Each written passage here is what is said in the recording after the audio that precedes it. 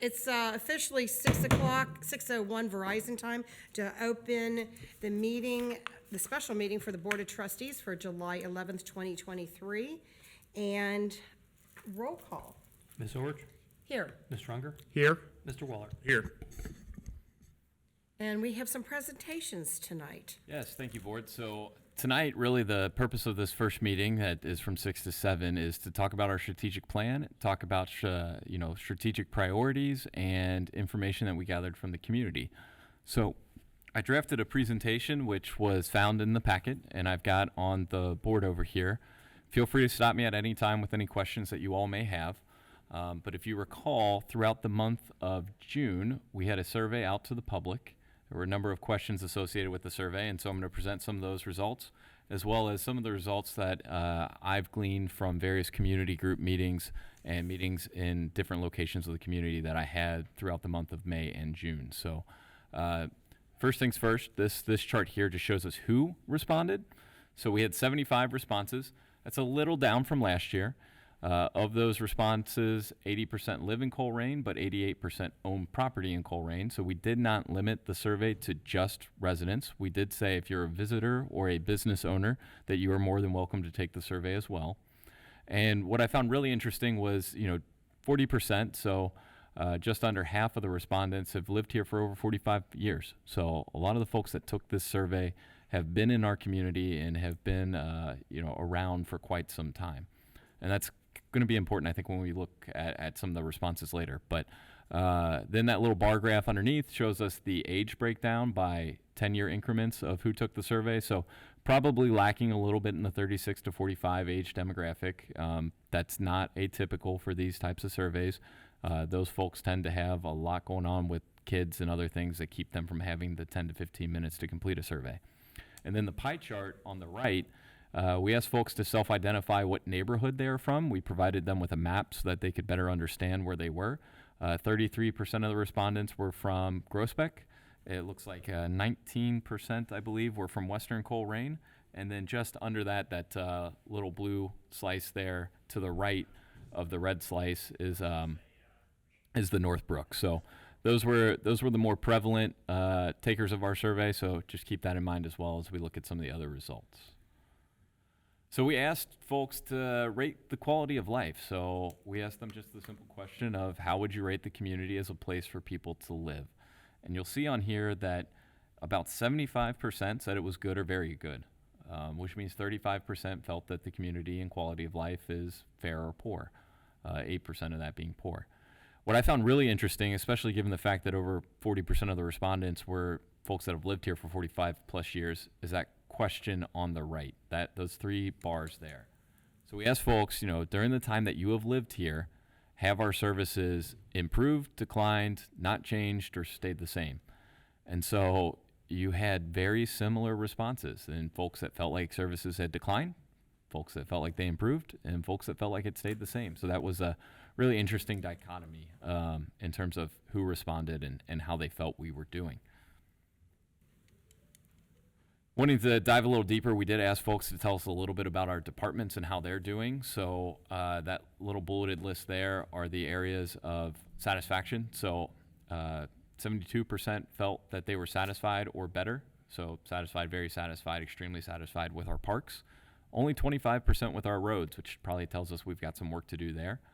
40% with our safety and police. 70% with our emergency response times, and that was not just fire, but fire and police, so that's important to note. And then 34% with our communication, so again, another spot where we can probably improve a little. And then we asked the question of what do you like best about Colerain? And the three large bars that you see toward the right half of the graph all deal with proximity. So you've got proximity to shopping, proximity to highways, proximity to amenities.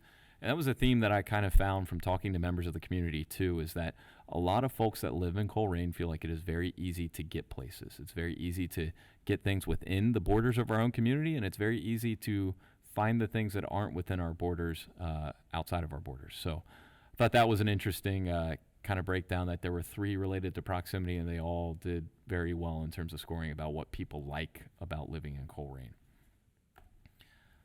So then we asked folks why they might leave Colerain. So the 4 points on the left were reasons that people would not leave Colerain one way or another. So if healthcare access is good or bad, they're not necessarily going to leave. Public transit, the climate, so not everybody's going to be leaving to go to Florida tomorrow, at least the folks that took this survey are not, or cost of living. The things that they did say would be reasons that they would look to leave would be their personal safety. So again, that's a theme here of policing, being closer to family. So I think that that's something that we all can relate to, is that if our family moved halfway across the country, there might be a reason we might move halfway across the country. Opportunities for social interaction, so these are events and programs, and then the school district. Ironically enough, I think over 50% of the survey respondents, we did ask some questions, and it's not detailed here, about how often or frequently they have attended like our movies in the park, concerts in the park, 4th of July fireworks, Memorial Day ceremony, and over half of them said they had not attended any of them. So interesting that we have opportunities for social interaction, and sometimes it's just, maybe back to our point about communication, getting the word out better so folks can have that social interaction. So this is a word cloud. I don't know how familiar you all are, or anybody that is watching is, with what word clouds are, but basically we asked folks the question, what businesses do you leave Colerain to use? I took every single response that we got and threw it into this generator, that the bigger the word is, the more often that it was stated. So restaurants is clearly the biggest, which means that that was the most frequently stated reason that folks left Colerain to go to another business. Shopping was second, and then medical or healthcare was probably third.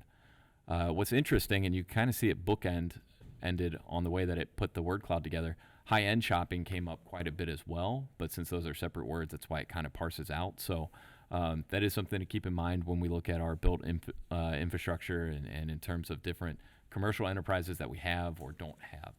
So that was just kind of interesting to see why folks might leave Colerain. So wanted to share that with you all. So that was it in terms of the survey. I'll pause there for a second to see if we had any questions about the survey before we dig into the SWOT that we did with different folks. Thank you for providing that. I do have one question, and you pointed it out with the number of people that have attended the concerts in the park. Is really kind of a dichotomy with, I think people listed parks as maybe the number one or number two reason. Yes. But if you go back to that bar graph on parks, I also see, which one? Right there? Yeah, where am I at here? Restaurants, geography, recreational programs is the lowest one. Yes. And I guess to me, a question would be, how could we be rated so high in the parks and so low in recreation areas, recreation opportunities? And I think that's, you're going to talk about strengths, weaknesses, opportunities, and threats. It's clear to me that that's an opportunity of some sort, because if you love the parks, but you feel that you're not being given enough recreation opportunities, I just don't think that aligns. And in all fairness, we don't offer a lot of recreational programming. So that is probably part of the reason why that rate's low. We don't have a lot of sports leagues that we run and different things like that would be associated specifically with us as the township. They're probably associated with other groups and outside groups. So a lot of communities, when you think of recreation programs, they have sports leagues, they've got all-day summer camps, they've got art in the park or yoga in the park or different things like that. And while we're starting to dovetail into some of those spaces, we just haven't ramped it up to the point where we can. So good question. Yep. Anything else on the survey? No, not at this time. Okay, so SWOT, so strengths, weaknesses, opportunities, and threats. For those that haven't been through one of these exercises, that's what we do. We talk about what we're good at, what we're not good at, what opportunities we have that are within our control, and what the things are that are outside of our control but might impact what we do. And so I spent some time meeting with a number of different groups, of which are listed up here. So neighborhood groups, business groups. Internally, we met with each department.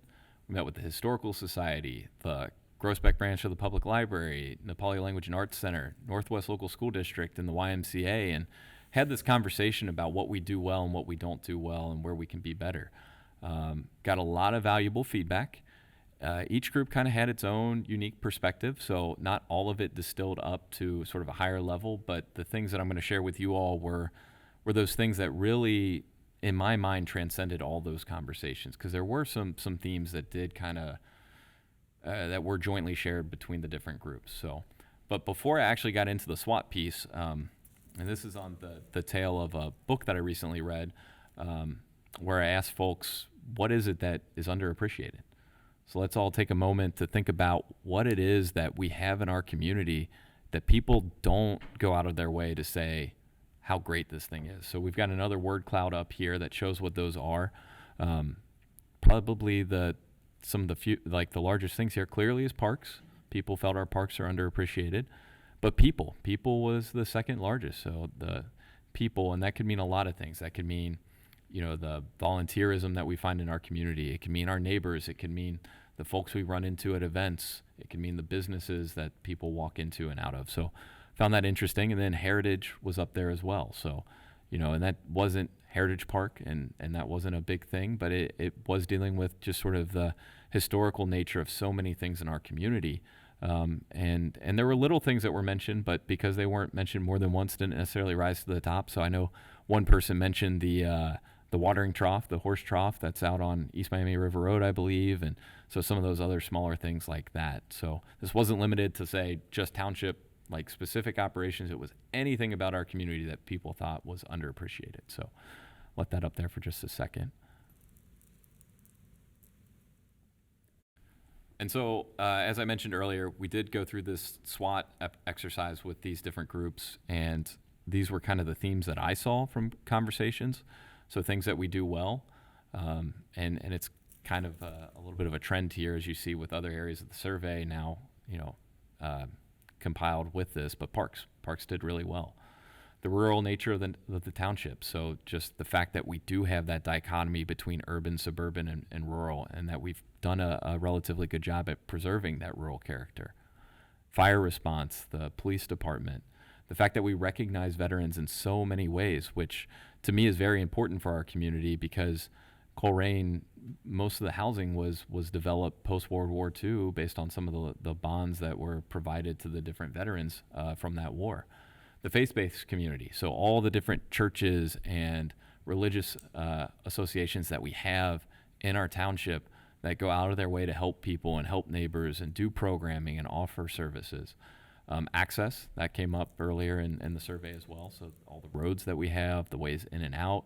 The fact that if Colerain is running slow, there's probably 10 ways that you can still get where you're trying to get without having to use Colerain Avenue. Our employees, the volunteerism of the community, and then just the fact that everything is in Colerain for the most part. So folks didn't want to leave our community. They did not necessarily have to feel like they would have to leave our community. Weaknesses, on the other hand, just that there hasn't been a lot of development. There haven't been a ton of new businesses. So Colerain Avenue, when you look at it, was mainly built throughout the 50s to 2000s. And there hasn't been a ton of turnover.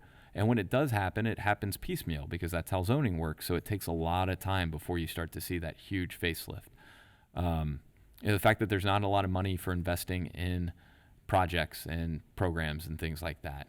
Lack of local control. I think that comes up quite a bit when we talk about things like nuisance properties, or we talk about zoning regulations, or sometimes we find when we're having zoning cases before us and we really want to talk about stormwater, but stormwater isn't a Colerain issue that we're allowed to talk about. That's a county issue. And so there were some of those competing dynamics.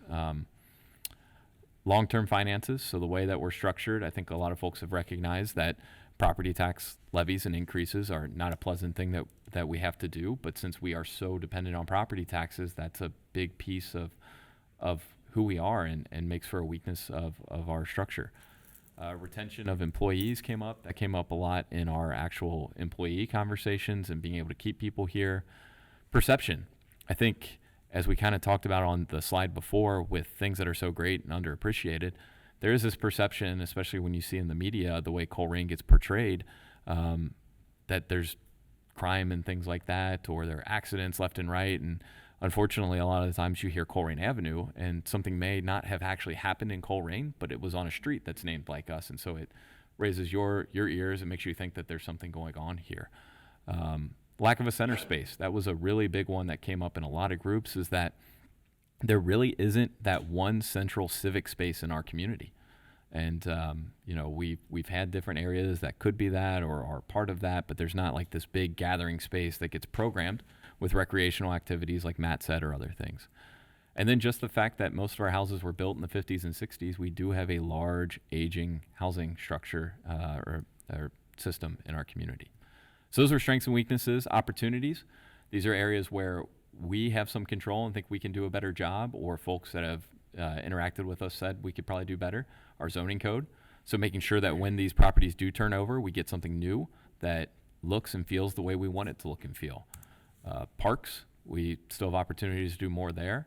Our entryways and gateways, so we've got a few really big ones in our community. You've got Colerain Avenue and 275, Colerain Avenue and Ronald Reagan. You've got Springdale Road Connector in Ronald Reagan and 275. So there are these large-scale entryways into our community, and making sure that we have that welcoming presence and we're setting the right tone for people when they are coming to our community, even if it's just to drive up Colerain Avenue to get to the next highway.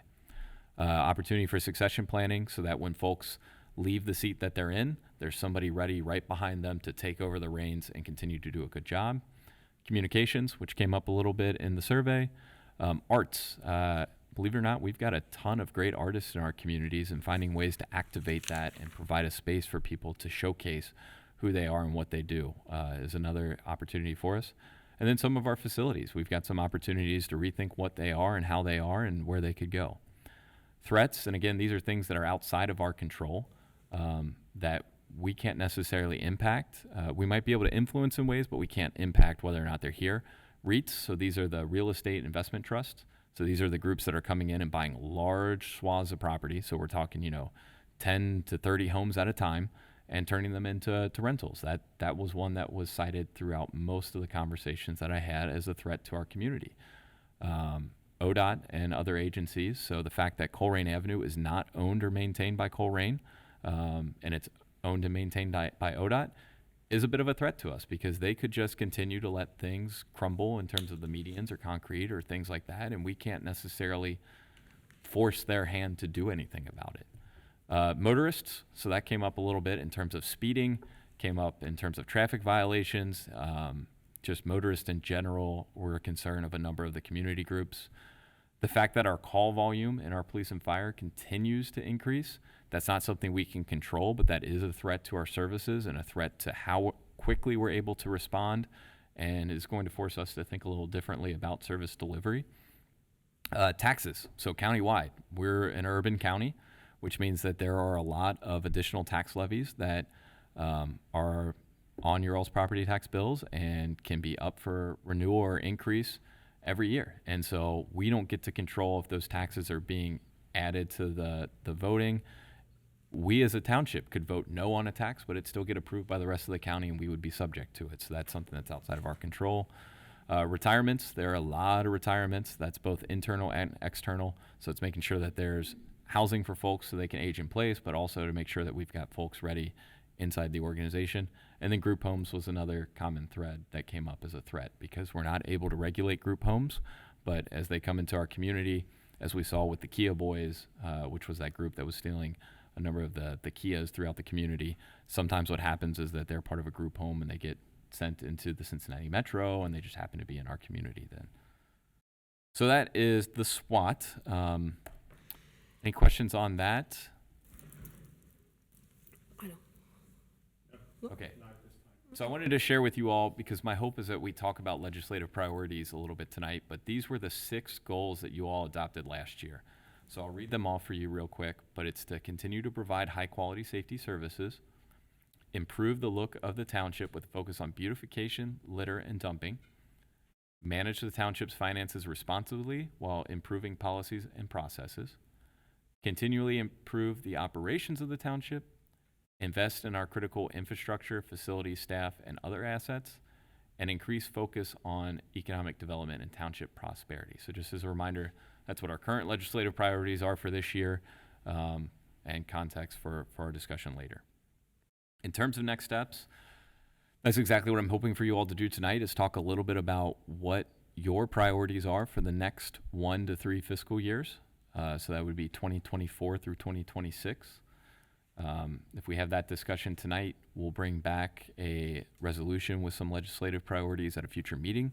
They can be the same, they can be different. That's totally up to you all as to what you think are the most important pressing needs of the township. The list doesn't have to be 6, it could be 3, it could be as many as 20 plus, but that gets a little hard to manage, but that's just for what it's worth.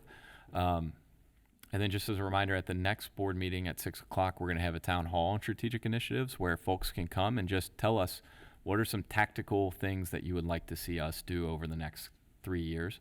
And that way we could start to evaluate whether or not those fit into those goals that we've set and how we can best activate those over a 3-year period. We'll have a leadership retreat where internal department directors will get together, talk about all of this, figure out what's going to go into a strategic plan, which will be hopefully presented to you all in late October, with the intention of having a budget and strategic plan adopted in December. So this is step 1 of multiple steps along the way for getting us ready to go for next fiscal year and the next couple.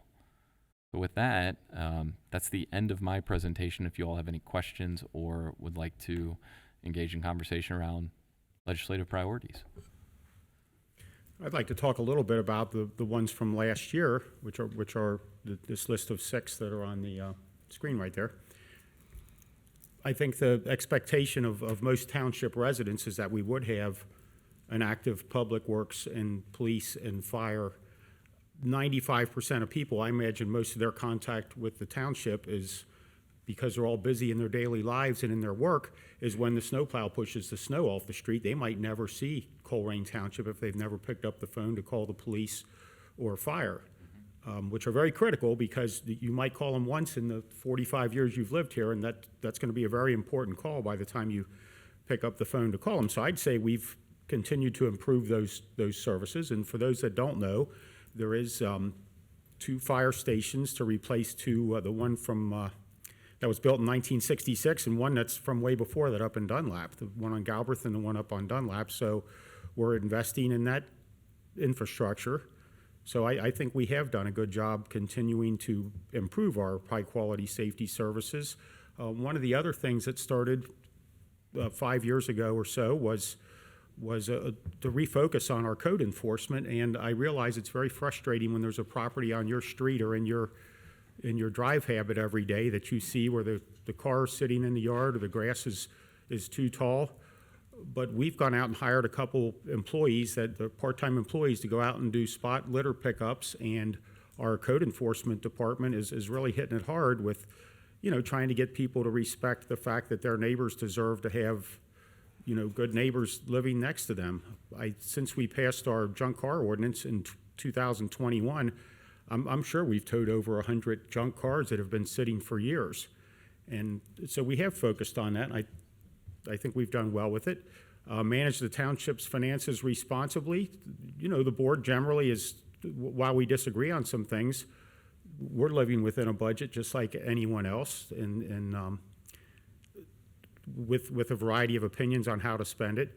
Continuously improve the operations of the township. That's what we hired you for, and that's why you do things like this, is get a survey, and I'm sure you listen to critical comments from the employees. I know you've done a good job of listening to mine, so that's something in your area, and invest in our infrastructure, facilities, staff, and other assets. As I said, we're building 2 new fire stations to replace 2 of our oldest ones, and in addition, this board invested an additional $2 million in the 2023 road program. So our road program of streets that should be completed this paving season is about double what it's been in previous years.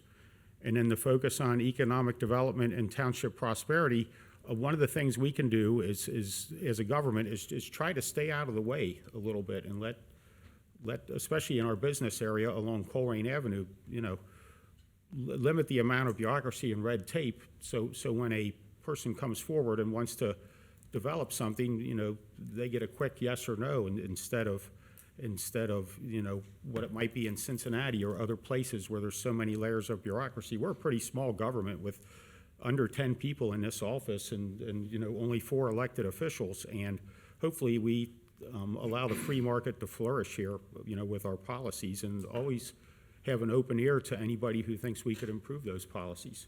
So I'm on the same board. Our number one is still what we've done to hire more police officers to serve our community. And our firefighters are one of the top 3 in the nation. Chief Alan Walls was just spotlighted the In Command publication for how well our firefighting system runs here in Colerain Township. So kudos to both our police and fire. I think we've done an excellent job with both of those to protect the community. And yes, I mean, you can look at our agenda tonight, our junk cars, and all the trash and nuisance. And it does take a while for some of our bad properties, and we're in housing court 9, 10, 12 times to get some of these houses. So sometimes it doesn't move as smooth as it can, but we are getting things done. And I know some of the neighborhoods are proud that some of these places are being cleaned up. Once again, we talk budget all the time, and we try to squeeze and do as best as we can for our budgets. And the operations, once again, the town hall meetings, these seminars, and the infrastructure and economic development. I work a lot with David Miller in the economic department, and he's trying so hard to get businesses in work, and we're redoing some of our zoning to make it easier and better for our township. I think the staff is underrated because I watch what they do, just even the summer events committee, just to get the fireworks. Our dunking booth, which we made $400, and probably people dunked you most down. No, Jamie was probably it. But no, I mean, they're always trying to do something fun. We've got the parks, the movies. You wouldn't believe behind the scenes how hard these people work back here, and I'm very proud of every single person that works here. So. Okay, thank you. So we're not working on next year's, we're kind of responding to this year's, I guess. Yeah. Okay, I agree, provide high-quality safety services. And I don't know that people realize this or not, and this kind of hit home for me Easter with the murder that happened on Pippin and Galbraith. Our firefighters, when they responded, they wore vests. That's a problem. That our firefighters in EMS have to respond with Kevlar vests. I think that's a problem that goes to the need to really reinforce the rule of law, really the issues crime, and that we need to get a hold of that. And the best way to do that is to hire quality people in police. And you see that we've done that. Several months ago, Chief Cordy came to me and he said, "We've got a problem." And I'm like, "Well, what's our problem?" And when he described the fact that we were losing so many police officers, and some within such a limited, constrained time period, we'd hire them, and within 2 or 3 months, they'd go and jump somewhere else. And we've made a significant investment in that officer, hiring them, making them go through all the process and things like that. And the problem was those costs weren't really appearing on a balance sheet. There was no way to so there's budget issues, and there's, I think, the common sense issues. And one thing that we found out, I've probably repeated this stat probably 10 times already, and I come from a family where my sister's a police officer, and I used to think, oh, cops, they love overtime. You just slap it on them, they'll love it. And when I spoke to our police officers, they were like, oh, no more, we can't do any more.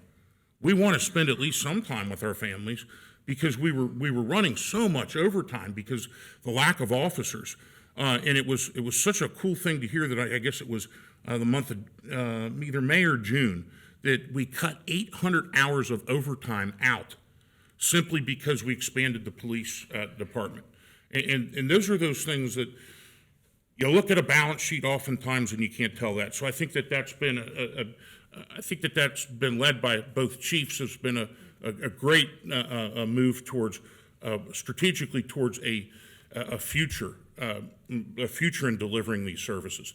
And at the fire level, we went back to, and I had long discussions with Chief Walls and Chief Mueller about the fall program, is ways to cut down the calls. Like 60, I'm going to probably get the stat wrong, 65% of our calls from EMS were from falls.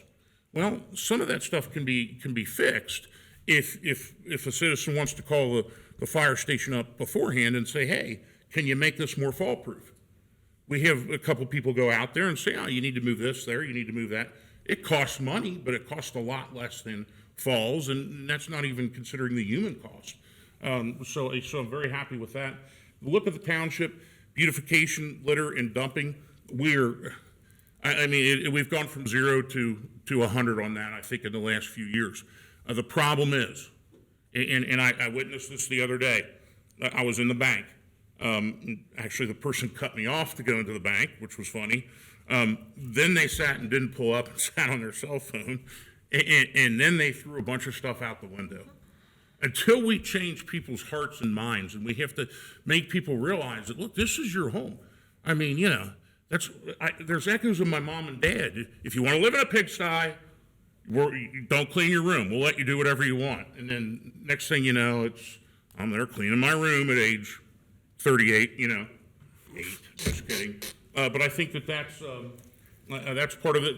And part of this in the finances, using finances responsibly, we've got to look for alternative and creative ways to deliver services.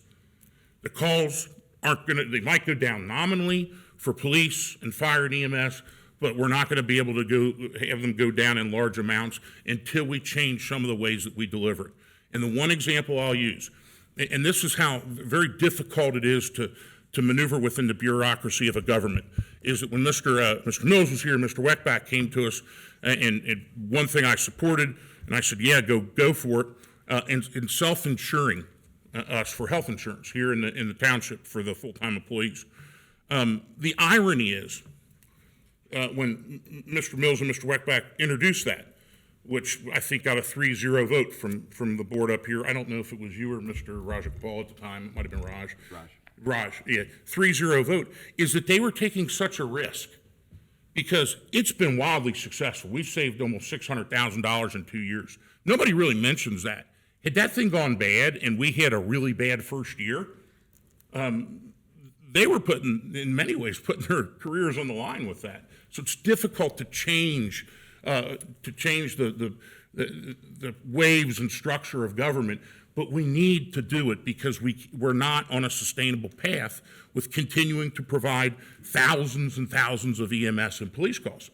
That will always remain on my list of goals, and that probably dovetails into the operations, critical infrastructures, facilities, staff, and other assets. The one phrase I hate and have hated all my life is deferred maintenance. Mr. Unger mentioned 2 new fire stations. I want somebody in charge of the maintenance on that, and I think it's really easy for boards to say, well, gosh, let's cut the money out of the maintenance. We'll catch up with it next year. There is no next year anymore. If we want to be sustainable, we need to take care of what we have now. Economic development, township prosperity, I think there's 2 ways to approach this, and we have, there's from the external, where we go out and we solicit businesses and say, hey, we got a good thing coming here to Colerain, please come on out. And in fact, it broke my heart the other day. I use, for those of you around Groesbeck, I use the Box Place in the old Hader Hardware Strip Center. I don't think Hader's been there for 30 years, but that's still call it the Hader Hardware Strip Center. And they had a sign, they said, we're closed permanently. And I'm like, what? And I talked to the owner, and evidently his rent got jumped up, and during COVID, he didn't even take any federal funding. And the rent, with the rent going up and the business slowly climbing, he's forced out. And my first call is to our economic development people. Hey, what do you know? Where do you know that we can fit this guy in? He's been here 38 years. 38 years. And I want to retain those businesses. So sometimes it's a matter of a personal touch, of just going out. Ms. Ulrich mentioned working hand in hand with Mr. Miller. It's reaching out to those businesses. A lot of you know that, and I'll end it on this point, is that a lot of you know I teach, my daytime is teaching at Elder, and there's somebody on our board of directors, and every year for open house, he somehow gets, they put the board of directors on different floors. I somehow get him stationed on my floor next to me in social studies, and I spend the entire time telling him why he should move from Cincinnati to Colerain Township. And one of these days, I'm going to catch him.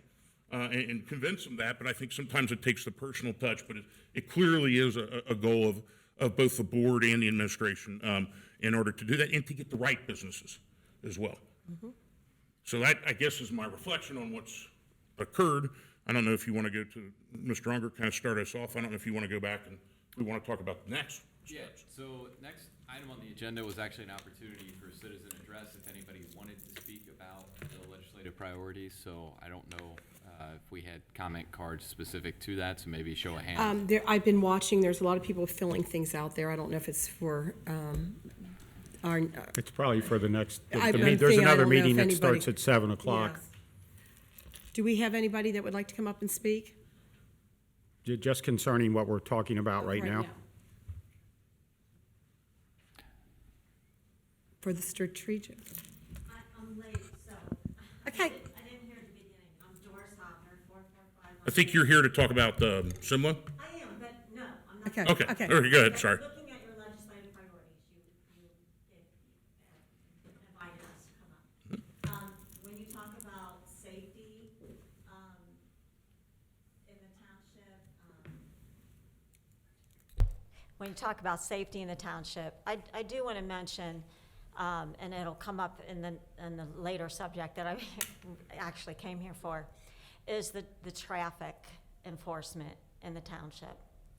And you may have addressed it earlier, I apologize if you did, but it's horrible. I completely support our police, but the traffic enforcement is just so lacking. Every day I'm on Colerain Avenue. The speed coming up out of Ross is outrageous. U-turns, yesterday, a Walmart semi did a U-turn at Colerain and Old Colerain. I mean, it's just ridiculous. No one obeys the traffic laws. So I do hope that in the future that we'll put more emphasis on traffic enforcement. Thank you. Thank you so much. Thank you. And I think that that's something all of us, well, I won't speak for all of us, but I looked this up for tonight's meeting. January 2022, we had 86 traffic stops. December 2022, we had 208. Those numbers are increasing as we get more police on the streets. I mean, when we had gone down to, what was it, 47. 47 officers, we were in a mode, and we're up now in the 67, 68 or 69, yeah. When we were down that low in the 47, we were in a response-only mode. And that's part of the issue of going out and just hiring more police. And you're exactly right. And again, I think that this is really a hearts and minds kind of thing, because I see people in Colerain do things that I couldn't imagine when I first got my, turning left from the right lane and not even see. I see that all the time. I mean, it's some of the things that happen are, 2 and 3 people going through a red light. Yeah. They have the power and the authority, and who do they think they are to do it? Right. They do it. They keep doing it. right? I mean, it's people going at speeds that are just, I don't know how they could even do that on Colerain or.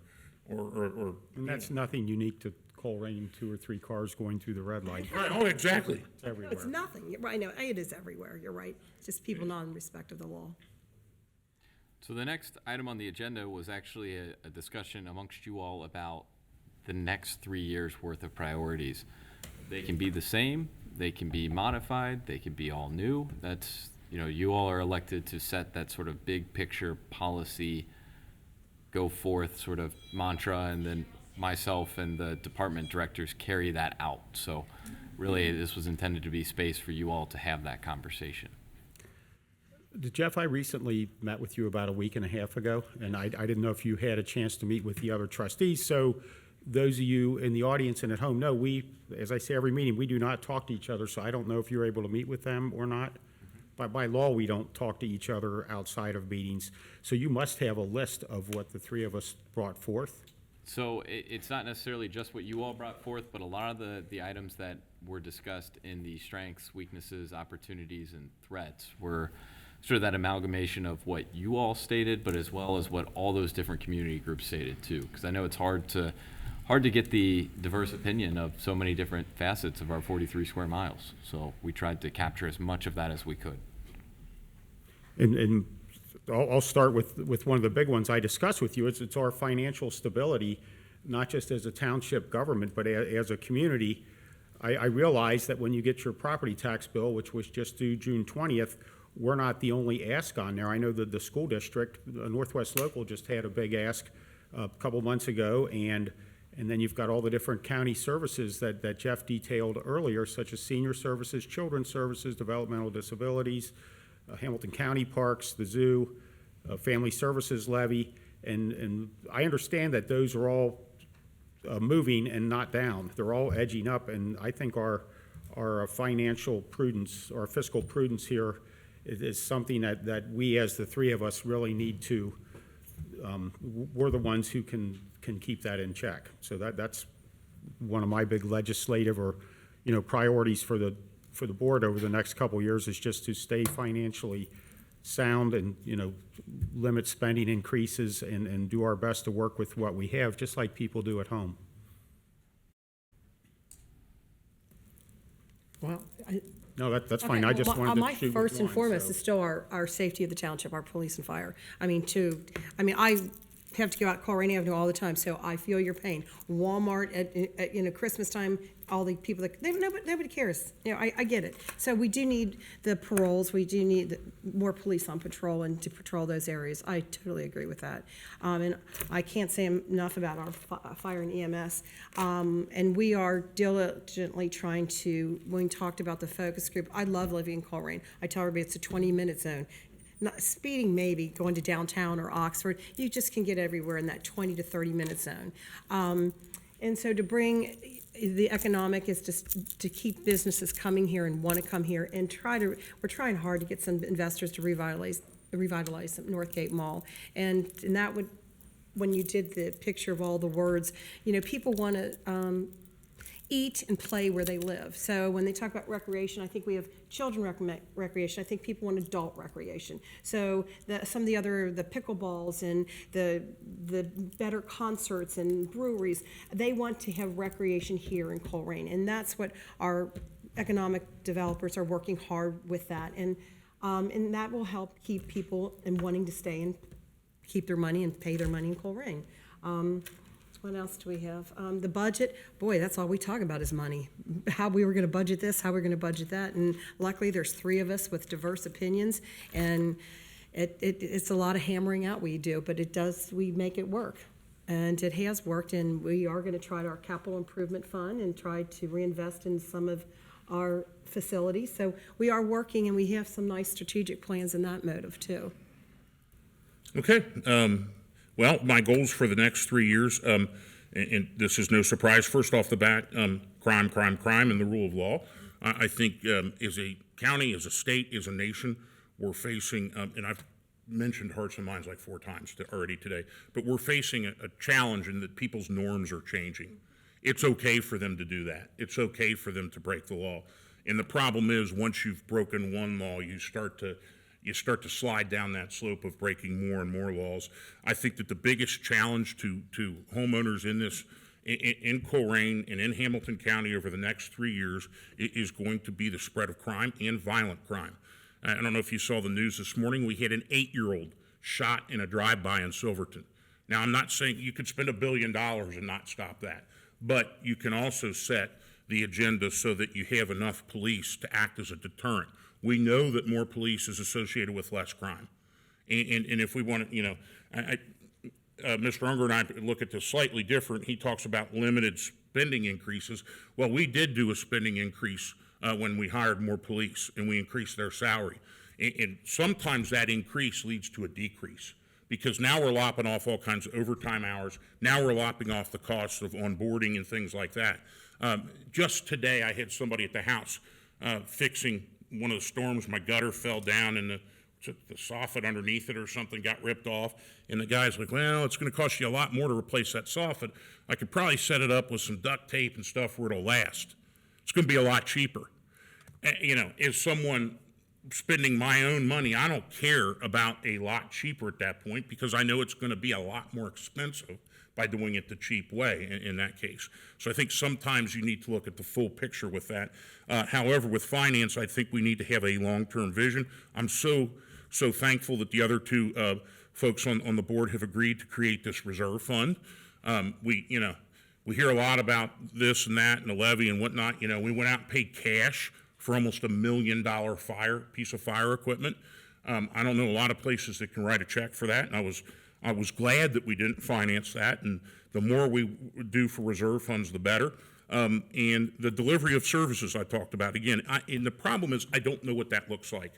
That's the bad news. The good news in the United States of America, which has 88,000 government units, if you look at all the government units, it adds up to 88,000. We can copy. When I tell my government students all the time, I'm like, this is the beauty of a federalist system in the United States of America. We can find out what works in Butler County or wherever, Milford, and copy it and completely steal it, and it's a good idea. And that's what we need to do with, I think, with a long-term vision in reserve funds. And also, I would add to this, and we're doing more of this, and it starts small. It starts so small that it doesn't matter. $400 on a $39 million budget, not impressive, but it's $400. And maybe it expands to something next time. And I really, more than any time in the past, I'm really pushing for income streams. One of the best books I've ever read was called Snowball, and it was the story of Warren Buffett. Mr. Weckback has heard this so many times, he's going to stab me with his pen, but Warren Buffett talks about how a friend said, hey, you want to go out to eat? And he's like, I can't afford it. It's going to be like $12,000. The guy's like, what are you talking about? Well, it's $10. He goes, no. If I invest that $10 over a 50-year period, I estimate it'll be worth $12,000.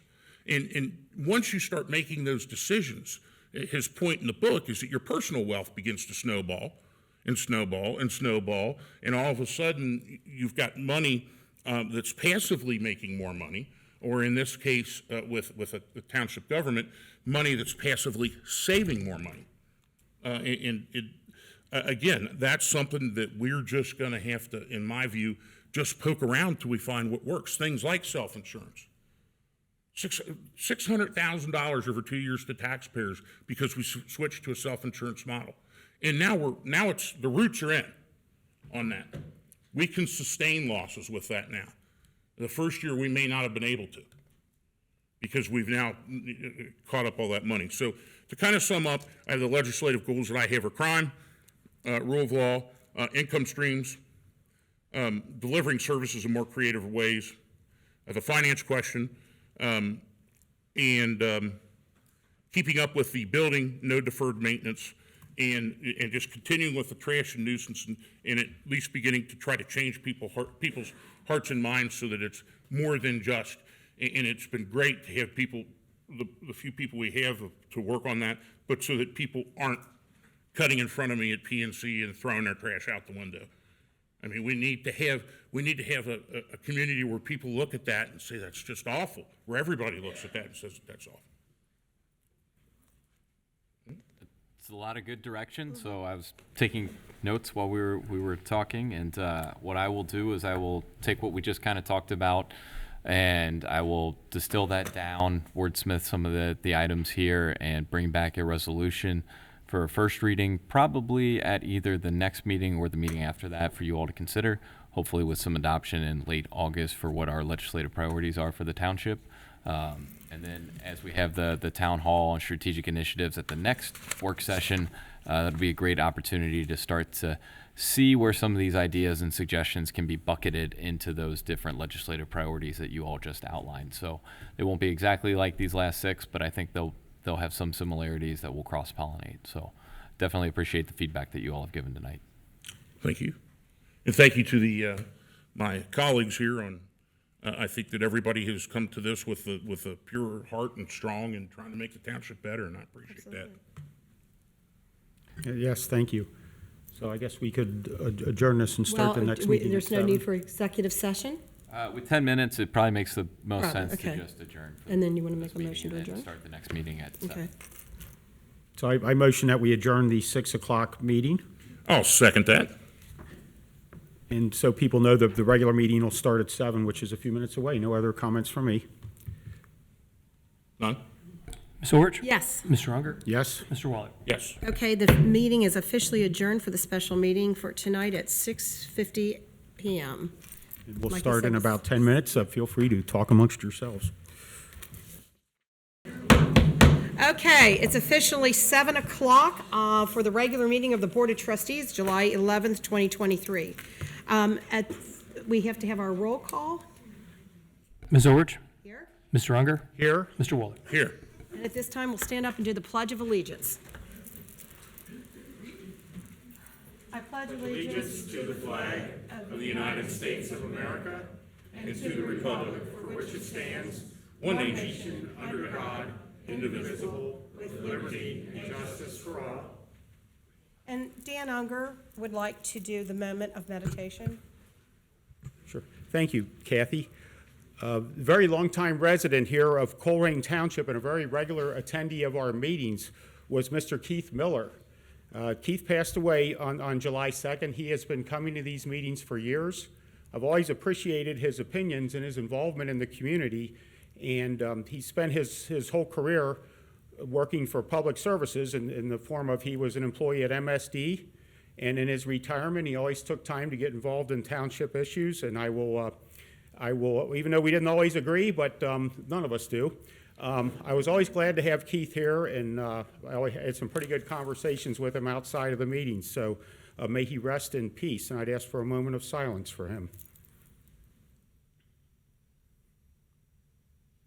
Thank you.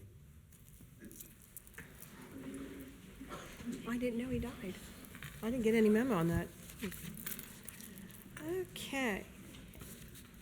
Well, Mr. Baker, I guess first on the agenda is the approval of minutes. Thank you, Board. I have the minutes of the June 27th, 2023 meeting. Would ask for approval. I motion that we approve the minutes from the June 27th, 2023 meeting. I'll second that motion. Any discussions? None? None? None. Ms. Orich, Yes. Mr. Unger, Yes? Mr. Waller. Yes. Okay, thank you. And next, we have a presentation by our House Representatives, State Representative Cindy Abrams. Legislative update, I should say. Yes. Good evening. Hello. Is that on? I just Yeah. need, okay. Yeah. Yes, can you hear me? Hello, Cindy. I am loud if you need me to be, right? Or I can be, I should say. Thank you for having me. It's good to be here. We are officially on summer break, and I use the air quotes because I don't even know why we call it that. So, yes, someone said today, you know what we should call this time? We should call it a homestand, right? Because that's what we're doing. So, all right, here we are. So, State House update. We have been busy for the last 6 months on the budget. So my discussion here is going to be mostly the high points of the budget that I think are relevant, quite frankly, here in the township. But before I get into that, a couple of things I want to talk about. One, the distracted driving bill that I sponsored went into effect in April. And so we have a 6-month warning period that I'm sure our police department is well aware of, right? So now they can stop someone as a primary offense when they're holding the cell phone and driving down the street, typically swerving all over the roadway. So again, distracted driving, the goal is to get people to change their behavior behind the wheel, not to write tickets. And I say that because in the bill, I made sure that your first offense, once they start writing tickets on October 5th of this year, your first offense is either a $150 fine and 2 points on your license, or you can take an online course, distracted driving course, 1 hour, or in person. And then you submit that to the court within 90 days, and those points and the fees are waived. So again, it's not about punishing people, it's about changing your behavior behind the wheel.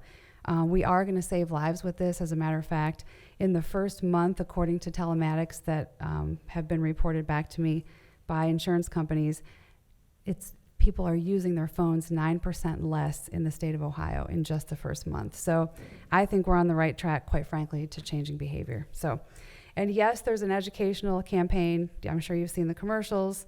Social media is heavy. And then as you come into our state, ODOT put signs up that basically said, put the phone down. So, all right, the budget. We did a lot in this budget. I was very proud to vote yes. We have a whole lot packed into thousands and thousands of pages. So, Is there 9,000 pages? no, we whittled that down to just about 6,000. Oh, 6,000, good whittling. That's right. Keep whittling, right. And I will say that's from the attorneys, right? And the language that they have to draft is I knew, yeah. is kind of wordy sometimes. I'm smiling at your law director, right? it's all in good fun. All right. We simplified the income tax brackets, so now we have two tax brackets. Essentially, if you make under $26,050, you're not paying any personal income tax in the state of Ohio. And then there's two separate brackets now that we have, and by doing that, condensing those brackets, we are saving Ohioans $1 billion, which is exciting. Brownfield remediation and demolition site revitalization, I think that would be relevant here in Colerain Township if you want to take advantage of grants. We allocated $175 million in fiscal year 2024, and then in 2025, $150 million in that. So again, it's going to flow through the county commissioners, and I can get you more information about that. The commercial activity tax, the CAT tax, if you make under your gross, your businesses that gross $6 million and under in Ohio are paying no CAT tax. So we've eliminated that. And of course, there's no changes for businesses that gross over $6 million. Public safety, that's something obviously that's near and dear to my heart. The Attorney General is now, as you know, responsible for replicating the fantastic QRT program that started right here in Colerain Township. And we have expanded grant funding so that jurisdictions around the state can basically do what Colerain Township has started here, which I'm very proud of. We were able to secure $250,000 each year for the Tri-State Peer Support Team, which obviously they offer tremendous help for our first responders in their time of need. The Marks radios, we're going to reimburse $5 per Marks radio, which is a savings for all of you, $21 million to reimburse local law enforcement for those radios. Next Gen 911, we are truly spoiled here in Hamilton County, and I mean that in a wonderful way. Our comm center, of course, has made improvements over the years, but some have not across the state. So Next Gen 911, again, a statewide system. There's going to be a 40-cent per month. It's going to be up from a quarter a month on your cell phone, your home phone, however you can call into 911 to help offset or to help fund that Next Gen 911. And what does that mean? Next Gen 911 can tell exactly where you are.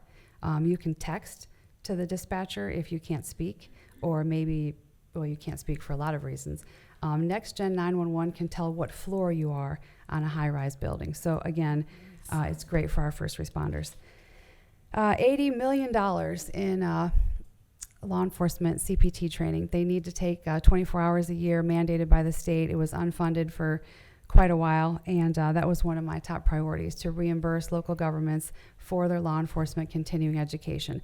I believe in training. I believe training saves lives. And again, whatever you're spending on training now, 24 hours is mandatory, so the Attorney General and OPATA will come out and let you know what you have to take the 24 hours, and typically it's law updates and subject control, de-escalation, things like that.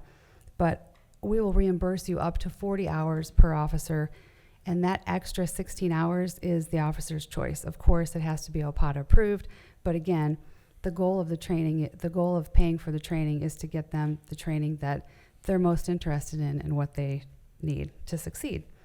Jail funding, again, $75 million to construct and, of course, renovate county jails. Local things for Hamilton County, $3 million for our range here, the Cincinnati and Hamilton County and everyone else here, right? The shooting range, $3 million for that. There was a provision that the Senate put in, basically taking power away from ODNR. It would make them have to have a search warrant to come on private property, which is totally crazy. So that was brought to my attention when it was in the Senate coming back to the House, and I successfully removed that provision. So ODNR, they have, all the police powers as they should, and again, I know that provision fired some people up here in Colerain Township, so just wanted to let you know that is removed. Of course, money finally for the Brent Spence Bridge, which is exciting because that affects all of us here with commerce. They say there's 160,000 vehicles that pass over the Brent Spence every single day, which is impressive. $124 million in ARPA money, so one-time money for the water and sewer quality program. Again, grants to local governments. We invest heavily in early childhood development, whether it's publicly funded childcare, reimbursing, working families for a percentage of we have to get these kiddos, number one, ready for preschool. And then when they're in preschool, ready for, kindergarten and the first grade, putting them on the path for success. And then as far as general education, we funded the Fair School Funding Formula. We've ramped up funding with that. Northwest will receive $229,279. That's projected funding per pupil based on enrollment. So we invested $8 billion in '24 and $8.2 billion in public fair school funding formula. And then, of course, we expanded the educational ed choice voucher. Basically, essentially, every single student in Ohio, the parent can make the decision on where they are going to send their kid. And it depends on how much money you make, depending on how much ed choice voucher that you'll get reimbursed from the state. I'm happy to share that information. Career Tech, again, I am a fan of Career Tech. I think we're so lucky here in Hamilton County that we have so many options for our students, right? I always told my sons, you have 3 choices in life. You can serve in our military, you can pick a 4-year degree and figure out what you want to do in life, or you can learn a trade, a vocation. There's just so much, again, for our kiddos. There's a path for everybody. Townships, we authorized you to use the motor vehicle fuel tax for purchasing buildings suitable for housing your road machinery and equipment. Right now, as you know, you can only use it for planning and constructing and maintaining these buildings, but now you can actually use that money to house vehicles. And then we also increased the competitive bidding threshold to $75,000. So, and we increase that amount every year by 3%. I'm happy to answer any questions, of course. A couple of bills that I have going. I'm the chair of Criminal Justice Committee, so we have quite a robust, busy committee, it seems, at all times. But House Bill 167, I'll mention, for our new police chiefs, they're required to take a 40-hour course when they get promoted to chief, and typically it's up in Columbus. And we received, ask from local chiefs around the state that said, hey, is there any way that we can have the training in our local regional areas? So, it works twofold. One, everybody likes to sleep in their own bed, right, typically. And so it saves the chief from going back and forth to Columbus, and then it saves local government, of course, paying hotel costs and per diem. OPATA still has to they're going to maintain the roster and who's coming to each location because, of course, they have to make it worth it. So you're not just going to have 2 chiefs going to a training, because part of the training is networking. So that came from our local chiefs. And then, of course, your chief, he submitted some testimony in support of the bill. And actually, it was his idea. I was here at the police department, and he said, I think that's a great idea, but what would really be great is if we could authorize OPATA to create training for sergeants and above. Because as we know as police officers, when someone asks to speak to a supervisor, it's usually not the chief. So usually it's a sergeant and above. So that was also in this bill. So I thank Chief Cordy for making that suggestion, and happy to make that a reality. A bill that I just introduced, House Bill 230, is Saving Ohio's Communities Act, and it's a result of my visit to the southern border in Cochise County, Arizona, earlier this year. And so it's going to ramp up penalties on drug traffickers and human traffickers with a specification: if you sell the fentanyl that kills someone and the police prove that, the prosecutor, it'll be a 5-year spec of prison. So. Super. That being said, I'm happy to answer questions if you have any. One question, did they come up with, for the county auditors, is it a triennial or is it going to be an annual for their reassessment? You know what, all the counties are different, and I have no idea what Hamilton decided to do. Okay, I know we were waiting on that to send Yes. out the bills for, if they Yes. were going to go over 3 years or 1 year, so Right. I know that was in that I legislation. will get back to you. Thank you. Yes, you're welcome. Thank you so much. One of the things, I don't think it was in the budget, and it has gotten no play at all. Every high school student now will take, and I think this is definitely going to save lives, will take coursework in how to interact with police officers. Was that from last year? That wasn't this year's, right? Yes, that was from last year. And again, it's the goal of that is, as you know, I have teenagers, and now, well, one's still a teenager. But anyway, you have to educate our youth, quite frankly, everybody, on what to do when they get pulled over by the police or when the police walk into the room. Because right now, if they literally tell us all to get on the ground, I'm going to listen to that and get on the ground. So, Right. yes, it will save lives. And I think sometimes I've been told that, kids don't listen to their parents, and maybe coming from a different source, that would be helpful too, and it might demystify that. I think there's a community policing element of that too that's very positive. There is, and well, listen, I believe in that, of course. I mean, you know this, when the Yeah. police come to your house, the first question they ask after you call 911 is, someone called 911, how can we help you? Yep. So the community policing model's been going, it's been going on for a long time. But I do agree as a parent that you can say something, Trustee Wallert, and my sons will listen, and I will say the same sentence, and they're like, what? So that's correct. Every once in a while. Every once in a while, that's right. Any other questions? Well, thank you, Cindy. It sounds like there's a lot going on in Columbus, and I guess the budget was signed July last week someday? I believe July's, well, I don't know. I mean, it was somewhere. after June 30th, but, It was, so yes. it's all, Yeah, we got it to him on June 30th, which there was a lot of gossip that we were going to be late with the budget, and we were there on a Friday. which is, That's right. which every year it goes right up against the 11th does. hour, so. It does. that's, thank you Yeah. for your update on what's going on. And I will also throw in just kind of, Representative Abrams is probably one of the most accessible people in Columbus. I mean, if you have an issue, you email her office and they're back like that. And there's been many people I've kind of thrown your way to answer some questions. One at this meeting, before this very meeting, in fact. And if you have issues, she's here to help. She takes constituent services very seriously, and I appreciate that. Thank you. I do. As a matter of fact, I have a new legislative aide. Her name is Grace Brogan, and she's from the west side here, so that's exciting. Yes. Yeah, So when you email in at rep29@ohiohouse.gov, it will be Grace that sees that, and I appreciate you giving me some time. Thank you for coming. Thank you. here. Thank you, Cindy. Give us your time. I don't know if Jeff is, I think he's just waiting, but I think it's next on the agenda, we have two public hearings. The first of which is a public hearing related to zoning case ZA 2023-08. This is Blue Rock Senior Living Center, and this is a map amendment requesting a change from R5 to PDM, and the address of that property is 3636 Semlo. I believe David Miller is going to introduce this, and then we will take public testimony. Good evening, Board. can't even. So included in your packet was the staff report that came before the zoning commission.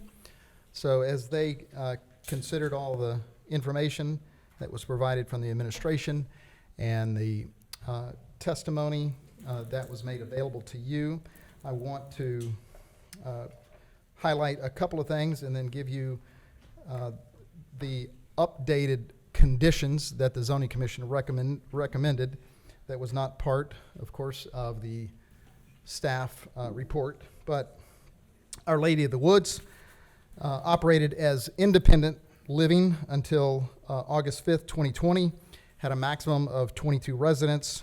Some, they believe, did drive their own cars.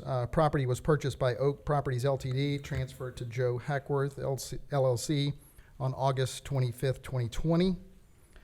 Property was similarly operated as independent living for a short while, then remained vacant for a number of months. Property was purchased by Musa T Investments LLC, who is the applicant before us. He purchased it on October 6th, 2022. He currently has 9 independent residents, and he is operating it similarly to what the Archdiocese operated as, and then the Oak Properties. He plans, with this proposal, if approved, plans to convert it to assisted living from independent. It would go from 22 residents to 21 residents. Likely none of them will drive, with them being assisted living. The state licensing application with the state of Ohio for Home for the Aging is pending approvals from the township and then the county.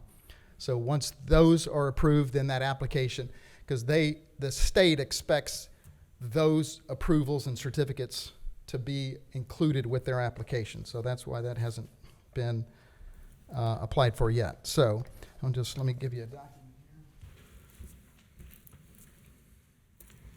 Thank you, sir. Thank you, dear. Thank you.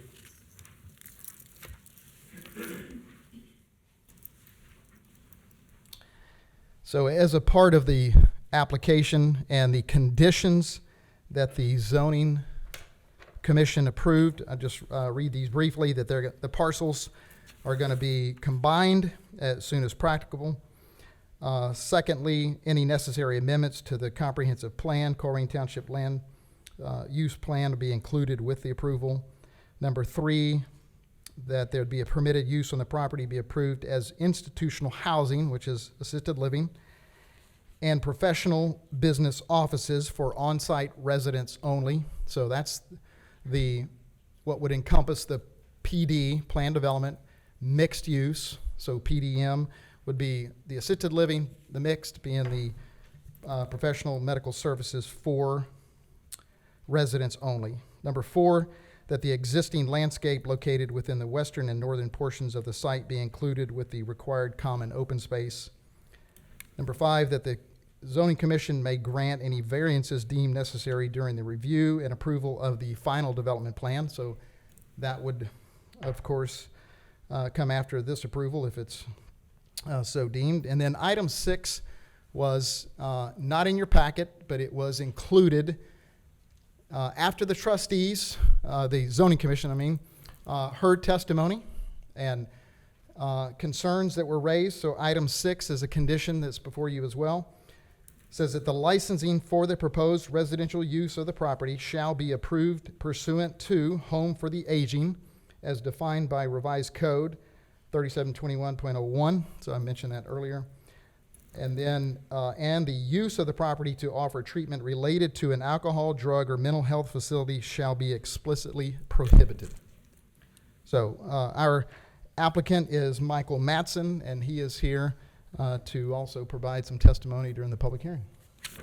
I will motion to open up public hearing ZA 202308, Blue Rock Senior Living Center map amendment from R5 to PDM 3636 Semlo.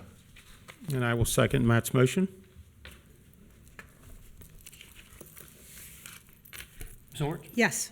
Mr. Unger? Yes. Mr. Wall? Yes.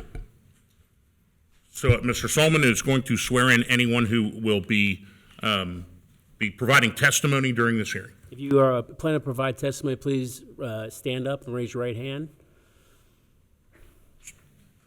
So if you're going to talk about the development If during, you've signed one of these and want to talk tonight on, are we going to do both properties? No, no, Just the Semlo. We're just doing Semlo right now. Okay, so go ahead. Do you swear to tell the truth, nothing but the truth, so help you God? Please make sure to state your name and address for the record when you come up and talk. Thank you. Okay, I'm going to guess by addresses who's going to be who. For this is Elaine Rasp for Semlo. You want to come up and speak? No? Okay. Okay, and then Jim Moore. Are you here for Semlo? No? Oh, okay, if you want to come up and speak. Yes, please. Did you swear in, sir? Yes, sir. Okay. Okay.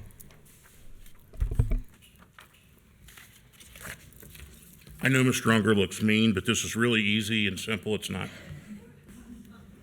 Come on, I'm the nicest one up here. Thanks for coming out today. I appreciate it. My name's James Moore, or Jim Moore. I live back on Hubble Road, and I lived there 34 years. I built my house back there, and there's been some changes that have been all right, and some that condense things a little much, but it's always been oriented as a family atmosphere, and I think putting a rehab center there might be just twisting the tiger's tail a little much and endangering some youth that don't need to be exposed to that ideal set Just my opinion, but, you know, the facts are the facts. It's very close to the ball field, very close to the school. We have a cemetery there I'm gonna be planted in, and we wanna keep it a nice neighborhood, okay? Thank you. Thank you. Thank you. Okay. By the way, I'll be planted in the cemetery too, so I have a spot there. See you then, I guess. Okay, Diane Hergenrother? Did I get that right? Are you here? Okay, okay. Thank you for coming out. We appreciate it. Thank you for hearing. My name's Diane Hergenrother. I live on Baytown Drive. Is that good? I want to thank you all for just kind of hearing the community's thoughts on all of this. I don't know a whole lot about zoning and things like that, but what is concerning to me is just making a quiet, small, residential, beautiful little street to be busier than it is. I loved Our Lady of the Woods and used to bring donations there and attended in the chapel. I ran the fish fry at the church right by there, and I loved the building. People would even attend mass in there, and I think it's a great living facility for people. However, if it gets to be larger and they're changing the streets, and it's concerning to me, right by the ball fields and the cemetery, my relatives and friends are buried right behind it, and I live in the neighborhood right adjacent to Semlo, so we walk, and I just would love to see it continue to be a quiet little street. And I think it's great to have the facility that is there. I just don't understand making it bigger and expanding, and if I don't understand if the zoning changes to make it something that could be bigger, that concerns me. And offices and streets on Cheviot Road or on Kipling or on other areas, there's a lot of, I would expect mixed use more than on this quiet dead end street. So that just was my thoughts on that. I'm a big proponent of mental health facilities too. I volunteer and I'm on committees for Maddie's House on Kipling, which is just 2 miles from here. And there's a inpatient behavioral health 2 miles there, right? Glenwood Behavioral Health on Kipling. I don't know if this is considered to be something that will be an inpatient place, or what will happen, but I just would love to see it stay smaller and residential and something that is positive for such a tiny little street instead of a big place with many offices or anything like that. All right, thank you. Thanks for coming out, and thanks for your volunteerism at Maddie's house. Absolutely. Okay, Walter Scheidmeyer? Scheidmeyer, okay. Good evening, sir. Hi. Hi. My name is Walter Schiermeyer. I live at 3729 and 3681 Reilly Road. I'm the only farm on the road, own 23 acres.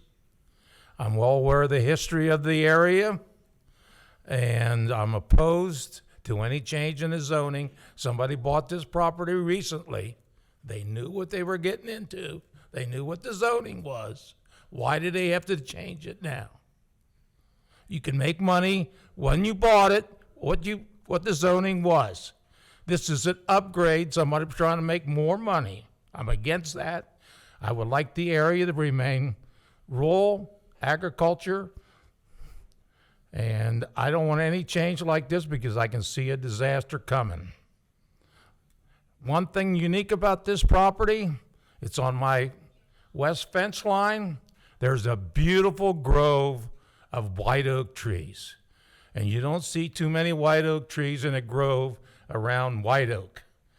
And if that ever came down, it would just be terrible. So I'm dead against this, and the elderly have spoken. So if anybody came down Reilly Road, saw the cows, or bought pansies or anything, I'm the place where you went. And Anybody wants to know the history of Reilly Road? I'll be glad to tell you. Actually, the old house on Reilly Road, which I tore down about 3 years ago, I got all the permits and everything. There was a log cabin. So that probably goes back to the Civil War. We found Civil War buttons at the front door years ago. So that's a lot of history on that property that I live right now.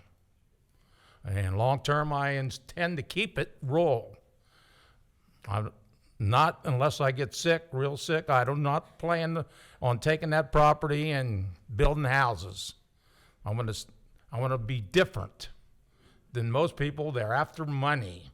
I'm not after money. Thank you so much, sir. Thank you.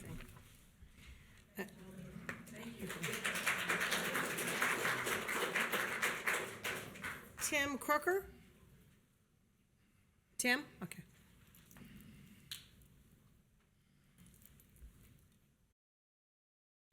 Good evening. Thank you for the opportunity to speak this evening. My name is Tim Crooker. I live at 3456 Melody Manor Drive, Colerain Township. I am here this evening representing St. James Parish and in some respects, perhaps the wider community of White Oak. I prepared a statement here for this evening, and again, I thank you in advance for the opportunity to share some of these thoughts.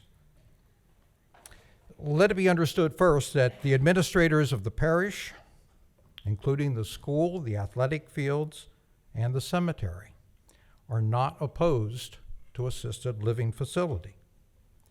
But the term assisted living connotes in the minds of most people the gentle care required by aging individuals. In fact, the state's own website acknowledges that the care to older adults is a primary reason for their existence. But assisted living is a broad term, and the Ohio Department of Health more aptly refers to these institutions as residential care facilities. The accommodations are licensed and regulated by the Bureau of Regulatory Operations of the Ohio Department of Health. In describing such facilities, the state of Ohio grants licenses under two scenarios: either a 17-unit or more, whose supervision and personal care services for 3 or more of those individuals who are dependent on the services of others by reason of age or physical or mental impairment. The second scenario for licensure is for the facility of 3 or more residents, with at least one of those individuals also being provided skilled nursing care as authorized by law. These statements are obtained from the Ohio Residential Care Facility website.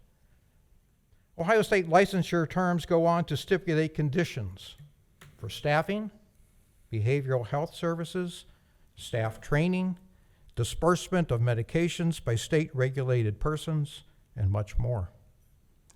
While provisions are made for part-time and off-site staff, there can be no mistake that staffing, as the proposal reads, will be increased. Contained in the document for licensure is also a fee cap that such facilities can charge its residents. As a former business owner having an establishment on Cheviot Road for 42 years, I am aware of business models and revenue streams. As the property in question changed hands from the Glen Mary Home Missioners to the Franciscan community who operated an independent living facility, I had the distinct pleasure of serving them as a vendor. I was very aware of the financial struggles as well as the limitations that small structure has to provide adequate care to stay afloat. The current structure is landlocked and has a host of concerns should development be considered, including but not limited to surface drainage, sewerage, and lighting. In the zoning board staff finding, it states that the proposed rezoning of the property from R5 suburban high residential district to PDM mixed-use plan development, in their words, quote, could be beneficial to Colerain Township if the appropriate conditions of approval were included to help protect and isolate surrounding properties. The questions that arise are, what does beneficial mean to the Colerain Township Board of Trustees? And what does protect and isolate surrounding properties mean? In the letter of intent submitted to the Zoning Commission by Matson Design LLC, it states in the conclusion, quote, I and my client feel that your acceptance of this proposal will allow him to provide a very important service to the community. That is, housing and care for people who, for any reason, be that of age, illness, or medical condition, are not able to live independently. The phrase "for any reason" raises further questions as to the nature of clientele this facility could include in order to remain profitable. Zoning boards and planning commissions are charged with seeking out and developing real estate. And here in Colerain Township, they have done an admirable job. Increasing the tax base for township is on one hand a benefit. But if that modicum of increase comes at the detriment to the existing properties, then the township loses. Property values plummet. People no longer feel it is safe for their children.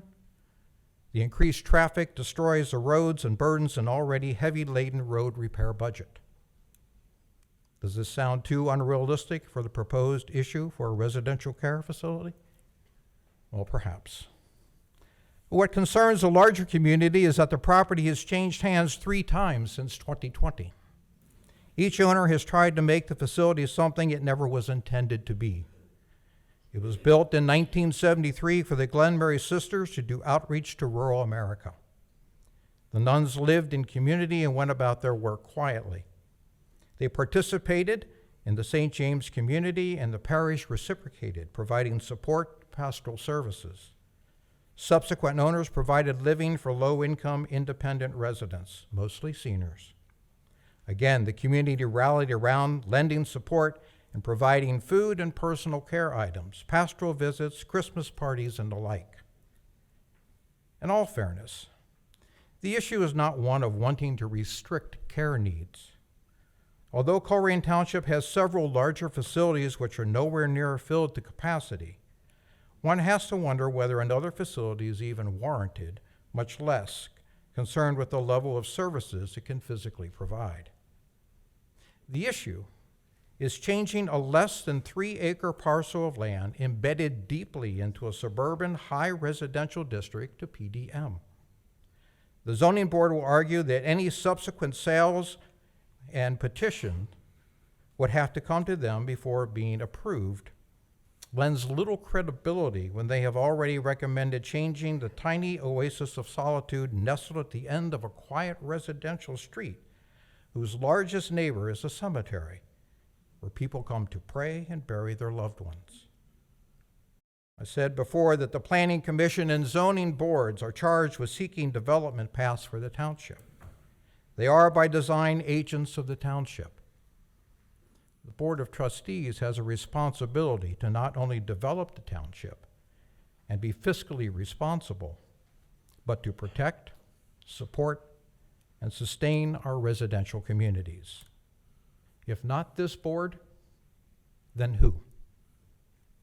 What recourse do residents have to maintain the community for which they have worked so hard?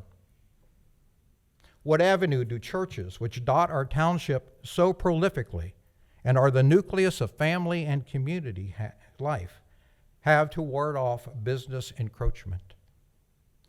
Changing the zoning designation is insensitive at best and blatantly disrespectful to the community at worst.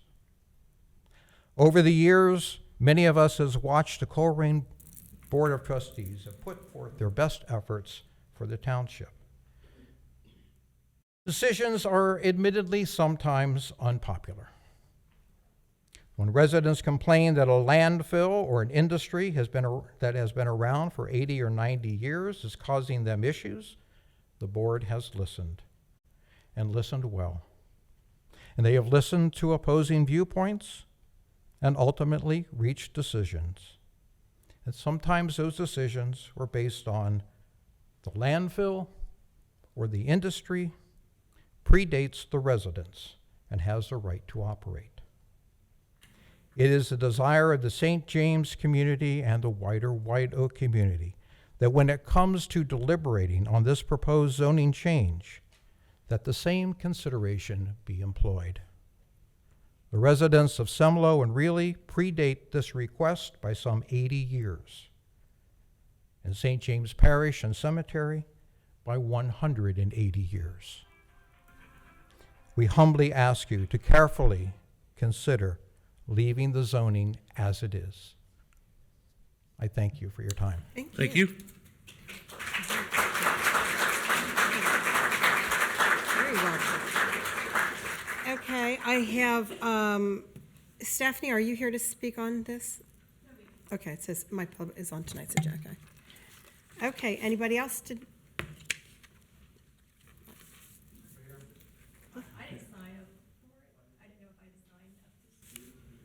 They're fine. As long as we've been. Did you were supposed to swear it in? Yeah, as long as you've been sworn in, make sure you state your name and address. Okay. Okay. I'll write your name. Thank you for coming out. This is my first meeting. Okay. Hi, my name's Kathy Bach, 3593 Reilly Road. What was it, 90?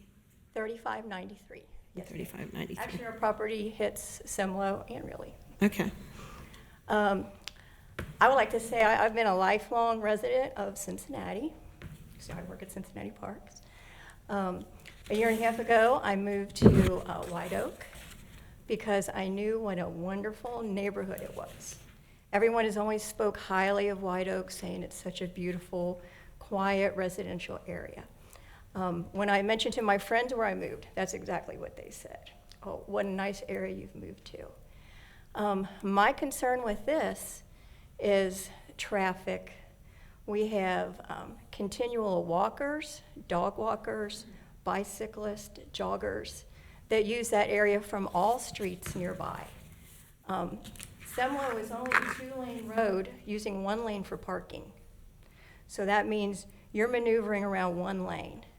Now, with this assisted living, offices, whatever else is going to be here, just because the residents don't drive doesn't mean there aren't going to be numerous vehicles. You have staff, nursing, cleaning, just a multitude of vehicles and people that are going to have to run these businesses. All those cars are going to go down this little tiny, basically 1-lane street. It's going to endanger people, animals, and children that are out there playing. I think it's a bad idea. Mr. Mustafi, excuse me if I pronounced that wrong, knew the zoning when he moved there, just as I knew this was residential zoning when I moved here. And I hope that you will keep it that way and protect our residents. Thank you. Thank you. Thank you. Go ahead. Go ahead. Sure, just get, sure, go ahead, I come can on. go ahead and swear in, sir. Okay. Swear, tell the truth, nothing but the truth, so help you God? Okay. State your Thanks name for and coming out. address. My name is Rick Gosling. I live at 3617 Semlo Avenue, and I shared an email with all you. Hope you've had the chance to read it. A lot of the concerns have been addressed. One of the main concerns for me is just the narrowness of the street, the fact that I have a grandchild who is learning to ride a bike. There's nowhere else for her to do that except for on the street. We watch her during the day, but she's out there doing that sometimes. I think 2 days ago, there were, 3 runs by the fire department down the street into that. I don't know why, I don't know but that's just more of an example of the increased traffic on a narrow residential street.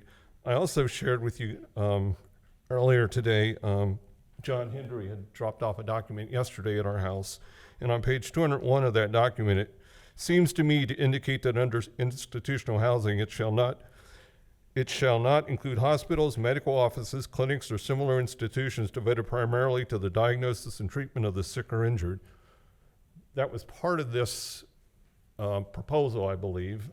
This came from the Colerain Township zoning resolution dated March 2022, when it was on page 201.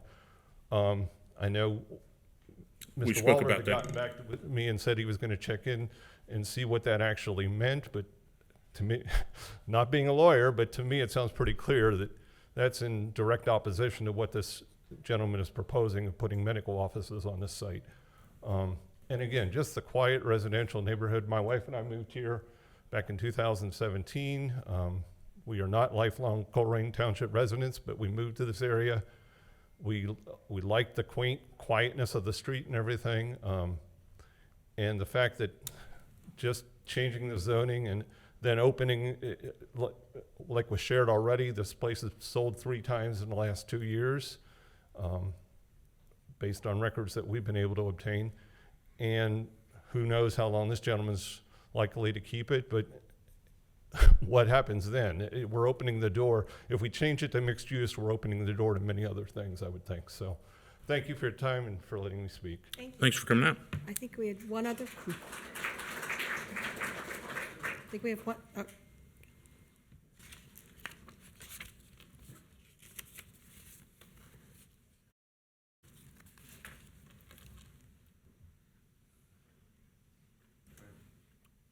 Good evening.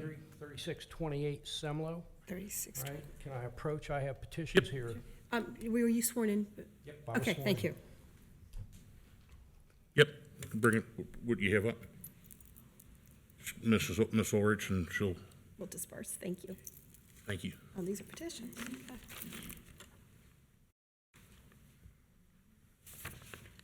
I think most of the things have been covered. I've been a resident there for almost 50 years. During that time, it's a small community, a lot of starter homes. I've witnessed 8 families begin as a family there with young children raised, children back and forth up and down the street to play. All right, so we're concerned about the traffic on a 1-lane road essentially with the parking. One of the other things is that in the initial hearing, they talked about being able to restrict this to specific use, but that doesn't, when you go to institutional housing, the state, and they have a specific definition of that, and it does not exclude drug rehab, alcohol rehab, psychiatric care, any kind of thing like that. And my concern is that once something like that gets put in, that somebody could turn right around, put the township in jeopardy, suing under the American Disabilities Act or the federal house, HUD, Housing and Urban Development and Health and Welfare, right? And now we end up with something in there that nobody agreed to. And when you end up with something like that, in my better days, I could throw a baseball from the building there to the ball fields, right? And, and the school's only is less than 400 yards away. So I just think that the potential here for what could go wrong exists. Why destroy something? Something else that was brought up, I looked at the meeting on 16 May when they discussed it, and one of the things that was brought up is that this is one of the first attempted uses by Colerain Township of the PDM zoning. And, my recommendation or my thing is that don't try this in a neighborhood that's got school children close. All right, it's a residential neighborhood. Maybe try this someplace else and learn how things are gonna handle, but don't take the chance with what we have in that neighborhood. So I thank you very much for your time, and I do not want to impugn the intentions of the man that's there now. I'm sure that he has good intentions. However, like Trustee Waller said, we're all gonna end up in that cemetery someday, and that thing's gonna turn over. So, and that's my concern. Thank you very much. Thank you. And do you need these back? I would. You guys can have those. And I'll give these to Scott, and what it is, it looks like you've obtained a lot of signatures. Do you know how many are on here? 90 plus. It's like 92 I went through. They're in ink, and I'll give these to Scott because these will become part of the record, I guess. Is that correct? Okay. Thank you. Anybody else on? Okay.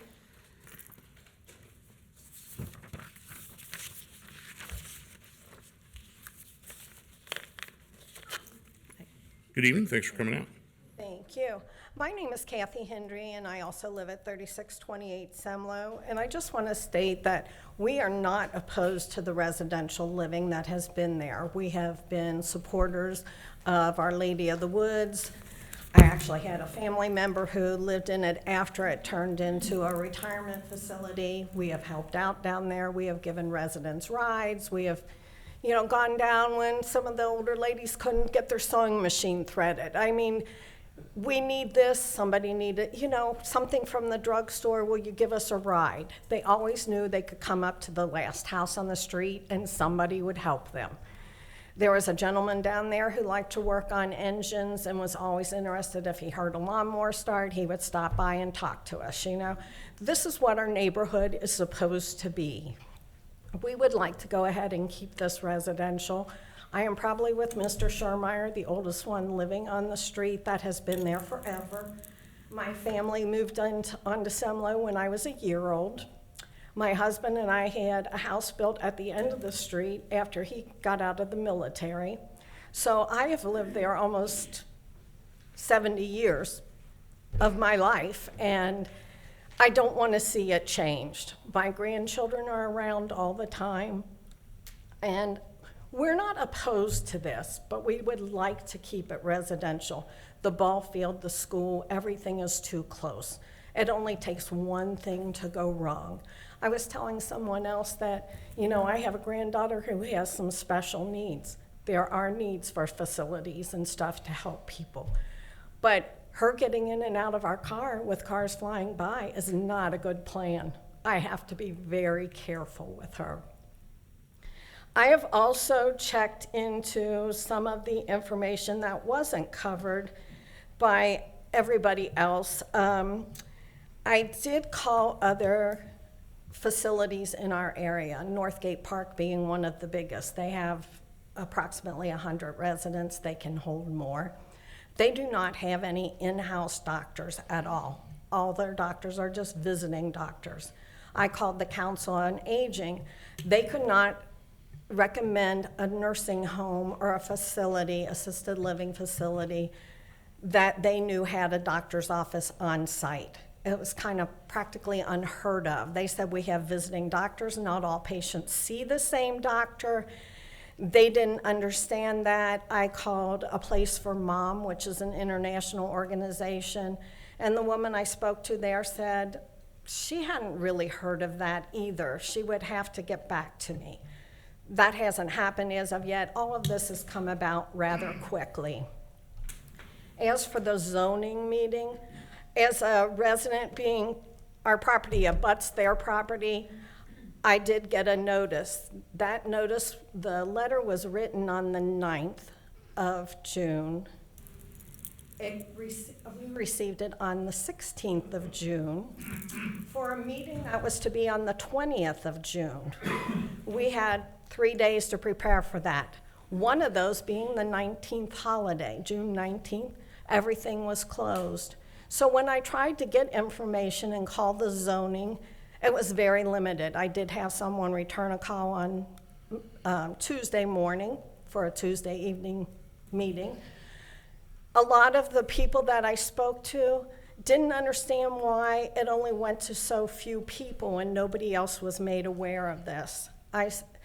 They only knew to come to that zoning meeting because we spread the word. It's not fair. And we should have been given more notice to make things happen and to get more information. That wasn't provided to us. And as a resident, I'm not happy with that. So anyway, and the other thing, the institutional housing, I've looked in many locations. There's not an exact description. It covers so many areas that are not well defined. And when you get into them, you can say that you're not going to have what type of disability you do not want living there. But the ADA says you cannot discriminate against people. And your HIPAA doesn't allow you to get all the information you would like to have. The other thing with the doctor's offices, we were told that if we saw too many people going down there and we thought they were seeing patients that were not of those 21 residents, it would be up to us to file a complaint. And if we filed that complaint, we wouldn't have anything to back it up other than complaining, because HIPAA would not allow us to get any information onto why these people are there on the premises. It would be up to us, and we shouldn't have to monitor a facility. It should be, out there, and should be in a place where we have parking and facilities for these people to go to. So at the time, we were also told they had 5 employees. 5 employees cannot cover an assisted facility. You're going to have staff for housekeeping, cooking, nurses, people to give out meds. We're going to have a doctor's office. I'm assuming a nurse or someone to help this doctor. We have 14 parking places. That's it. So above that, they're going to have to expand something. And right there again, we don't have room for the traffic that expanding the facility would need. So thank you for listening. Thank you for Thank you for coming out. Thank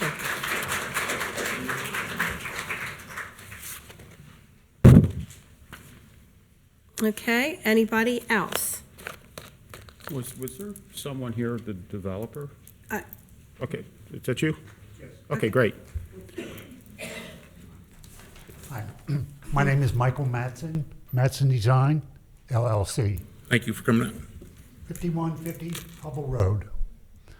I don't go back 80 years, but my family moved to Hubble Road in 1959. Just a coincidence that I'm working on behalf of the owner in this case, but we used to cut through when I was a kid. Cut through Semlo on our way to Cheviot Road because it was a shortcut. We'd take our Schwinns and make use of the property. So I go way back, and I understand the resistance to change. I've lived on, like I say, Hubble Road for 60 years, and I've seen it change and resisted that change. But change is inevitable in some cases. The purpose of our application is to solely go from independent living to assisted living. When I was here for the preliminary hearing, a lot of great questions were raised, concerns by the folks on Semlo and the rest of the neighborhood. The biggest one was safety. Safety for their kids. Semlo is a beautiful little street, dead end. And then, traffic was the biggest concern. They also raised some more particular concerns, which I'll address shortly. But when it comes to the safety of the kids that live on Semlo, we're actually, we feel, reducing the traffic that will be using Semlo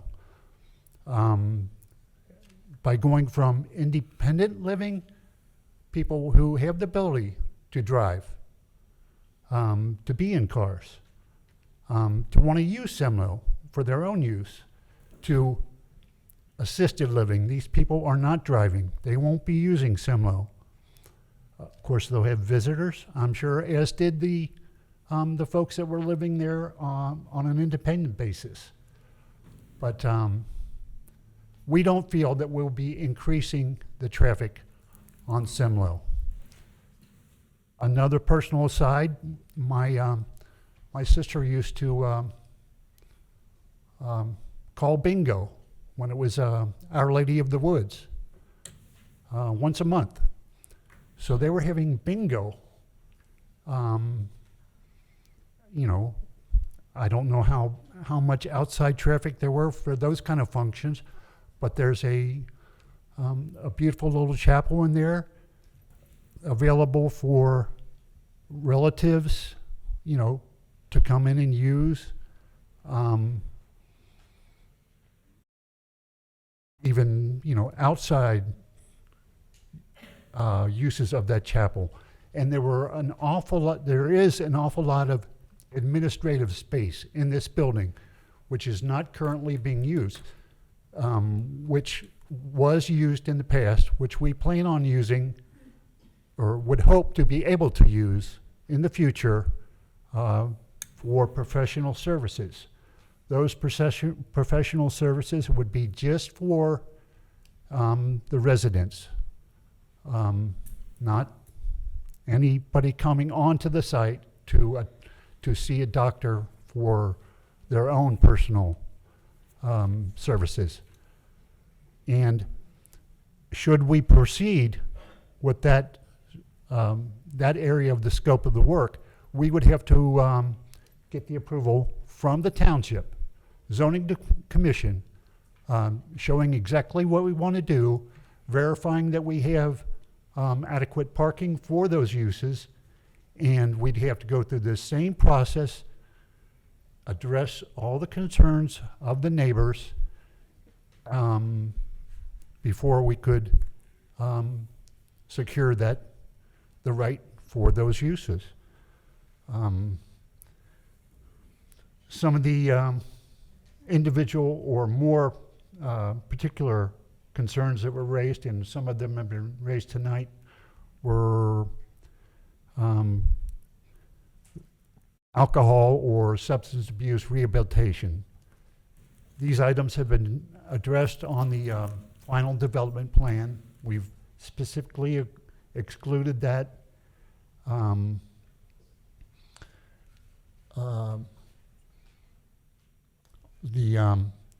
Somebody was concerned about whether we would bring on a restaurant or perhaps a bar. Obviously, that's not going to happen. I addressed the issue of the fact that should we decide in the future to bring in somebody who feels that their particular expertise on a medical basis is especially suited for the patients of the Blue Rock retirement community, if they should decide that the spaces that are available that used to be used for offices for the general facility when it was Our Lady of the Woods meets their uses, again, we would have to go through all the proper channels that are required by the Colerain Township Planning Commission. And I understand that it's difficult, and change can be difficult, but we've attempted to address each of the issues, and particularly the safety issues. We followed the procedures of the township, and we plan on following the procedures established by the township in the future. And I hope that you'll consider our case. Thank you. Thank you. Thank you. Thank you. Okay, is anybody else? Sure. Okay, just, Raise your right hand, please. Swear to tell the truth, nothing but the truth, self you got. Please state your name and address. Thank you for. Randolph, 3616 Hemlow. I've been in my house for 23 years. I just want to say, please don't change the zoning. It even says here in a letter from the letter of intent. Ma'am, try and speak into the mic if you can. Oh, I'm sorry. It says it's a residential property in a residential neighborhood. So please don't change the zoning. thank you. Thank you.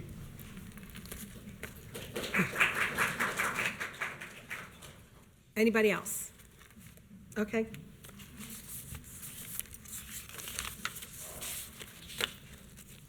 Were you sworn in, sir? George Ryder, 2759 Niagara Street, Crossroad, Manhattan. I got a 92-year-old mother-in-law that likes to come over and see my grandkids and has a heck of a time trying to cross the street. We got cars, motorcycles, dirt bikes, quads, running up and down from Crusader to Pippin Road better than 50 mile an hour. You guys put these speedometer checks and all that out there, that don't do nothing but see how fast they can go the next day. And I mean, it's getting ridiculous now. I mean, somebody's going to get killed. We've got kids that ride their bicycles down that street every day going to Dollar General to buy candy, and yet you got this one guy on a quad that I know is running at least 70, and he blows the stop signs like it's nothing. Up at Crusader, from Crusader to Pippin Road, you can see all the way down. Okay. Nothing. Huh? I just don't want to stop you. We're on the public hearing for this particular property. I was going to call you for the citizen's address. It's what? We're on a public hearing about the piece of property on Semlo, and this is about the public hearing. You're going to talk to us about this particular problem in the citizen address.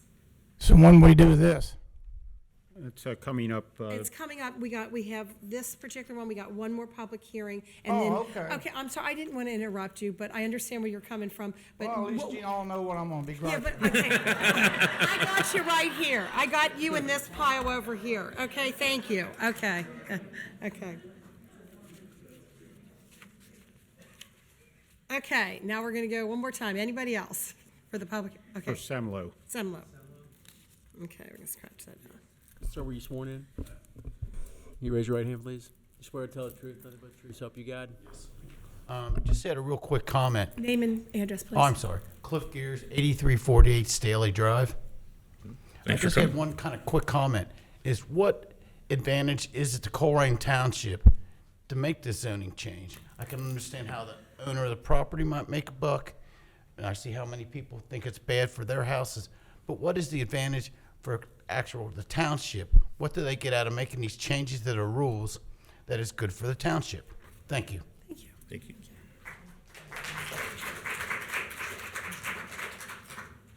Okay, anybody else for the public hearing for Semlo?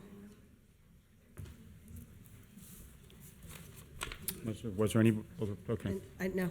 Yeah, I would We need to recommend a close the motion. public hearing. You have to motion to close it. Well, I do have, I don't know if you have some questions or, I think we just take testimony Okay. for the public hearing. So with everyone having spoken that is here to speak on the Semlo question, I would motion that we would close the Semlo public hearing, or the correct name for it is, as Mr. Wallert mentioned earlier, Blue Rock Senior Blue Rock Senior Living Center map amendment from R5 to Plan Development -M 3636 Semlo. I motion that we close that public hearing. but Mr. Unger, before we do that, can we just briefly explain what the process is for the folks that may have never been at a public hearing? Yeah, sure. If you want to second it, then we can Second, we discuss can it. go to- we can go to Okay, discussion. I'll second Mr. Unger's motion. Okay, now discussion. Okay, I don't know, Mr. Miller or Mr. Weckback, if you want to then review the process so that people are like, well, they're not even commenting on it. Well, this is, like I said, Mr. Unger said, the public testimony period on what happens next and what the process is.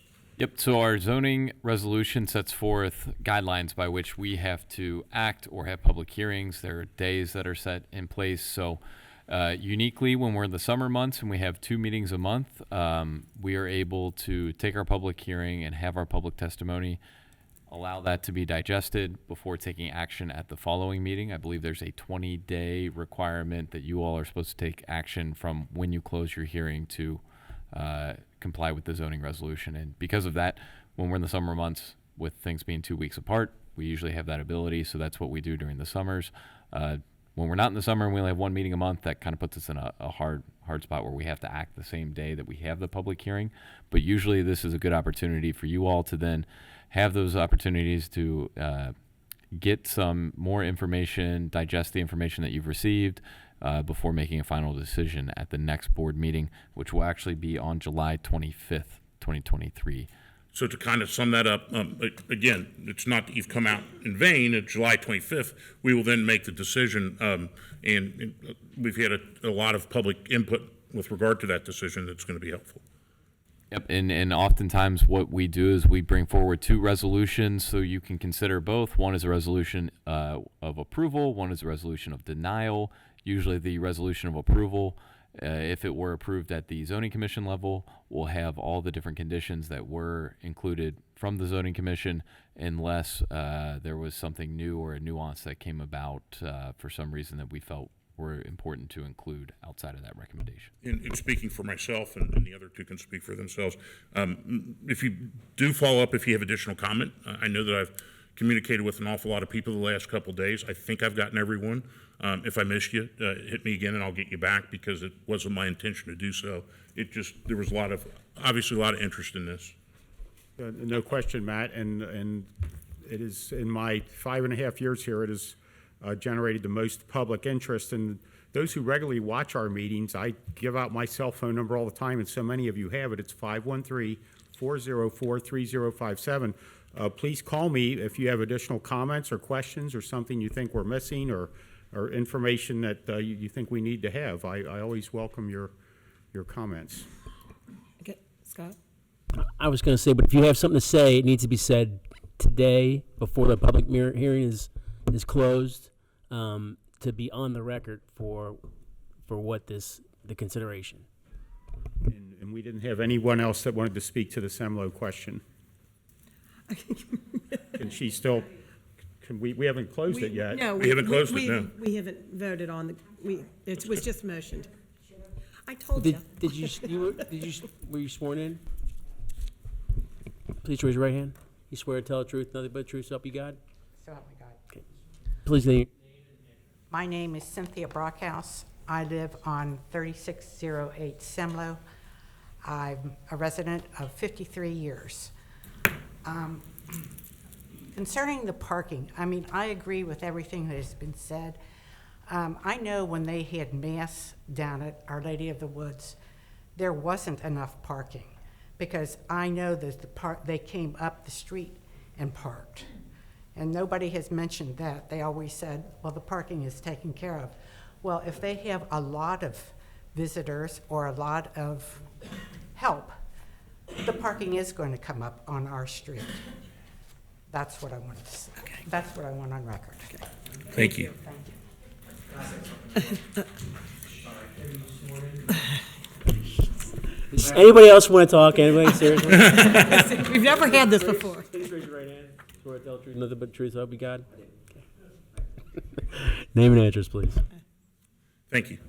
My name is Adam Higgins, 3631 Semlo.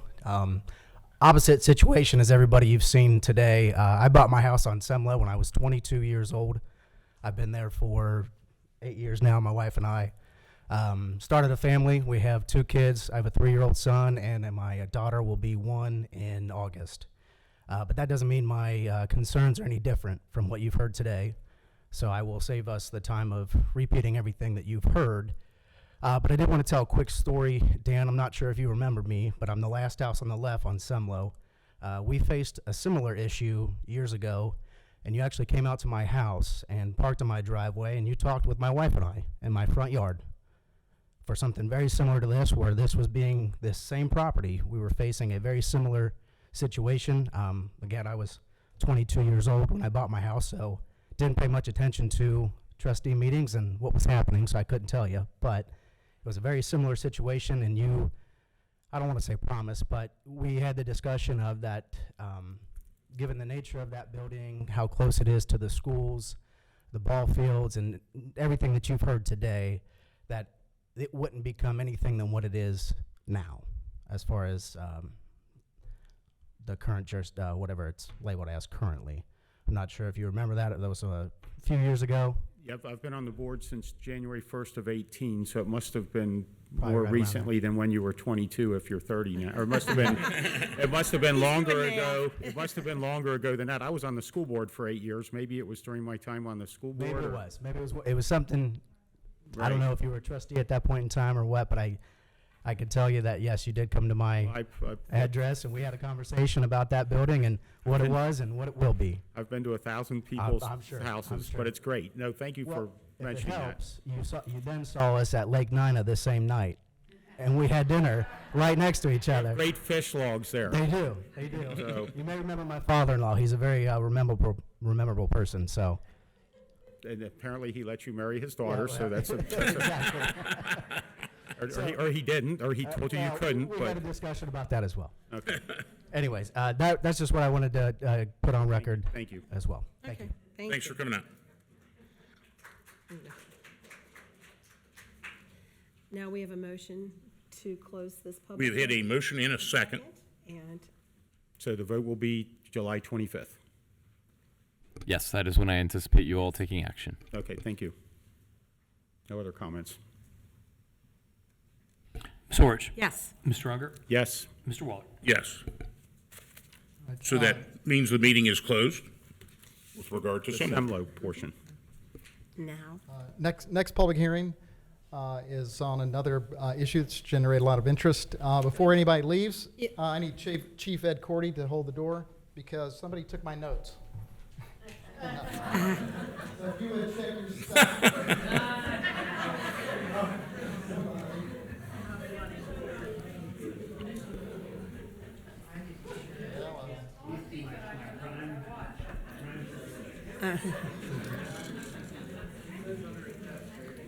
Hey, David, is it the stuff under your chair? No, it's not. You're not as smart as you think you are. But you do have a gun. Are you sure? Yeah. Oh, see if it's in that handful of, Well, in the meantime, we can introduce this item and I would like to disperse if you go ahead. Yeah. But just don't take David's notes.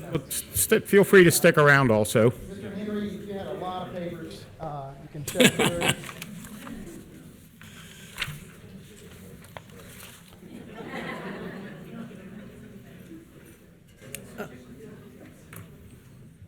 David, I'll give you a slight assist on this. The next item on the agenda is a public hearing for a zoning case. Yep, I think it is, but. Could you turn your mic on? Yep. So the next item is zoning case for ZA 2022, ZA 2023-09. It's a major amendment to PDP, FDP, and map amendment from R3 to PDB. And this is for the addresses of 10345 and 10329 Colerain Avenue.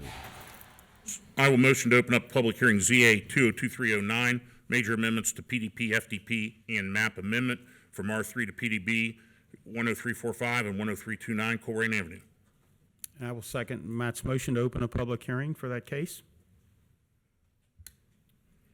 Ms. Orich? Yes. Mr. Unger? Yes. Mr. Waller? Yes. All right, so we're dealing with the amendment to change a PDB and and I believe it's an R5. No, it's a B2 to combine those into a PDB. The applicant is a Wawa gas station that has appealed for this zoning amendment. And so the zoning commission had a very robust discussion as well. A number of residents turned out for that. And as a result of that, the applicant has asked that this public hearing be paused so that they could have an opportunity to have engagement with those that are expressing concerns. And so the good news is that they have heard the residents and that they have scheduled a meeting for next Tuesday. So it's going to be July 18th at 6 p.m. It'll be at Cly Mower. So I believe that they are running point, Cly is running point on the neighborhood engagement meeting, and they are opening the door at 6 p.m. They want everybody that is concerned to come and meet with the applicant and work together to come up with a product that potentially could be acceptable to the Board of Trustees. And so with that neighborhood engagement, they will take those concerns and look at providing a revised site plan and what that would look like going forward, bring that back to a public hearing on August the 8th. Is that the next meeting, Jeff, or 6th? So the next meeting is July 25th, followed by a meeting on August 8th. Yes. August the 8th, okay. So the request that's in your packet was made available on the website as well. Their letter states all of these things as well. I think that it was a very productive zoning commission meeting by virtue of the fact that they heard and they have requested a postponement of this public hearing so that they would have that opportunity to make any changes that would work for that site and be amenable to, potentially be amenable to the residents, and then give the board a chance to hear it at an open public hearing on August the 8th. I think people have come I here will to. say, trustee, so there can be two ways to do this. I know there's a certain time limit where we have to have the public hearing following the decision of the zoning commission. And then additionally, once we have the public hearing, then there's that time period for a decision to be made. So you could either open the public hearing tonight, hear comment, or you could open and then continue it in progress, or you could continue in progress now and then hear comment at the next one as well. It's up to probably the discretion of you, but either way, it would have to be open tonight and then continue in progress. So, Mr. Solomon, we've got a lot of people here. I would be in favor of opening it tonight. What would be the procedural thing then? Instead of closing it, would we then It would be motion to continue it in progress. Motion to continue on August 8th? Yeah, and I think that people would again be able to talk at the next meeting as well. So I don't want to hold anybody back that came out here, and this will give others that couldn't, and some that want to speak again, another opportunity.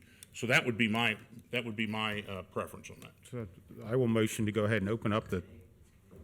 I will go ahead and motion to open up the public hearing ZA 20. It's been It's already. Yeah, it's and seconded. Okay. Now, we are not, if we open this up, when we do the continuance, we still. We already did open it. I know, but No, open you it, but haven't voted yet on it. we haven't voted on it. So we still have 20 days from, Whenever it's closed. Mr. Solomon, we did vote on We it. did vote on it, but you can continue it in progress. Okay. You can either obtain public input tonight, continue it in progress, or you can continue in progress without obtaining public input, because there's going to be an opportunity at the next trustee meeting to provide input as well.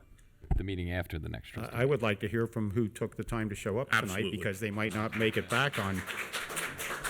That doesn't require applause. It's just you guys have come out here. I'd like to hear what you have to say. So The representative for the applicant is here as well, so. okay. Mr. Klein? There he is, okay. Well, I So- think, do we have to vote, right? We already voted. The hearing is open. At this point, we'll just, we'll swear in those providing testimony.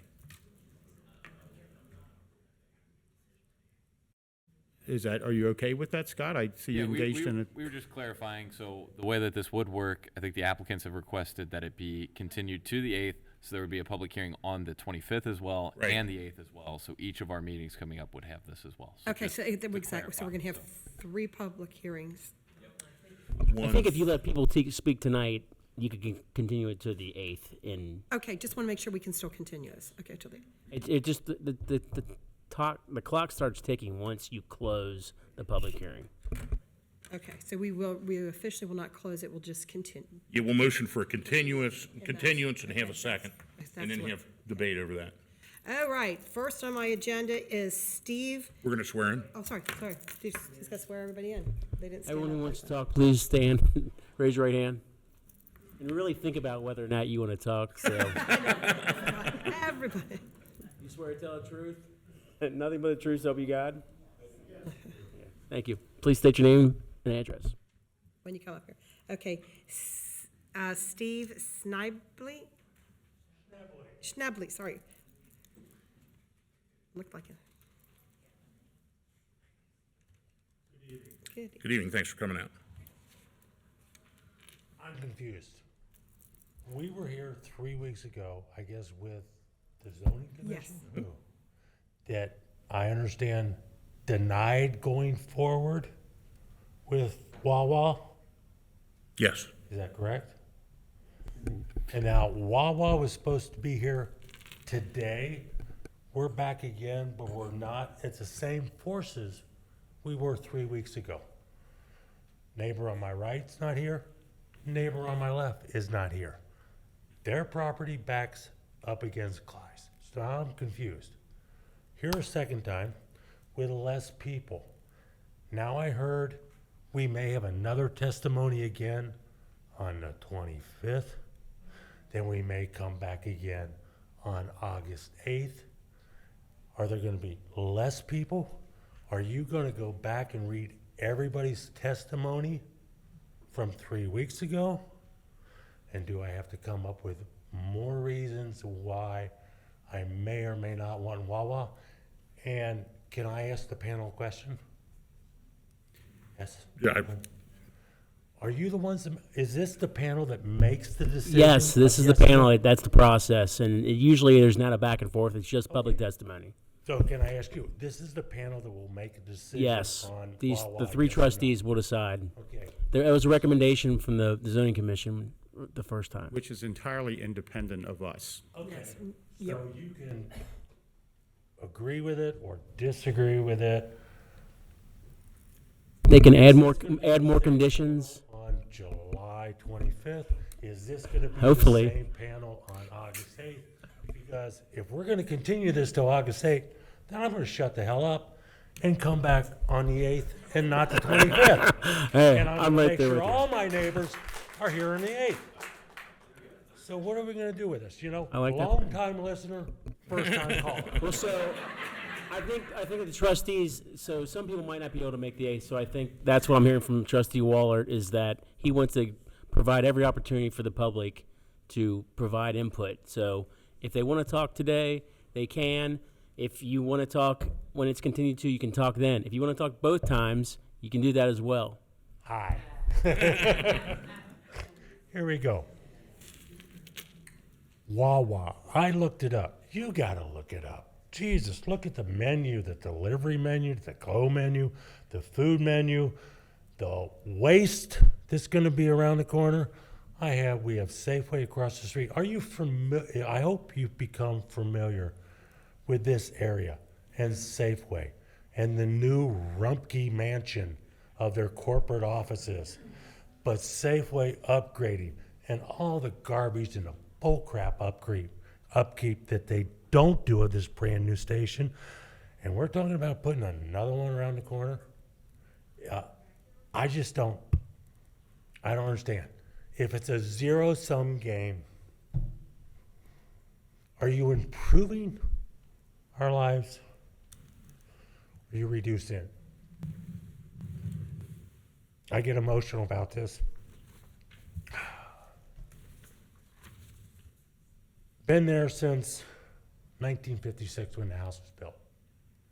In my last testimony, I've seen Colerain Avenue in 56 when between Ray Ann or Clyde's and Galbraith Road, there were 2 bars.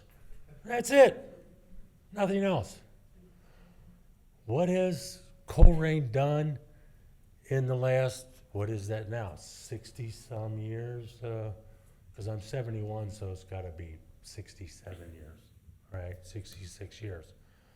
Colerain Avenue is pitiful with all the businesses that have gone out. Your mission of what to do, please do it. Please improve Colerain Avenue. But that gas station in 20 or 25 years from now, can you imagine? I mean, Safeway looks horrible, and they've updated in the last year. I don't know what's going to happen around the corner. And on the last meeting, I told Dennis Clyde, make all the money you can. I hope he does. But you've approved things that has invaded on our lives and our street enough.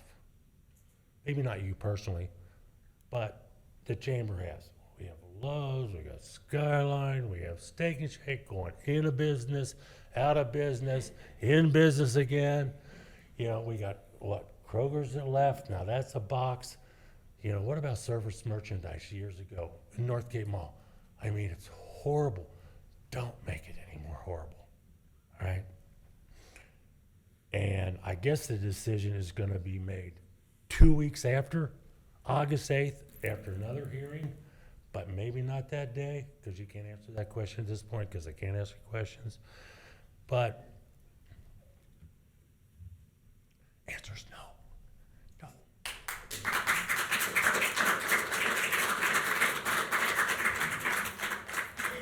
And Mr. Solomon, just to clarify, that vote would be August 8th.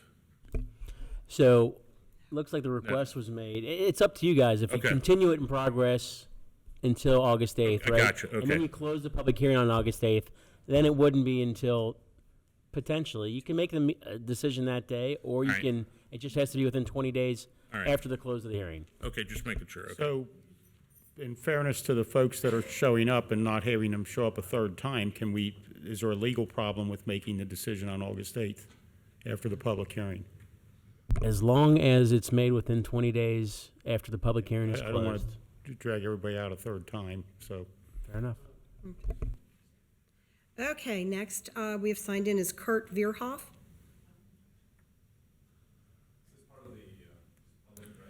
The Wawa. Okay, so you want to come, you want this for citizens address? Okay, I'll put you in a different pile. Dennis Cly.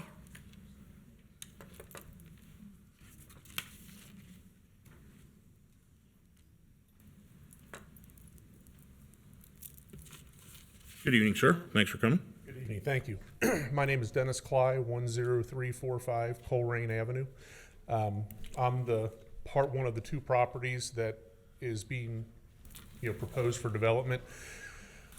I don't really have much else to say other than the Wawa and the developer want to have an opportunity to show the neighbors, answer concerns, and get their input on this development at my store next Tuesday at 6 o'clock. They asked that I pass that along. Anyone interested that it's a neighboring community is happy, or neighboring property, or around that area is welcome to come, and they would like to show them in detail and then also answer all questions and concerns. Wawa, I don't know much about them, but the company that is doing the development is extremely concerned with the input from the neighbors, and they would really value their opinion. And that would be a great chance to make it as good of a opportunity for everybody as possible. Thank you. Thank you, sir. Okay. Sherry Schneider? Sherry. I know when to call you. I ain't going nowhere. Okay. Good evening. Thanks for coming. Good evening. My name is Sherry Schneider. I'm 4381 Rayan Drive. I've been a lifelong resident of Colerain Township, and I've owned my home on Rayan for over 21 years, as have the majority of the residents on the street. The main reason I chose Rayan was due to the maturity of the natural surroundings and the established wooded areas adjacent to the street, providing a rural, secluded setting with close proximity to 275. Learning of the proposed rezoning of the location at Colerain and Struble, I was sickened that my quiet, secluded street would be desecrated by the health hazards, noise, lighting, traffic, and crime that are presented by the rezoning of this land for automotive fuel services. The residents on Rayan are opposed to the Wawa that will cause major traffic safety issues in addition to the health concerns that stem from fuel stations. This will also destroy local wildlife areas by eliminating the current wooded buffer and lowering the property values of the existing community. According to Colerain's own economic development analysis, this proposed project does not meet the goals and objectives set forth in that document. The mobility analysis states that you are to incorporate responsible growth principles which ensure development occurs in a manner that is financially solvent for the township. This project will not only be adjacent to one, but will be located within a half-mile of two existing brownfields created by previous gas stations that have left the township. Brownfields not only cause the land to be unused and non-revenue generating, they present health hazards to neighboring areas.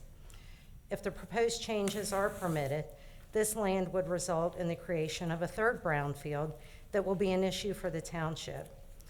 Considering the current emphasis on alternative fuels in the United States, within the next 10 to 15 years, we could see mandates for electric cars that will make yet another full fuel service area abandoned, leaving us with more unusable and hazardous land in Colerain Township. Under critical considerations listed in the analysis, it states you will ensure new improvements complement the character and form of the surrounding areas. The addition of another fuel service at an intersection that is already heavily trafficked due to the high volume of cars fed by two active Rumpke locations and an existing fuel service. The adding of a fourth high-volume traffic feeder and ozone killer in no way complements the area. It will only add further danger to a historically hazardous intersection. An additional critical consideration in the mobility analysis is to facilitate better access management, including the exploration of alternative traffic patterns that improve both traffic flow and safety.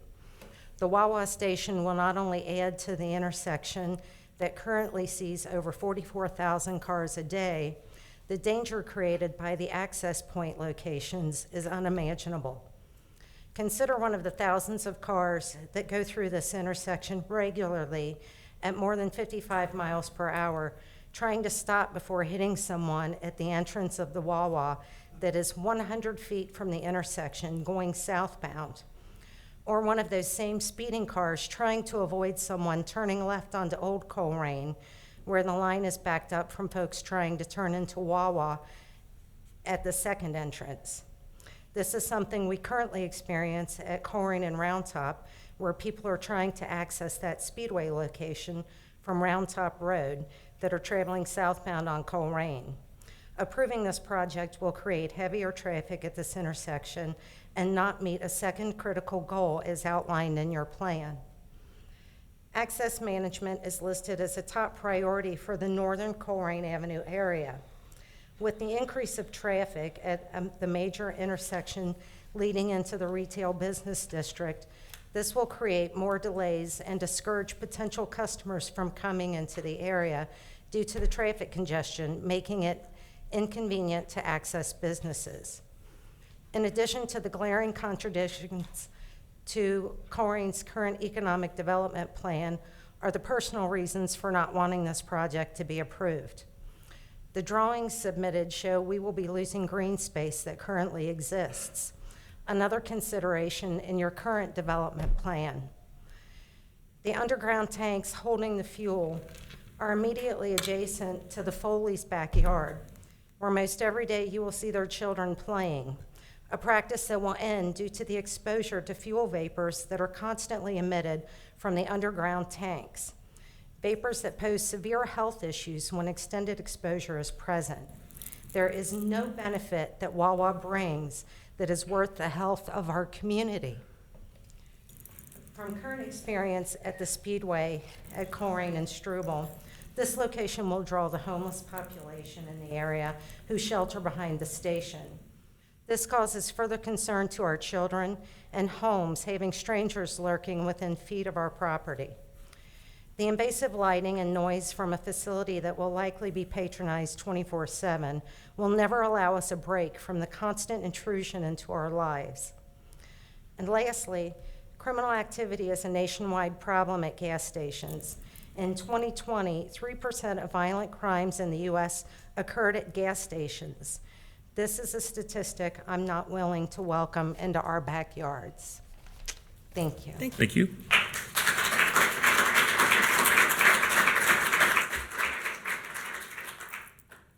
Okay, next up, Mandy Blackburn.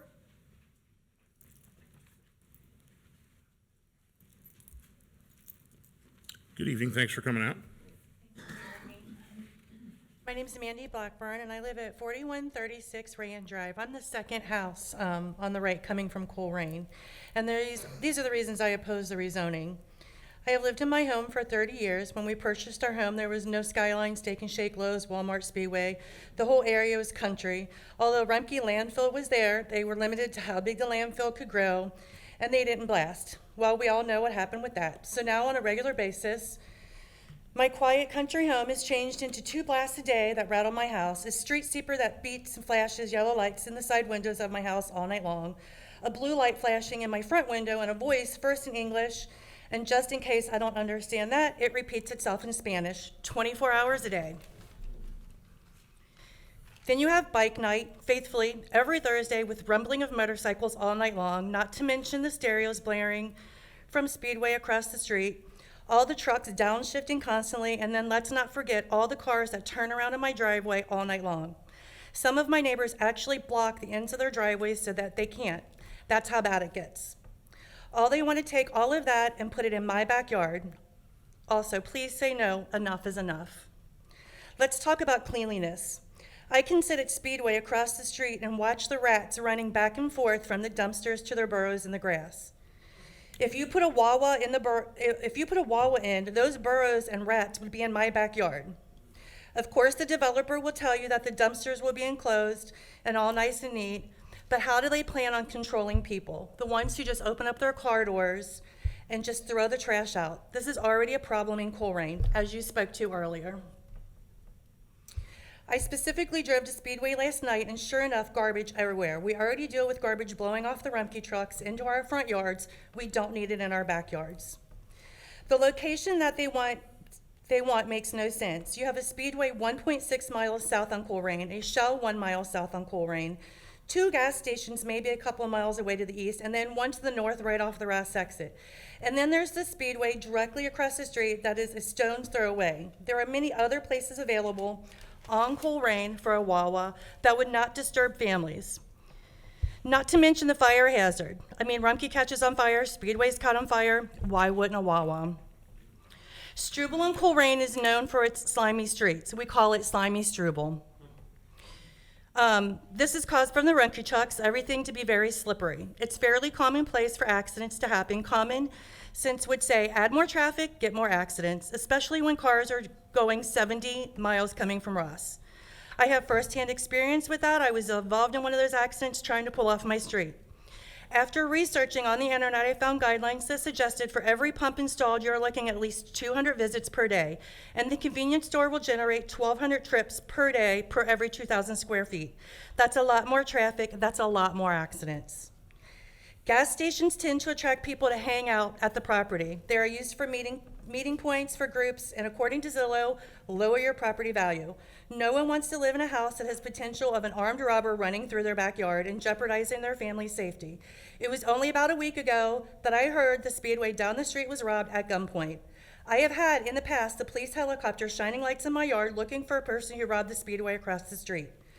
Homeless people are also attracted to gas stations. We all know how they hang out and beg for money and wander around. I don't need that wandering into my backyard. It has been proven that homes within close proximity to a gas station will test positive for benzene. Benzene has proven to cause cancer in children. There was a study that documented a significant relationship between childhood leukemia and living near a gas station. I'm sure that the developer or Wawa will say it's all safe. Well, that's what they said about Fernald. It was safe until it wasn't. Even the daycares and schools ask you to not idle your car during pickup because of the unsafe fumes. I have 3 granddaughters that live with me. They attend Colerain Elementary and have always lived in Colerain. They catch the bus at the top of the street. It is already very dangerous. Again, you can't control people. 3 times I have witnessed cars locking up their brakes coming from Ross, almost rear-ending the bus. Twice I've witnessed them go around the bus in the turn lane, and almost every day they run the bus stop signs. It was so bad that I posted videos on Facebook and immediately was asked to do interviews on how dangerous it is. If the gas station goes in, I will have to worry about more traffic, needles laying around like they are at Speedway, and people approaching them. It's still dark out when they catch the bus in the mornings. They are the last pickup, so it is a bus full of kids, not just the 3 of them, it is a bus full of kids. I feel absolutely helpless in this situation, and it's hard because I'm not able to protect my grandchildren the way I want to. They say it takes a village to raise a child, so I'm asking you to be my village and vote no for this rezoning and allow me to raise them in a safe and healthy environment. Thank you. Thank you.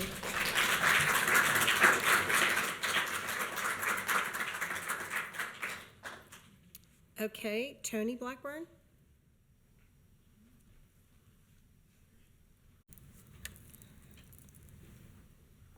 Good evening. Thanks for coming. Good evening. My name is Tony Blackburn. I live at 4136 Rayanne Drive. That was my wife. She summed it up very well. I don't have a speech like that. All I can say is I've been there for 20 plus years in Colerain. I work for the #1 soft drink company in the world, and I have worked there for 33 years. I delivered pop in Colerain for 17 plus years. And I have been to every gas station in this township, and I would not want any of them in my backyard. So please vote no on rezoning. That's it. Thank you.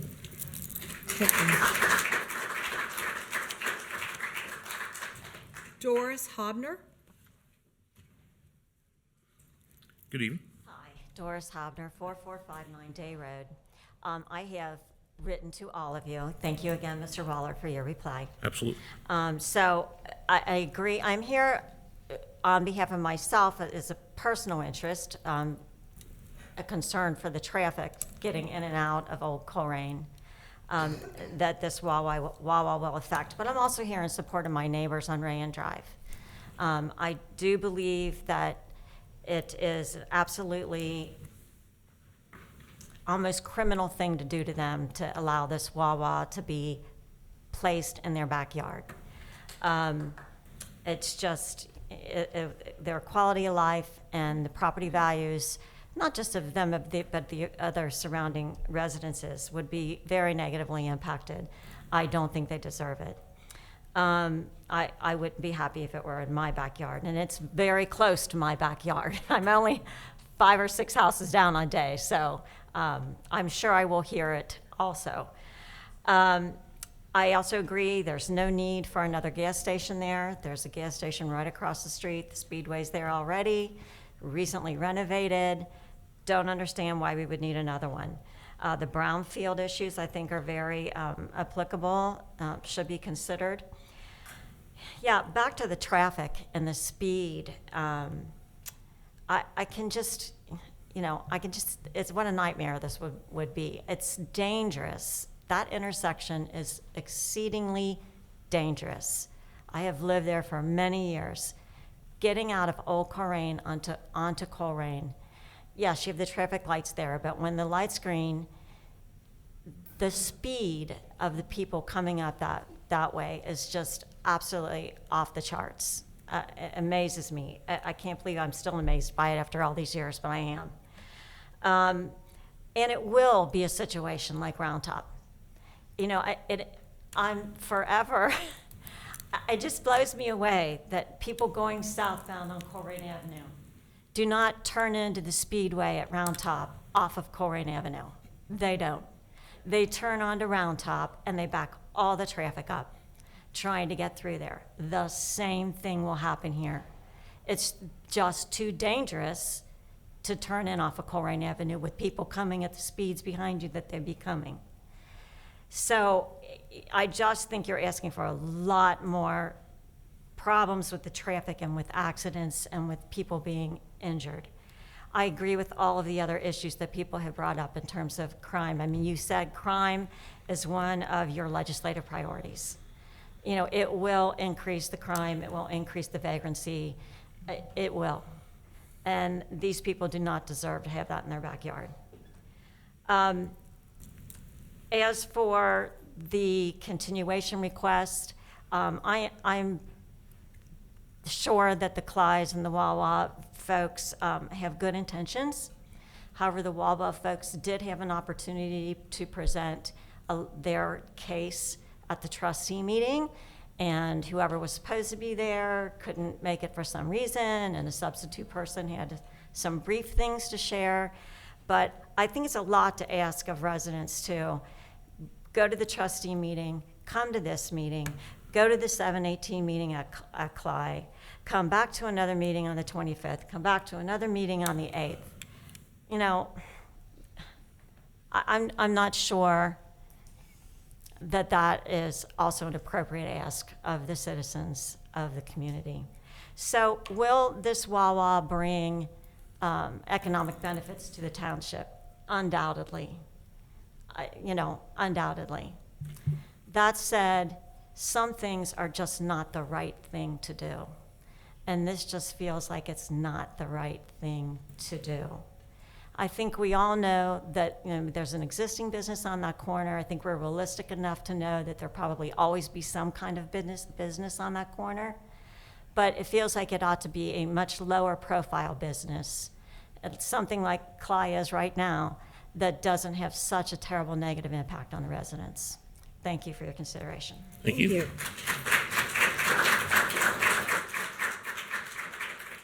Okay, Connie Bernard. Good afternoon or evening. Thanks for coming. I'm Connie Bernard. I live 10393 Old Colerain Avenue. I sit back on a private drive along with 4 of my other neighbors.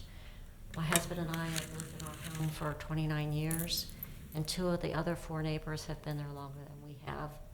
I just wanted to represent Old Colerain and our area. The private lane would be directly behind this proposed Wawa gas station. The noise and the light pollution from that would be incredible. We already have that from Speedway, and we have it from Rumpke. We've lived there long enough to see the expansion of Lowe's and Skyline and all that. We fought against that, and we won a little bit because it was a little smaller than what was originally planned, but we've seen Rumpke get approved for their expansion, and we moved there for the quietness of the residents, and everything that's been said before has been eloquently said. I just want to be here to represent my opposition and represent my neighbors. Thank you. Thank you.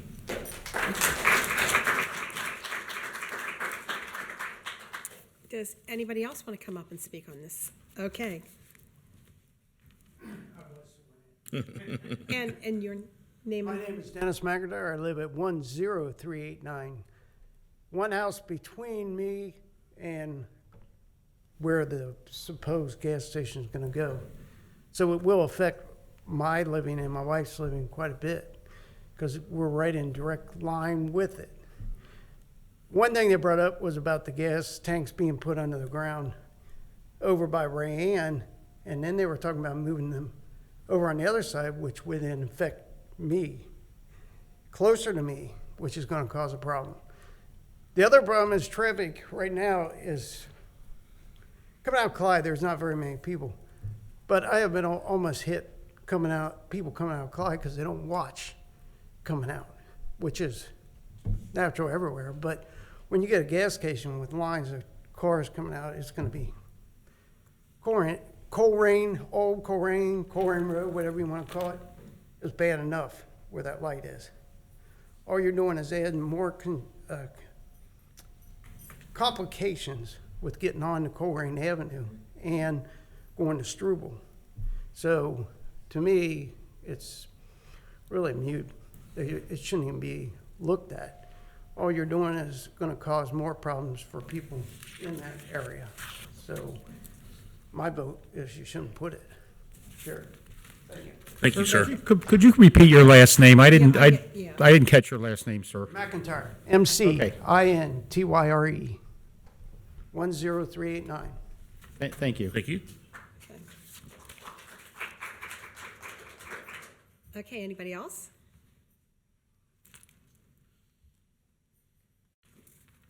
Good evening. You were sworn in. Cliff Gears, 8348 Staley. Just kind of want to ask the same thing I did on the last thing. I watched all the zoning things on TV, and I've listened to everyone here tonight.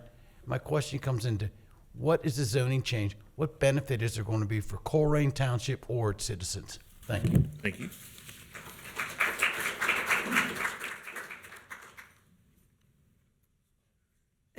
I saw a hand up back there. I'm not going to stop you. 4296 Rayan Drive. I want the trustees to see, because everybody doesn't speak, but you need to see who showed up against. Raise your hand. Against. Voila. Okay, thank Thank you. you. Anybody else that wants to come up and speak? Okay, go ahead. I'm running out of paper. Okay. Raise your right hand, please. You swear to tell the truth, nothing but the truth, so help you God? I do. Okay. Please state your name and address. I'm Bob Reddert. I'm at 10391 Colerain. I wasn't planning on speaking today because I thought I would wait until the one on the 8th, and I'm going to reserve most of my comments until then. I just wanted to point out a couple of things. Mr. Weckbach earlier in the previous session had pointed out that you have all done an excellent job of maintaining the balance of rural and suburban life in Colerain. And I really do believe that this would destroy that, at least for the small part of it. And actually, I forget what my other point was, so I just want to make that point for you. And I will see you again on the 8th. Thank you. See you then. Thank you. I think we have another.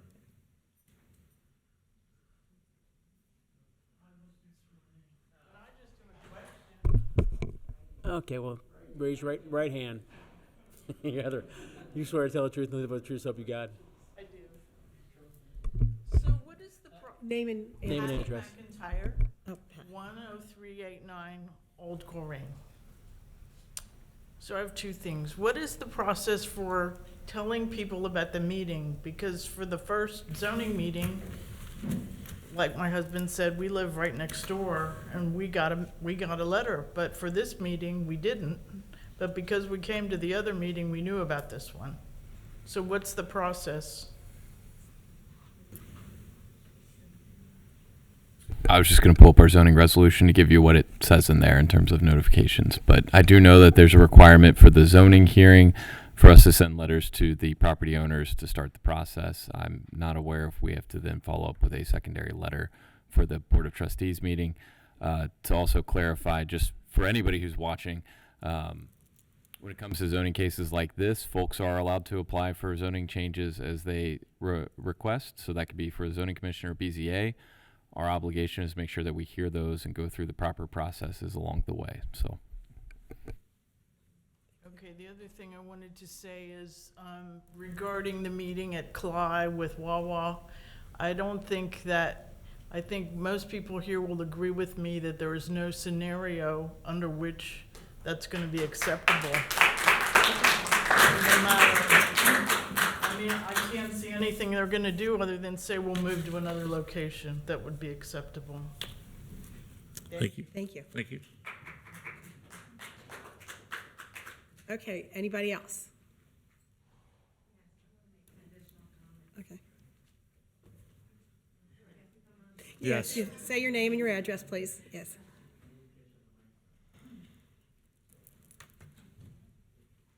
I'm Sherry Schneider at 4381 Rayan.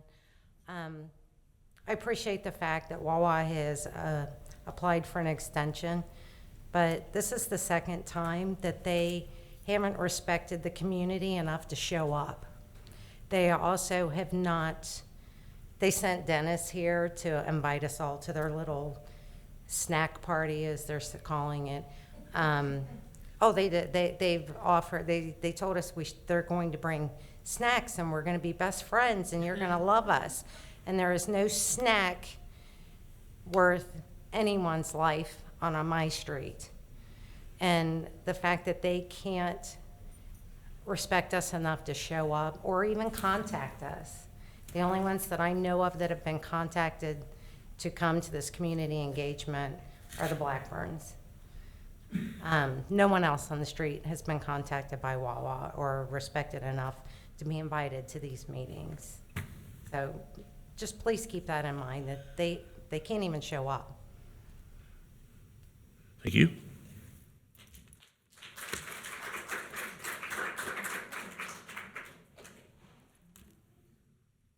Anybody else? Nope. Oh, For we got another Wawa. hand. We got, okay. Yeah.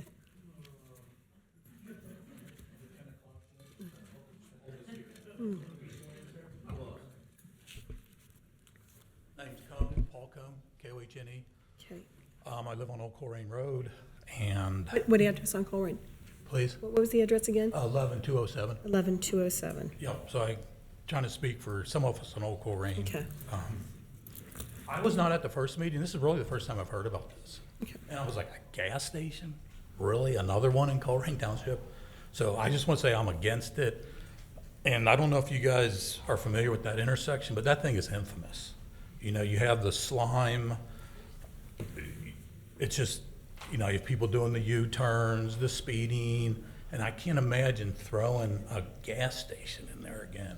I mean, I feel like Colerain Town is better than a gas station. You know, maybe there should be some businesses there, but something, as someone said earlier, more low profile, kind of like Cly.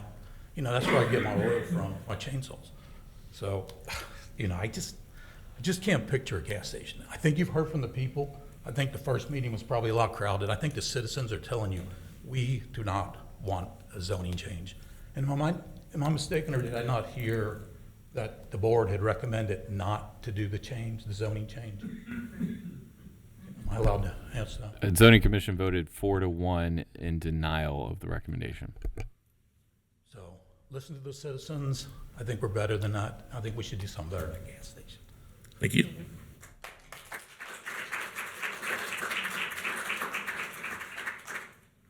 No more hands up? Anybody? I'm just looking. Okay? Doing a motion? With discussion, so if everyone has spoken to the issue of the Wawa gas station, then I will go ahead and motion to close the public hearing. No, point of procedure. No. Yeah.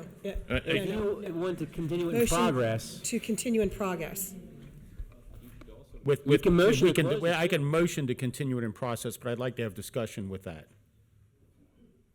Which we will. I Once you have a motion that we, motion, I seconded, you motion have that we continue the Public the hearing in meeting progress? to August 8th, so there'd be no meeting August 25th that would involve this. that's correct. So if I can get a second to continue the meeting, then we Yeah, I'll can- second that. Okay. Okay. We're not closing, we're continuing. Right. On So, August. so my discussion would be that there would be no, because I don't want to be dragging these folks out, although I love having them all show up. So we would have another period for discussion or for resident comment, another public, continuation of this public hearing, but I want to vote on it that night, so they don't have to come back, so. You can make a motion to vote on it right after you close the public hearing, if you wish. So we It just would, has to be within 20 days pursuant okay, to the zoning. well, it would be within 20 minutes probably, because it would be after that, because I don't want to, I do respect that these folks all have jobs, and That's this is fine. probably as late as they stay out Can definitely do that. on a Tuesday, so, okay, so that's my discussion. No, I agree that there's no need to have discussion, what is it, July 25th? I think in all fairness to the property owner and to the applicant, that it be continued to August 8th. And then I tend to agree with Mr. Unger that we vote at that point, but that's not a decision we need to make now. So I certainly support the idea of continuing this on August 8th. Okay. I'm in agreement. I guess we can take a vote now. And I'm going to follow that with a motion to have, when we close this, then I'm going to motion that we would have that vote that evening. It's not, well, no, once you close it, you can make the motion the That day evening. of. Yes. You can do that. Well, to those that have taken your valuable time to come out here, I will bring that up right after the public hearing on August 8th, because I don't want to waste all you folks' time. I don't want to make you come back an additional time. So I will bring it up that night. And I will go on the record to say I support voting it that evening as well. I agree. Okay. Mr. Baker? Ms. Orich? Yes. Mr. Unger? Yes. Mr. Waller? Yes. Okay, so that closes the public hearing. It continues, closes the discussion tonight. No, it just. No, it continues. Not tonight. Okay, continues the discussion for another night, So okay. check your August 8th agenda, and you will see that that will be continued. So Okay. check your August 8th agenda, and you will see that that Yes. will be continued that evening, and I will motion to vote on it that night so we can, handle the issue that night. And it will not be on the July 25th agenda. Does that make sense, everybody? Yes. Yes, it does. Okay, now we're going to citizens' address. Okay. Now, if you would like to come up. Yes. Okay, sorry. Okay, to iterate where I left off at. Okay, just state your name and address for the record, please. Ford Ryder, 2759 Niagara Street. Okay, thank you. We need speed bumps down there. You got them up there on Laura Linda. Why can't we put some down there to protect the kids and the elders? That's all it lives down there is elders. They're crossing the street all the time. You got a younger generation that's moving up farther up the street. They got these muscle cars. And like I said, from Crusader to Pippin Road, it's a little more than a half a mile. You got a straight view of Pippin Road. They come flying down there. I sit out there every morning, watch them. I holler at them. It don't do no good. But we need speed bumps in there to slow them down. I mean, everybody said, well, the fire trucks will have to. No, they're built where the fire trucks can go over the top of them and miss them. But we actually need the speed bumps in there. Now, we've been on this quite a few years, trying to get this done. And like I said, I got a 92-year-old mother-in-law that tries to cross the street to come over to see her grandkids, and it's hectic for her. And kids up the street, they ride their bicycles down to go to Dollar General. Somebody's going to get tagged. And it's going to be bad because, like I said, as fast as they're going, there's no way they're going to stop. And the other thing I was wanting to ask about, I'm a Hamilton County resident. We're all Hamilton County residents. How's come we don't have the sheriff in here? Yeah. How's come we don't have the sheriff in here to patrol it? Somebody tell the truth, because you guys don't want to pay him. Same way, Clifford Park, Colerain Township, right? Why does Colerain have to pay an officer to come in there and patrol around? We had our family reunion there, June 17th. The people next to us were so loud, playing their music, had canopies all over the place. I asked them, I said, well, where's Colerain at? Well, we have to pay them to come in there. Come on, people. We have to start paying people to do their job. But, and when you call in for Colerain, 231 cops, it goes to Hamilton County Dispatch. By the time they get through Colerain, whatever's happened has already gone by. But why can't we have the sheriff in there? That's what I want to know. I'm paying Hamilton County taxes. I want a rebate. I mean, seriously, I'm paying for Hamilton County taxes, which pays the sheriff department. Why can't we have the sheriff in there? They're saying that you guys don't have enough police protection. Hamilton County's got plenty of police protection. We need them. Code enforcement. How many of you guys got hired for code enforcement? Do you know? 1. I called up back in March. My next door neighbor's fence is completely fallen down. I called him again yesterday. Sir, that might take a year. I have to look at this fence falling down for another year. I filled out applications 3 times to work for code enforcement. Nobody's called me. I ain't got no problem going up there and knocking on the door and telling them, hey, cut your grass. My next door neighbor's grass is so tall that I like to go back and remember about being in the war overseas. I mean to tell you, that's how high their grass is. But yet again, you guys, code enforcement goes around, they put tags on the windows.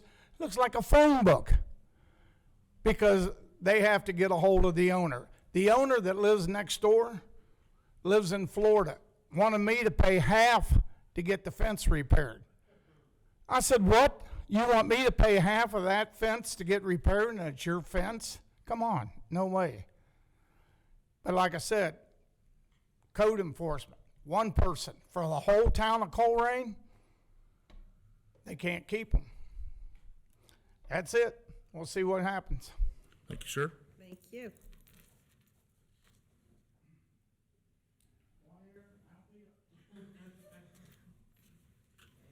Okay, Stephanie Wright.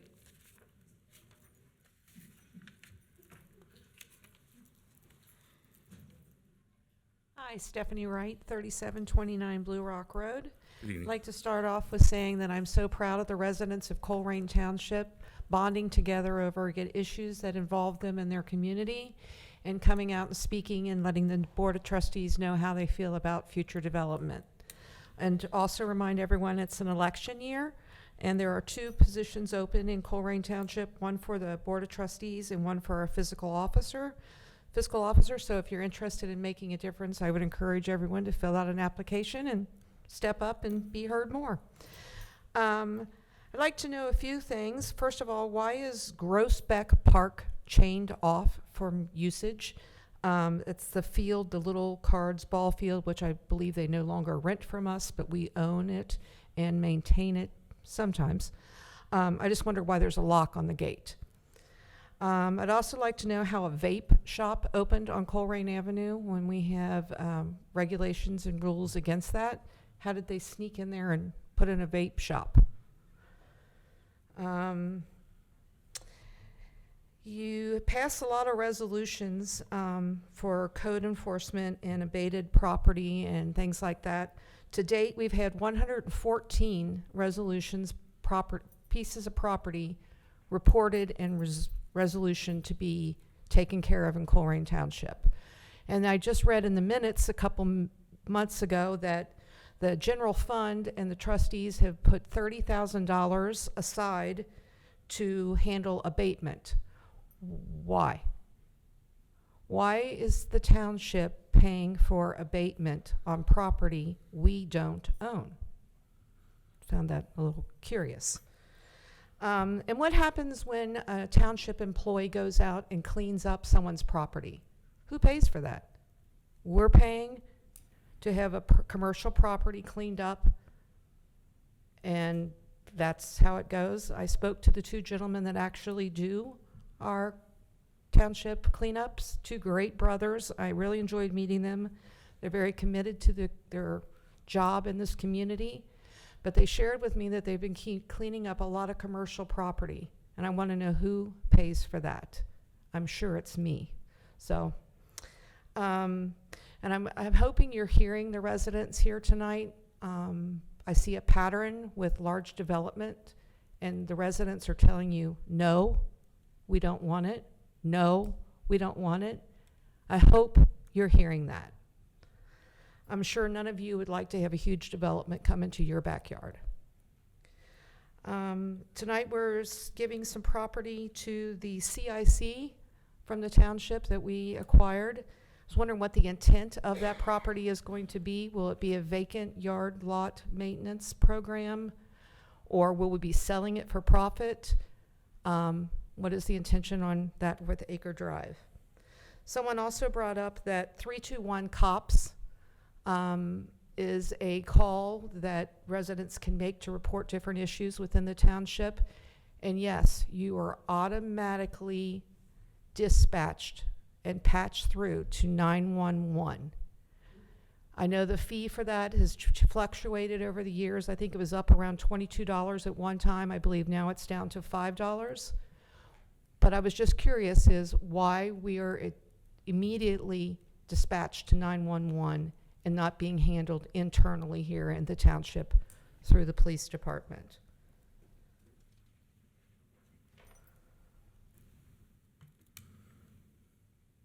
I guess that's it. Under you. 5 minutes. Thank you. Thank you. Kathy Moore.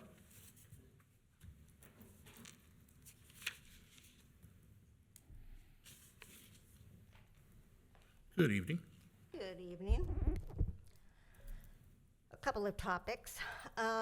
Regarding the inaccurate minutes approved by the board, I wonder if the board will take any action. I requested that they be amended or changed so they were correct, and the board has taken no action. And I'd like to know, are you going to just ignore it or make a decision to amend them, or say, no, we're not going to fix it? I think, as the resident who brought it to your attention, I think I, as well as other residents in the township, have a right to know where you stand on this subject. On July the 13th, the board amended the appropriations in the general fund by $30,000 to cover expenses related to nuisance abatement and removal of junk cars. And it said in the minutes, the township seeks to recover those expenses by placing an assessment on the property owner's tax duplicate. And that sounds like that's initiating a process. When Mr. Unger and Mr. Waller passed resolution number 3621,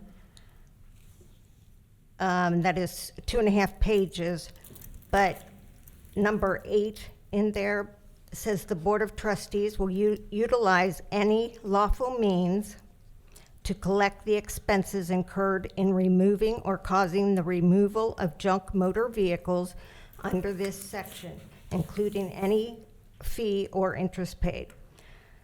Fiscal officer to certify the expense and a description of the land to the Hamilton County auditor, who shall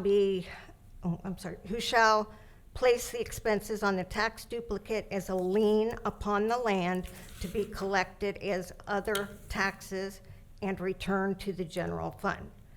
And my question is, was this done for the first part of this year? Was it done in 2022? What about nuisance abatement? Were they assessed to the property owner, or did we just let the township pay for it? And I know Stephanie had said there were over 200 properties listed for abatement in 2022, but a public record request yielded only 11. And I'd like to know why that is.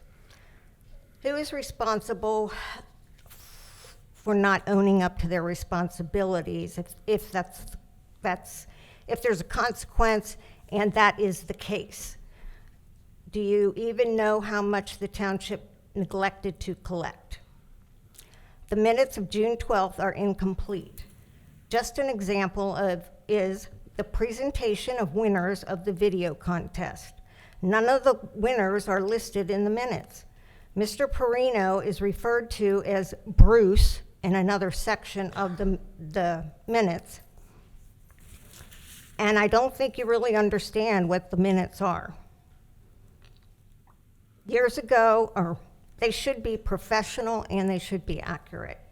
Years ago, minutes were recorded in a binded page number book. During the former fiscal officer's term, they switched to an 8x10 notebook paper because it was cheaper, even though we had a $30 million budget. They are now in a 3-ring notebook. The reason was that all the minutes weren't approved, much less even recorded. You treat these meetings like taking notes at a Boy Scout meeting. They're very important, and they need to be correct, because some of the way it is right now, they're embarrassing. And for clarification, I'd like to know, Did Plattenberg provide reports at the end of the year that the UAN wasn't able to provide? Because it was my understanding that the UAN provided all the reports that were necessary to file with the state. And if that is the case, what is the report that Plattenberg had to provide for us? And the last thing, what is the status of the Mosaic pothole project? Thank you. Thank you. Thank you. Okay, next up, Debbie Redmond.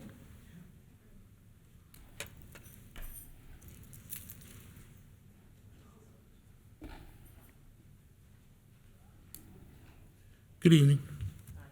Hi. I'm here on some complaints on our Colerain Township Police Department. On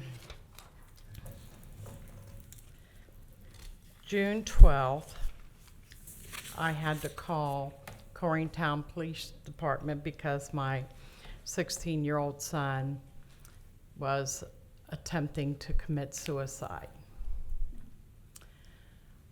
Officer Meineke came to my home, and I told him I wanted him taken to Children's Hospital Psych Unit. They took him there, and he was admitted.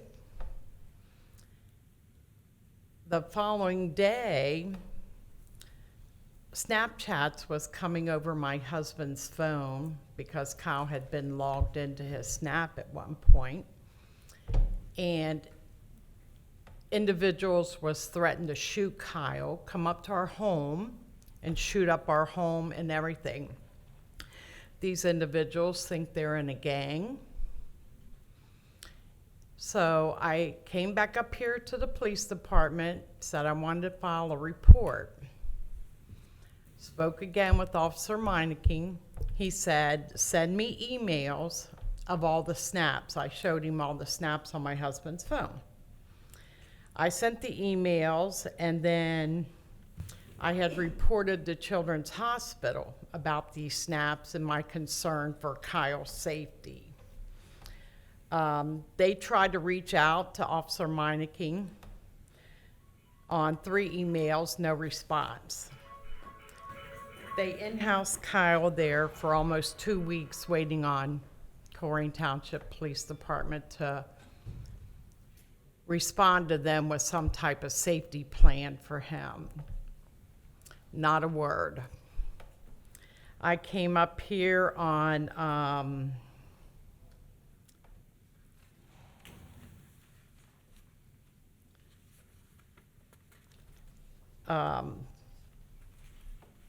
6/21, Kyle was released from the hospital. There was an altercation in my front yard with these individuals at my home.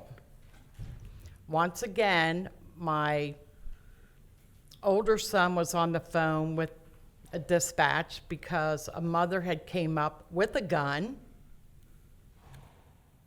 and Colerain Township Police Department would do nothing. By the time they had got there, though, the mother had left. I said, look, I want reports made of all this. I want to get a restraining order. I need names.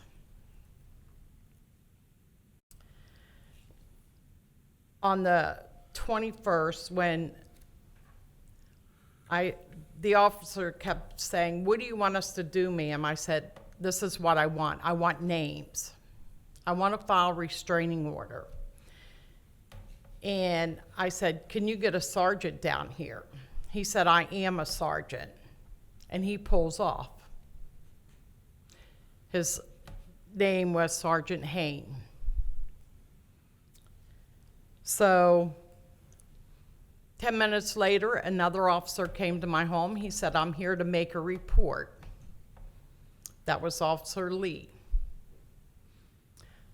He took everybody's social security number, names, everybody at my home, and filed no report of the incident. I went back up to the police department on 6/22 and asked to talk to Meineke's sergeant.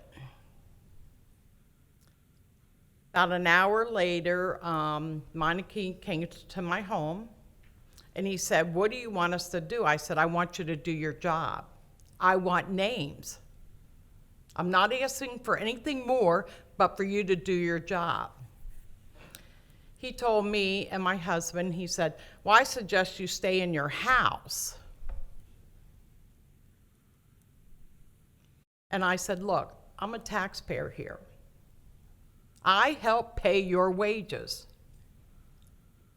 You took an oath to protect this community." He got mad and left, went down the street and talked to the other individuals. He came back up the street, maybe about a half an hour later, and was cussing my 16-year-old grandson out, up one side and down the other. I have his body cam of him doing it. I also have cameras on my porch of him doing it. So my son and I came up here and we filed 2 incident or citizen complaint forms, July 1st. Do you think we've ever heard anything about them? No. Do you think we've had a report since June 12th? No. Not one of them is doing their job. And I want to know what the next steps are. If they cannot protect us here in this township, then we don't need them. We do not need them. A lady come up to my house threatening to shoot my kids, my grandkids, and my son, and the police can't even get her name. They can't even check to see if she should be carrying a gun. We are not protected in this community, and if the police can't do their jobs, get the county in here. Do away with Colerain Township Police.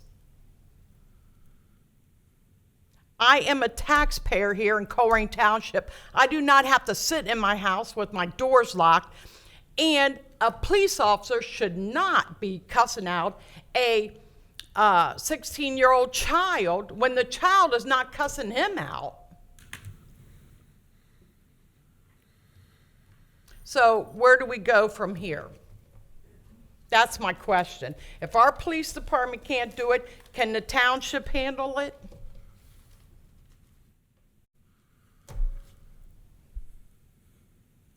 Nobody has answers? It's citizens address. You're addressing us, and then Okay, that's what I thought. Nobody would have answers. No, we respond to it during our trustee reports. This is your time to bring up your issues. Next section is administrative reports, then trustees reports, and we'll respond to those and tell you the next steps. And how long does that take? Well, after administrative reports, it's just the process that pretty much every township, every county uses, so that you have your time unbroken. You don't have us interrupting you during your time. Right, because it's a good thing that I have the body cam, because the police department told me, Officer Reiner, when we gave him the report, said, well, after 30 days, we don't have the body cam. Well, July 22nd will be 30 days, so they're pushing their luck with the 22 days, but it's a good thing I got them, because I'm gonna take them further. Okay. Okay, I found this in some stacks. Is there a Connie Bernard?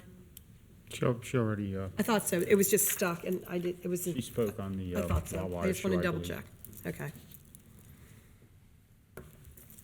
I believe there was someone earlier in the meeting that you had called during one of the public hearings, a gentleman in the back of the room. Mr. Verhoff had. Oh. Yeah. Oh, sorry, I put You it the put wrong- him back in the stack with, I kept writing on all the other different. Wawa. Yes, sorry. Good evening, sir. My name is Kurt Varnhoff. I live at 6270 Day Road. I'd like to make this short. We are experiencing difficult economic times now.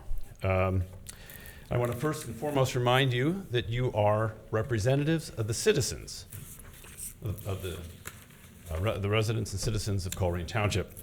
And as such, you're probably aware that we have an aging population here with limited ability to pay taxes. There's a significant portion of the population, as we learned as we were looking through the process of a school levy.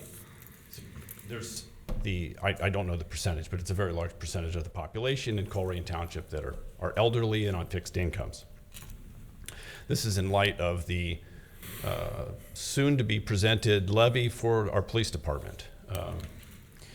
Countywide, we have a convention center, a zoo, and the Western Hills Viaduct that are going to be potentially imposing taxes on the citizens of Colerain Township.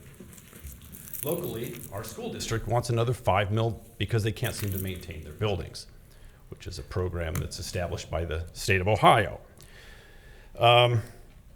Beyond that, we are in 2023. We're going to have a reassessment of our property taxes, our property values, which over the last few years, property values have gone up significantly. So we are going to have a huge tax on unrealized gains, and these people are going to have to pay these taxes.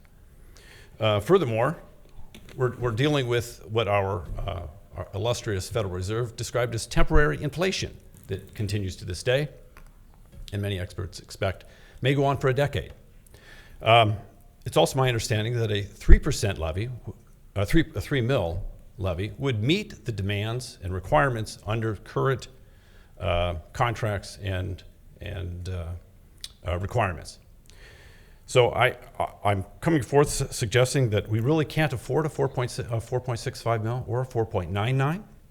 I'm not sure we can even really afford a 3 mil, but unfortunately these are the choices that we've been given. If you guys continue this taxation, and if the county, the Democratic Party that controls Hamilton County continues these taxes, Hamilton County is going to experience something like Detroit, Michigan, Camden, New Jersey, or Norwood, Ohio. We have, Mr. Waller, when he was, before he became an elected official, fought a library levy. And in the process of that, we learned that we need to live within our means. I propose to the three of you, we still need to live within our means, and that it's your responsibility to the citizens of this township to be as fiscally responsible as possible. And my suggestion is the 3 mil levy, which will meet the needs, is what we need to do. Thank you. Thank you, sir. Thank you. Okay, anybody else that was for citizens address that signed up or wants to speak? Okay, we're good. Yep. Next on the agenda tonight are administrative reports, and as usual, we do our updates of stats. So I believe Chief Alan Walls from the Fire Department will provide the first administrative report.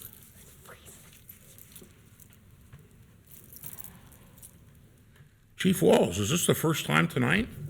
No new employees, no? First time tonight. Wow. Congratulations again on being the spotlight of In Command Yeah, Magazine. absolutely. Yes. And good evening to everyone here in attendance and online. So for our emergency incident activity in June, we had 836 EMS incidents. There were 226 fire incidents. We had 27 responses into the Springfield Township Pleasant Run EMS contract area. We had 2 responses into the Springfield Township West College Hill Golfway EMS contract area. We had a building fire in the 6,000 block of Magnolia Woods Way with a $6,000 loss. Another one in the 2,900 block of Banning with a $2,000 loss. Another one in the 11,700 block of Stone Mill with a $60,000 loss. And another one in the 10,700 block of Hughes with a $20,000 loss. Our fire loss for the month was $88,320. Property value saved, though, was $1.3 million. Average response time for the arrival of the first unit was 5 minutes and 17 seconds. and the first unit on the scene less than 6 minutes was 68.57% of the time. And that is my report for June of 2023. Thank you. Or July, for that matter.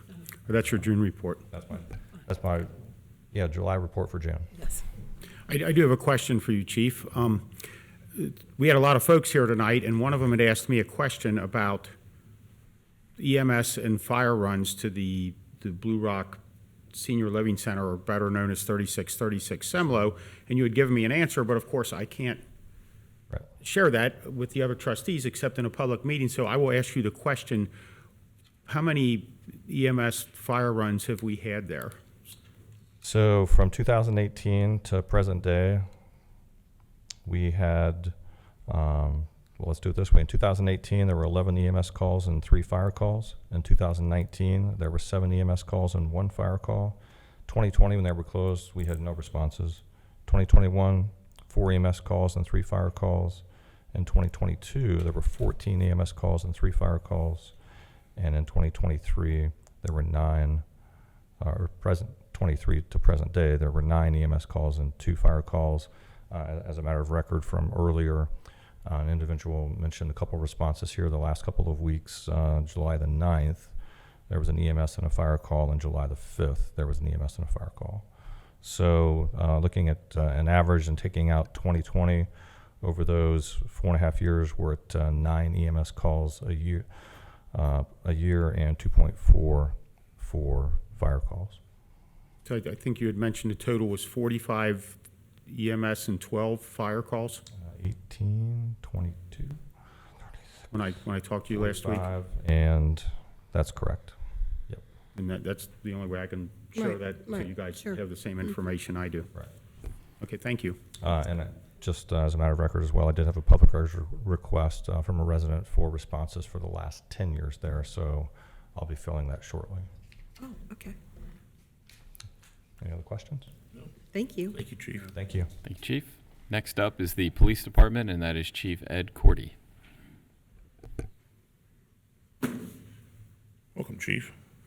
Good evening. Good evening. First day back from 2 weeks off, so bear with me. See if I can read tonight.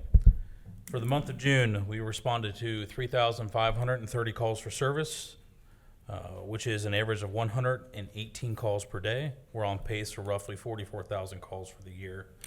For the month, traffic stops were a little bit down with 146. We had 6 OVI arrests, 102 arrests, 3 uses of force, which were 2 takedowns and 1 taser deployment. We did not have any pursuits, and we did not open any internal investigations for the month of June. Code enforcement, we had a total of 99 violations, 280 inspections, 118 violations were closed, and 15 violations were referred to housing court. Property maintenance violations, we had 4. Zoning violations, we had 2. Henry had 50 abandoned vehicles that he investigated, 10 of which towed, 15 were abandoned without citable issues. He had 33 parking complaints, 3 solicitors, and communicated with the public 50 times.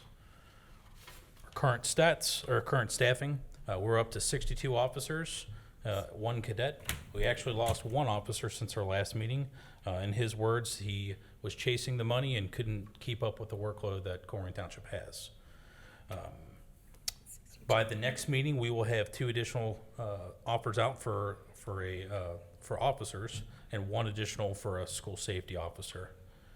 We currently only have 2 officers in training, and we've released 4 officers from their training in the last 2 weeks.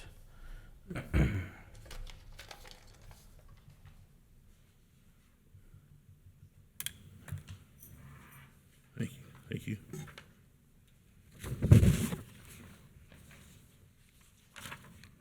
Outstanding, Chief. I've been asking for this for like 4 years. It was Mr. Mills. I'm in a different role now. Hey. All right. Finally, Colerain Township gets to take place and be part of the National Night Out. This just went out tonight. Helen pushed it out while sitting in the back. Tuesday, August 1st is the National Night Out day throughout the nation. We will have it up here at 4300 at the Senior Center from 6 to 8 p.m. We've got some great donations coming from, as you can see on below there, but Meyer, Grippo's, Rumpke, Walmart, El Trompo, Landfair, Body Shop, and multiple other donations coming in. We're going to have hot dogs and Grippo chips free of charge. We're working on some bouncy houses and some music. We're going to have a balloon maker and El Trompo's robot. I have not seen that before, but I hear it's kind of interesting. We have numerous items and baskets donated to us that we'll be raffling out. We're working in conjunction with the fire department and Public Works to be able to have their vehicles there as well. So that just went out tonight. In response to Mrs. Redmond, there's an internal investigation that was open July 3rd. I was here for the fireworks, came in the door, headed my mailbox, opened the internal investigation as soon as I saw it, in between running outside while for the fireworks and actually being specifically here for that event. So the internal investigation has been open, has been assigned, and one of our lieutenants, John Mittendorf, will be reaching out when it's appropriate in the near future. Other than that, it's not appropriate for me to have any comments on that at this time. Okay. And you do have her contact information. We have her form, we have the contact. It's completely as an open internal investigation, and it has been assigned as of July 3rd. For the two other comments about patrolling the Heritage Park. I must have been out of the room to hear that. Clifford, sorry, Clifford So Park. there was a question, George, my dear friend, George Reeder, was talking about that. I believe that was a comment taken out of context by another individual. There was a complaint about having multiple music and noises and expanding past where there was supposed to be for that. And the question was, why didn't we have an officer up there policing this type of event? The comment was actually made to them is, if the expectation was to have an officer at Clifford Park for your event, you would then have a detail officer or detailed contract put in place specifically for that event. Okay. So normal operations and normal driving, if an officer is available, they go through the parks. This is just not a normal thing for them to be at the parks supervising shelter rentals. Right, okay. And the comment about why isn't the sheriff there? Why isn't Hamilton County on our premises? Let's keep this as quick and respectful as possible. 2014, we had a contract with the Sheriff's Department. They stopped honoring our contract, stopped sending a deputy into Colerain Township per what the agreement was for 30 days. They voided our contract, and we no longer have a contract with them. And we've built our police department from the ground up after that day, from 38 officers to currently upwards of, with a goal of 69. And let me make sure that we have this very, very clear, and Ms. Redmond has it very, very clear. And if you don't want to comment, an investigation has begun, and she will hear from Lieutenant Middendorf at some point. It's a 30-day process. It doesn't have to be completed in 30 days, but the expectation and the goal by our organization and in the past as dictated in our policies is that we'd like to have these completed in 30 days once they were received, which I received it 8 days ago. Okay. So in the meantime, if she wants to contact someone, should she contact Lieutenant Middendorf, or is that not? I would just request that you just wait to get contacted. Okay, and you'll keep the trustees updated on the status of that as well. So when she gets contacted, we'll know that she got contacted. Is that fair? I will do my best. Okay. Okay. I see that you have a question. I just want to make You'll have to come to the microphone because it needs to pick up on the cable. I'm sorry. It's your. I jumped the State gun. your name and address again, please. Debbie Redmond, 6744 New Bridge Drive. I just want the chief to know that on the body cam, Meineke said he would let his other officers know not to respond. Okay. So. I'm certain that part of the investigation is going to be pull the body cam. But I want to know if I call the police department, somebody's going to respond. Yeah, I can absolutely tell you. And thank you for your patience until they need to go through an investigation, and it's, we want to get everything, all the facts out. Yeah, and at the end of the day, it's an investigation not only for the integrity of Mrs. Redmond and what she's requesting and what she would like, but also for the appropriate behavior of one of our officers as well. That's also protected through the CBA for what his rights are, and so we have to go through that as well. I will say there was a comment that was made directly about the 30 days. If a case is not created for our body cam and it's a normal response, a traffic stop or anything like that, it is deleted after 30 days.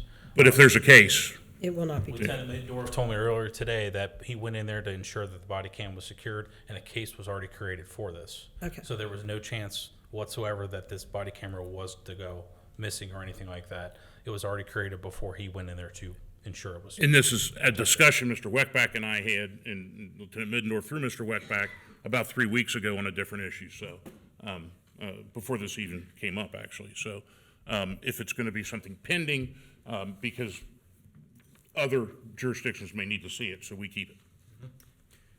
And Chief, there was another comment made about what is the process for a call to 321 cops rolling over to 911, or when would that likely happen? So currently, we have a clerk on station Monday through Friday, 7 to about 10. I think currently they're working till about 10 o'clock at night. We are short-staffed by 3 civilians, 3 clerks. We do not have one on, it's always fun to remember which day she's working. She's currently on Sundays. We have a part-time clerk on the weekends, so she works on Sundays from 8 to 6 p.m. So from 10 p.m. to 7 a.m. during the weekday, we do not have a clerk on station. On Sunday, we do not have, or on Saturday, we do not have a clerk on station. And during the hours of 8 to 6 p.m., we do have a clerk on station. So anytime that if we called right now, 321 cops, Megan's sitting at the front desk, she will answer. And if she's overloaded, it'll If go she's directly. overloaded or if there's multiple calls that are coming in at one time, it is automatically set that if it rings a certain amount of times, that it does go to dispatch to ensure that if it was a true emergency, the phone call would be captured appropriately and as quickly as possible. By design. Right. Thank you for that, Thank you. to clarify that to anyone watching. And I assume the dog will be there? Which one? Raina. Raina. All of them should be there. Oh. Yeah, we should have. Didn't you retire Taz? Or did you retire Taz? Taz is retired, and right now at this event, being the fact that it's only in about 3 weeks, we will not have Ghost back yet. Okay. But we will have Teo. Okay. Teo will be there. Everyone loves Brian and what he can do, and Okay. Brian and Teo will have a good time, I'm sure. Okay. So yes. Nice. Thank you. Awesome. Anything else? Nope, thank you, Chief. Thank you, Chief. Next, to present items from the Public Services. I guess since we lost Ms. Reza, you come up and state your name and address. Sorry, Tiff. Stephanie Wright, 3729 Blue Rock. I called during normal business hours, 321 cops. The clerk on duty said, "Hold the line. I'm going to transfer you to dispatch." So my question wasn't about the need and overworking and response time and ringing so many times. And I actually asked 911 what the protocol was on it. She said they automatically send all calls to us. That is completely incorrect. Not your part. Depending upon the type of call that is called into 321 cops, we have it dictated to our civilian staff that certain calls automatically get transferred over. If we're talking about the safety of a citizen, if we're talking about crime in progress, if we're talking about a certain level of concern that we have on the type of call that it would be, we make sure that it gets transferred as fast as possible, because the difference between our clerks up front here and the clerks at Hamilton County Dispatch is the clerks at Hamilton County Dispatch can talk to us directly through our radio and can get to it much quicker than it could be. So if the clerk that answered the phone at 321 cops perceived it as a crime in progress, they're told and actually encouraged to send it to the dispatch to make sure that it gets dispatched out as quick as possible. So I'm not sure what you called for, but not sure that's a crime in progress, but that's Any time I've called there and I've been out on the road, if I've ever called 321 cops, I've said this is a non-emergency call. That was the first few words out of my mouth. That way they knew not to transfer it, because I do have. With that being said, and that's the ideal approach, is if it's a non-emergency, they will handle it here. Now, if they are overwhelmed and they're overloaded by handling multiple different things at the front and they cannot provide the service that they should be providing, I would even encourage them to transfer it to the comm center to make sure that whatever it could be is actually getting done. The comm center has zero regard or zero idea of what our response is and how we're doing it. Directly from myself and Lieutenant Penley, that's in charge of this group. If they're able to answer the phone call, they answer the phone call and they have the conversation with people. A lot of the times the calls that we're handling here at this station are not true details. They're conversations about public records. They're conversations about impounded vehicles, follow up with different officers, things like that, and that takes quite a bit of our time. That's majority of our calls currently coming into 321 cops. Thank you for that clarification. One other question. We do have one code enforcement officer? We have one full-time code enforcement specialist and 2 part-time code enforcement specialists. I want to clarify that from a comment made earlier also. Yes. Thank you. Those being the civilian officers. Okay. And then we have 2 code enforcement officers, which are Officer Bolton and Officer Boyd. Right. Okay. Okay. Thank you. Thank you.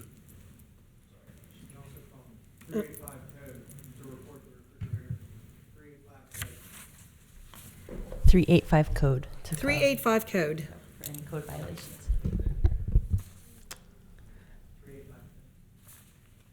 Hello. Hi, Tiffany. Nice to see you. Good to see you. All right, if you draw your attention to the dashboard, you will see that for this month in 2023, we have to date 109,425 visitors. So we're trending a little low still in the orange. I think, is that Heritage? It's That's Colerain Park, so, yes. Yeah, Heritage is a little low. Actually, all the parks are down slightly. So, yep. And then is there further? Okay. And then, of course, we're still on above target with our litter bag collection. So that's always good to see with 1,630. And that is it for the dashboard. I do have a couple of announcements that I'd like to make the board apprised of. This weekend, I would encourage families to visit Colerain Park this Friday for our summer movie titled DC League of Super Pets. So that's a cartoon. And then lastly, our friends at the Colerain Historical Society are hosting a cleanup event on Thursday at the Hudson Cemetery and a rededication of the Dean Family Cemetery on Saturday, July 15th. And all of that information can be found on Colerain's Historical Society on their website. That's it. Thank you. Okay, Thank you. All right, up next is David Miller with updates from the Development Department. Good evening, sir. Good Yeah. evening, back again. Holding on to my notes. So, it's been a very busy month. We have had 68 new permits that have come in, and we've actually closed another 68. Vast majority of those, I guess it's summer work, fences and decks and accessory structures. And so I want to give just a shout out to our 2 new planners and development officers. That would be Justin Becker and David Peters. They have jumped in the last month and hit the ground running. They have soaked up a lot of information on how Colerain Township processes planning zoning requests, and they have really taken off. So it's exciting to have them on board and feeling like we're getting caught up with a lot that was unable to be processed over a period of time. So any particular questions for me? Thank you very much. Real quick, I don't know if you can answer this right now, but with regard to the vape, was that, I think, is that Empire? It wasn't stated, so. Okay, or I don't know who it was. There are legally allowed vape shops in Colerain Township. The moratorium did not cover those because they were pre-existing. Grandfather.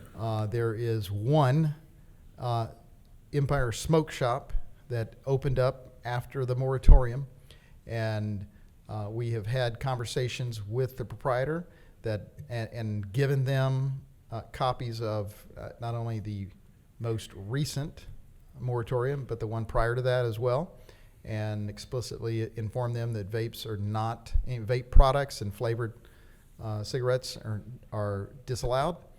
And so they said, we have removed all of those. Actually, just today, we found notes and advertisements on their website that they were promoting vape products. And so we intend to bring enforcement action against them starting tomorrow. Okay, Thank you. Thank you. Thank you. Which is an interesting, not to get off to the side, but if they sell those online and ship them to people, does our moratorium prevent retail counter sales? But Yes, it obviously does. we It does can't. prevent any selling of vapes is I guess the major use, correct? The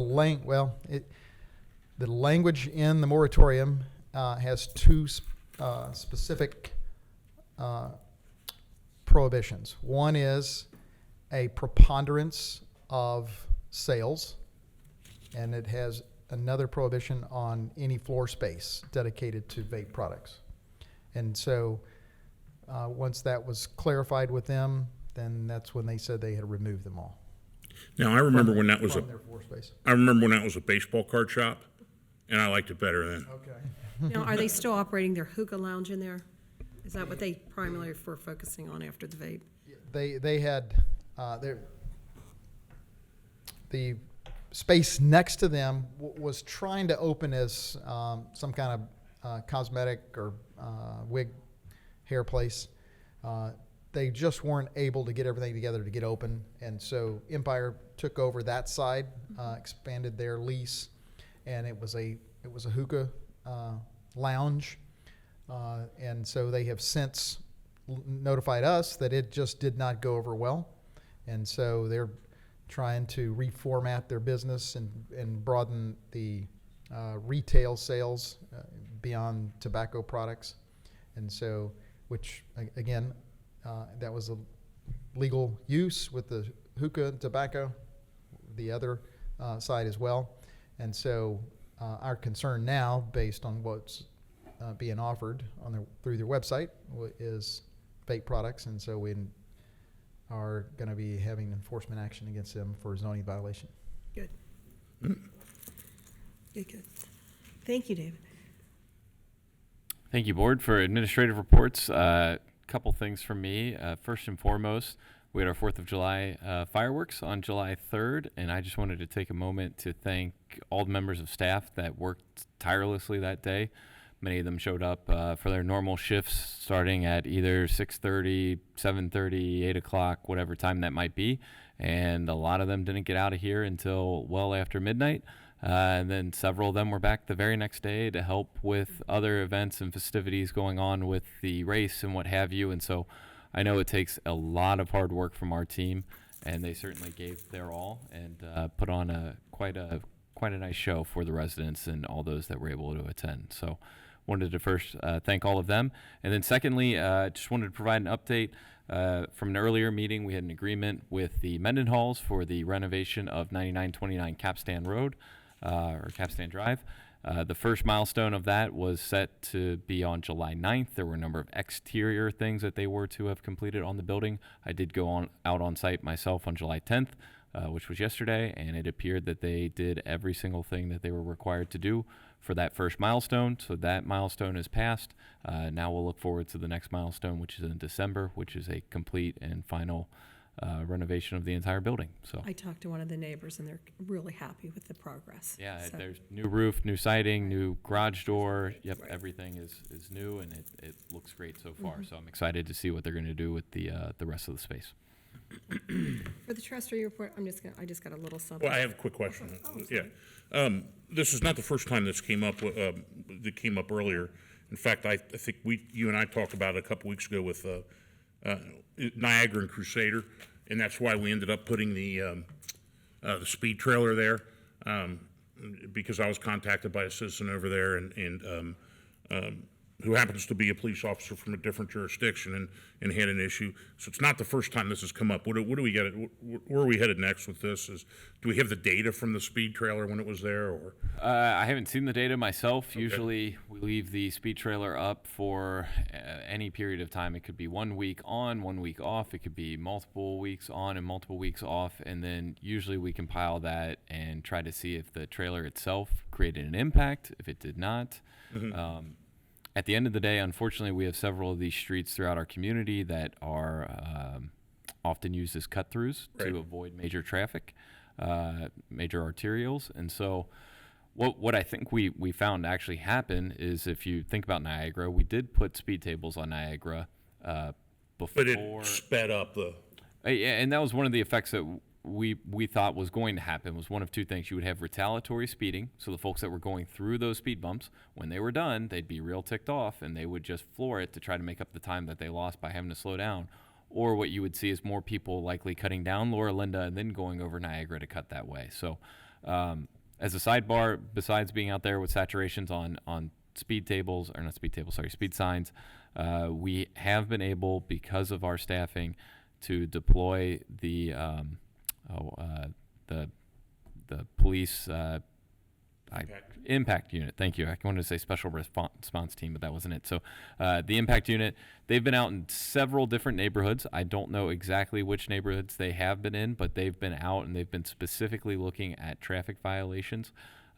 Again, the hard part is, and we talk about this all the time in the policing world, when people see the cop car, they drive very differently. Yeah. As soon as that cop car leaves, they go back to the way that they were before. And so, the best that we can do is continue to move that patrol, put it out as best as we can, and ensure that we are providing as much response to those areas where we know there are problems. And one additional item too, I don't even know.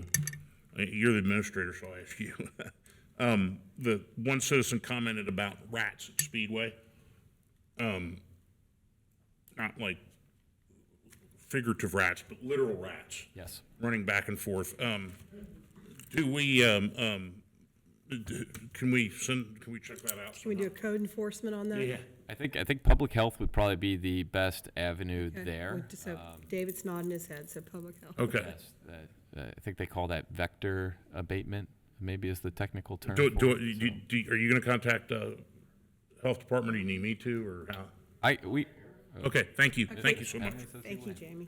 If you need me to, I'll come up there and try to take a couple of them out myself. Okay, thank you. That's it. Okay. Just for the trustee report, I just want to again say thank you. I'm on the summer events committee, and for everybody that came and did their part, and it was DV8 was phenomenal. Kenny Caldenson, the national anthem was awesome. The food trucks, the food was actually great. I think it was very uneventful. Thank you for all the administrative people and David Morvek for the dunking booth. That was fun to watch. So, and when we talked about recreation, I think it was fun to see people have fun at an event, and very, very well attended and no big problems. And another recreation people can come up with is yoga in the park at 6:30 tomorrow evening. That's at Colerain Park Amphitheater. So everybody come out with their yoga mats. I'm good. All right. You or me? I'll keep it real short because it's getting late. Yes. The 9929 capstan, I talked to you about that the other day. I was out there previous to you, and I noticed that the garage doors had not been installed, and they must have installed them the next day because the picture that you showed me showed that they were installed. The gutters were on the ground. When I was out there, I guess they got those up also, and so it's coming right along, and the place is massively cleaned up. They still need to put in a driveway and a few other things, but I was out there as well. We do have a process on getting speed bumps installed. That was one of the other comments. The billing for grass cutting, junk vehicle enforcement, we send those down to the auditor, and they list those when they list them. Yeah, and one of the issues here, and this is a fundamental problem with abatements, is we don't always get paid, right? So if someone does not pay their property tax bill, we do not get reimbursed. And if that Eventually, it might take years till the property maybe, sells. because it may go into foreclosure, and if it goes to the land bank, part of what the land bank does is they wipe all back taxes. And so if that happens, there are circumstances where we may wind up not getting reimbursed for any of that work. So that's something that, as a calculated risk, we have to weigh, is that public benefit to remediating a property versus knowing for sure that we will get reimbursed. And that's not something that we control. Once we send it down to the county, that's between them, the property owner, and the land bank as to what steps are taken. And when the county sends our money back, it doesn't specify for what property, correct? It does not It just specify gives line us by money, line with so, properties. no, They it just does give not us a do lump that. sum Just a saying, lump these are your sum. abatement Right. revenues from the past year. Would it be a worthwhile effort to send them a bill before, the property owner a bill before we send it down to the, I mean, I don't know. I'm just throwing that out. We could. I don't know that they would pay What it. percentage would pay it? I'm thinking Right. if we get, If they're a postage already stamp. not paying to, say, Right. cut their grass with a but private. there's a level at which it'll be effective. I don't know what the level is, if 20% paid or 15%. We'll figure that out. Okay. My other comment, there was I guess you were talking about where the little cards used to practice at. We are going to build a fire station there, and I know Chief Walls, I've discussed that with him, and he was talking with the person who operates little cards about it, and, you know, we are going to help them find a place to practice and give them the support that we can. As far as the question about the minutes, those are Mr. Baker's interpretation of what goes on with the meetings, and it would be up to him to make any changes on that. Those are his interpretation of the goings on at the meetings. I think we kind of touched on everything else and got answers from on the police issue. So in the interest of time, I will yield mine to Mr. Waller. All right, I'll try to keep it quick as well. First of all, again, for the July 3rd, 4th of July fireworks, fantastic. I'm probably going to forget somebody, so just a big thank you to all the folks that volunteered, all the folks that worked double shifts. And it was great to see that, well, not great to see, but it was good that we were to the point where we had enough police to actually cover the event, which it so happened once the event started is when the Speedway incident happened, a fifth of a mile from my house. And I'm glad that we caught that individual. And it was because that we had police already there on the street to respond to that. There was a question about a property going to the CIC. That's a property owned by the township. I guess at least one or two individuals have expressed interest in it. And it was kind of it was my idea that it should go to the CIC because the previous ones had. If it didn't go to the CIC, then we'll stop sending them to the CIC. But either way, I wanted it to be consistent, and that is going to be like the last two properties bid on. Thanks to Ms. Wright for bringing up, because I had completely forgotten. There is an August 8th election, and if you're available, we need poll workers for both parties. Go to the Hamilton County Board of Elections. It's very difficult on a one-issue election to get people to work the polls, but in addition, I just read from Secretary of State Frank LaRose that the expected voter turnout is going to be 8 to 9%. This is a pretty consequential issue that they're voting on, whether the threshold to change the Ohio Constitution will remain at the current 50% or whether it will go to 60% majority. As you may or may not know, the U.S. Constitution is like 8,000 words, I think, or something. The Ohio Constitution is like 300 plus pages. And it's a lot easier to amend the Ohio Constitution. So please don't forget to vote on August 8th. I don't want 8% of any population deciding any issue, even if it's on my side, even if they decide in my way. And I'd just like to thank all the folks that came out here to respond to the Simlo and Wawa, the Simlo and Wawa hearings. And at the end of Wawa, I noticed there were a lot of folks that said, look, it's unfair to have us out here multiple times. I get that, but I just want to point out from my perspective, sitting in this seat, there is a property owner that owns that land that's a Colerain citizen as well, and I want to make sure, that their rights are protected as well when it comes to that. It's a very difficult kind of a balance to keep. You know, I try to put myself in their shoes, and if I'm in Mr. Clee's shoes, I would want one last opportunity too. So, yeah, so just happy to see that that's continued. And I don't know who DV8 is, but they're great. They're awesome. Yeah, awesome. I know, they're fantastic. And to Kathy, so thank you so much for. In this, I brought up in the legislative goals. It's not a lot of money to have alcohol sales at the event that you did, or the dunking booth, or when Mr. Weckbach leased out the snack bar at the park. But it goes with the idea that we're going to try to monetize as much as we can to reduce, so that that's not taxpayer money. I know all of us have comments about the levy, which I'll reserve for at that point when we discuss those. Other than that, thank you so much, everyone, for attending, and all those that have left. Also, yeah, gone to bed. Thank you for attending, and all those that reached out via email and phone. I appreciate it as well. All right. Thank you, Board. Next on the agenda is new business, and first up from Public Safety is Police Chief Ed Cordy. Welcome back. Thank you. Thank you.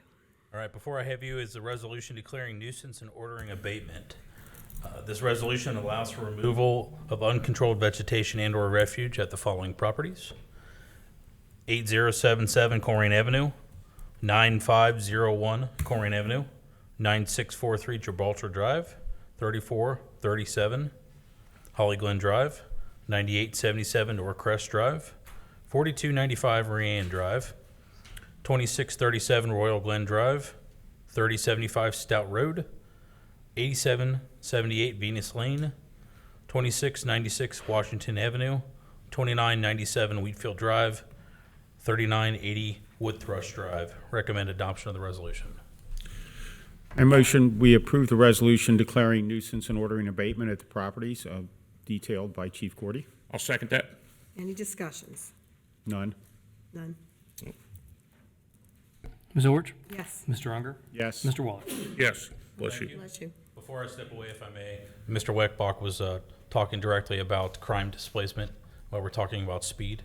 That is a principle in criminal justice that's directly talked and can be seen through speeding. When you do deterrence on a certain area, it is displacing crime to a different place, meaning that the criminals are going to commit crime. Right. It's just going to be pushed into a different direction. I want to displace them outside of Colerain. They're just going to do so. For us to be able to do this at some of these different areas, it's just going to require a lot of boots on the ground and figuring out that part. And side note, Speedway was committed by a 12 and a 14-year-old. I heard they were juveniles. I didn't hear that they were 12. That's Yeah. concerning. All right, next up on the agenda, out of the Public Services Department, we have Assistant Administrator Mays.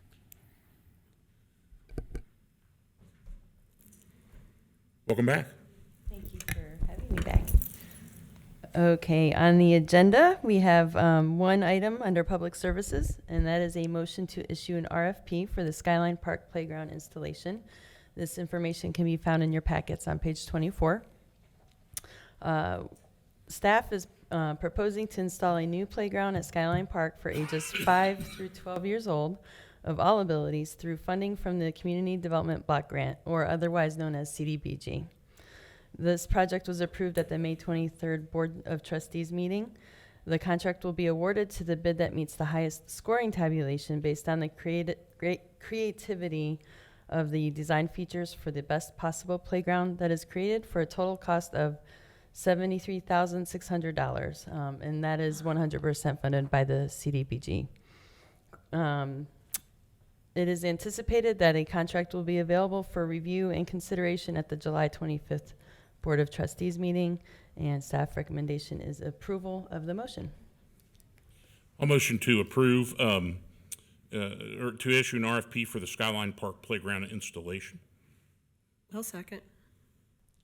Any discussion? Congratulations on going out and finding Yes. grant money for that, because that's one less burden. It's obviously comes out of a different pot, but not out of the township general fund or any other township funds. And that's gonna be right on Pippin Road, correct? Skyline Park is, right. Yeah. Yes. You're gonna be able to see it from Skyline, from actually Pippin Road, so it's gonna be very visible. Yep, just before Galbraith. Right. If you're going south. And I also appreciate the idea that it's includes a community build for portions of the installation. I always think that with skin in the game, it's going to be a better park. People likely take more care of it, so I appreciate that. Comments? Ms. Orch? Yes. Mr. Unger? Yes. Mr. Wallace? Yes. Thank you. Thanks, Tiffany. All right, board, next up, we've got Development Director David Miller. Welcome back. And again, so this is a topic that's already been addressed a couple of times, and it is in regards to a proper vacant lot at 6768 Acre Drive. So Township owns it, has no use for it. It would like to transfer that land to the CIC and allow the CIC to then market the property and potentially sell the property. And so in the resolution that is before you, for the purposes, it said it's no longer required for the township purposes. Conveyance would promote the welfare of the people of Colerain Township, stabilize the economy, increase economic development, provide employment, assist in the development of industrial, commercial. So there's a lot of opportunities. Who knows? Most likely it's going to be residential, since it's in a residential neighborhood. And so that's generally what we would do, is put it out for bid, and somebody wants to buy it, they can do that, and we'll bring it back to you for a decision. A motion to authorize the transfer of real property located in Colerain Township and owned by Colerain Township, identified as parcel number 510-00740-35900, to the Colerain Township Hamilton County CIC. I will second that. Any discussions? So, board, just a point of clarification, the CIC will have to meet to accept this property formally, and so we're recommending that that meeting would be on July 25th at 5:30, but we still have to check with all the members of the board to make sure that they are able to attend, so. Okay, so you don't have a date, okay. Tentatively. Right, and, 25th before the next meeting. Okay. Are you asking us if we can make it that day? We've got you all, we've got others that are members of the CIC board that we have to reach out to, so we'll probably reach out to each person individually. We're already scheduled for a Yeah. a regular Board of Trustees meeting At 7. Well, it's 6 to have the strategic initiative, so 5:30 CIC, 6 o'clock, and then regular meeting starts at 7. Yes, which would be consistent with past practice. And I looked that property up. It seems like it went into foreclosure so many years ago, and we've been cutting the grass there and I have no interest in keeping property that we're not using. I just as soon sell it and have it become part of the tax base, so. Agree. Agree. Thank you. Thank you. Ms. Orch? Yes. Mr. Unger? Yes. Mr. Wallace? Yes. Thank you, board. The next 3 items on the agenda are all related to ballot language for the police department for a potential police levy. We listed them in the packet in numerical order from lowest to highest. Given that I would anticipate only one of these or any of these would make it on the ballot, I would recommend that you all motion whichever resolution you all are inclined to consider, have conversation, take vote, and if we need to consider more, we can continue to do that while we're at this meeting. I will motion that we approve a resolution to put a levy on the November ballot for the police department for 3.0 mils. And I'll second, just to have the discussion. Thank you. Can I go? Yeah. Sure. We've heard a lot of comments from people about the affordability of these issues, and one thing with these 3 different resolutions, we all 3 very much support the police department, and as I've said in the past, it is the only thing preventing anarchy here and anywhere else. You know, we need to have a good, solid police department, and I think that we have that. We ran a budget that was presented a couple weeks ago, and it shows that a 3.0 mil levy would allow for a $1.8 million budget surplus at the end of 2024, along with a little over $6 million in the general fund. I realize this is an ongoing expense, and I would like to go 3 mils and experience that estimated $1.8 million surplus at the end of '24, and then maybe we'd have to spend a little bit out of the general fund for the police department as other things came up. I would also like to mention that 3 years ago, the former fire chief Cook asked for a $6.5 mil levy, 3.5 for capital and 3 for operations, and we went with the 3 for operations, and the fire departments managed their money well, and we're in good shape right now, 3 years later. And at the time, I said, well, let's just see if we can find some money somewhere else for the capital, and what do you know, the federal government gave us money. I'm not expecting to get that again, but 3 mils did work out for the fire department, and granted, it's 2 different salary experiences, 2 different sets of expenses, but I also have to consider, raising people's house payments for those that have their taxes tied into their mortgages, and I realize this might not fly, but I'm really pleased to have the opportunity to discuss it, so. I'm going to reserve my comments for the next.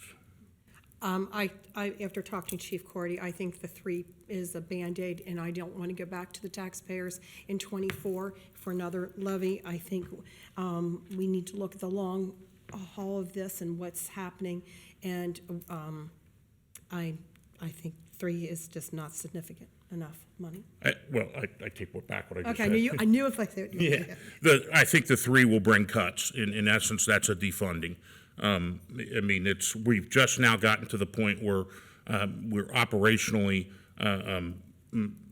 getting to where we want with crime. And look, I get the idea of a tax. I mean, I spent a whole summer trying to get the sales tax repeal with Mr. Unger's help too, and I fought upstream against the library tax and the zoo tax. A teacher fighting a library tax is a very, very awkward position to be in. But at this level, if we don't pay it in the levy, we're going to be paying it in property values that are lost in crime. We are at the precipice, and Mr. Unger says it, the precipice of, some crime in this country that's not known, that we haven't known for many, many years. I mean, people scoff at laws now. I mean, they don't. I mean, we need to bring back the rule law, and I think that's why I don't support the 3. I understand Mr. Unger's reasons. I just don't want to get in a situation where we're, not paying the right amount to police officers, losing them, and then losing out on the same money in overtime and in onboarding costs and things like that. I'd rather have stability. And thank you for your comments. Like the budget that Mr. Weckbach presented shows there would be $1.8 million surplus at the end of '24, and that includes all the salary increases that we had. And I just think at some point to keep a $6 million plus general fund balance, I'd be willing to spend some of that, move some of that to the police budget, just to take a little bit of pressure off the homeowners and the folks that are paying this. So I appreciate the respectful discussion.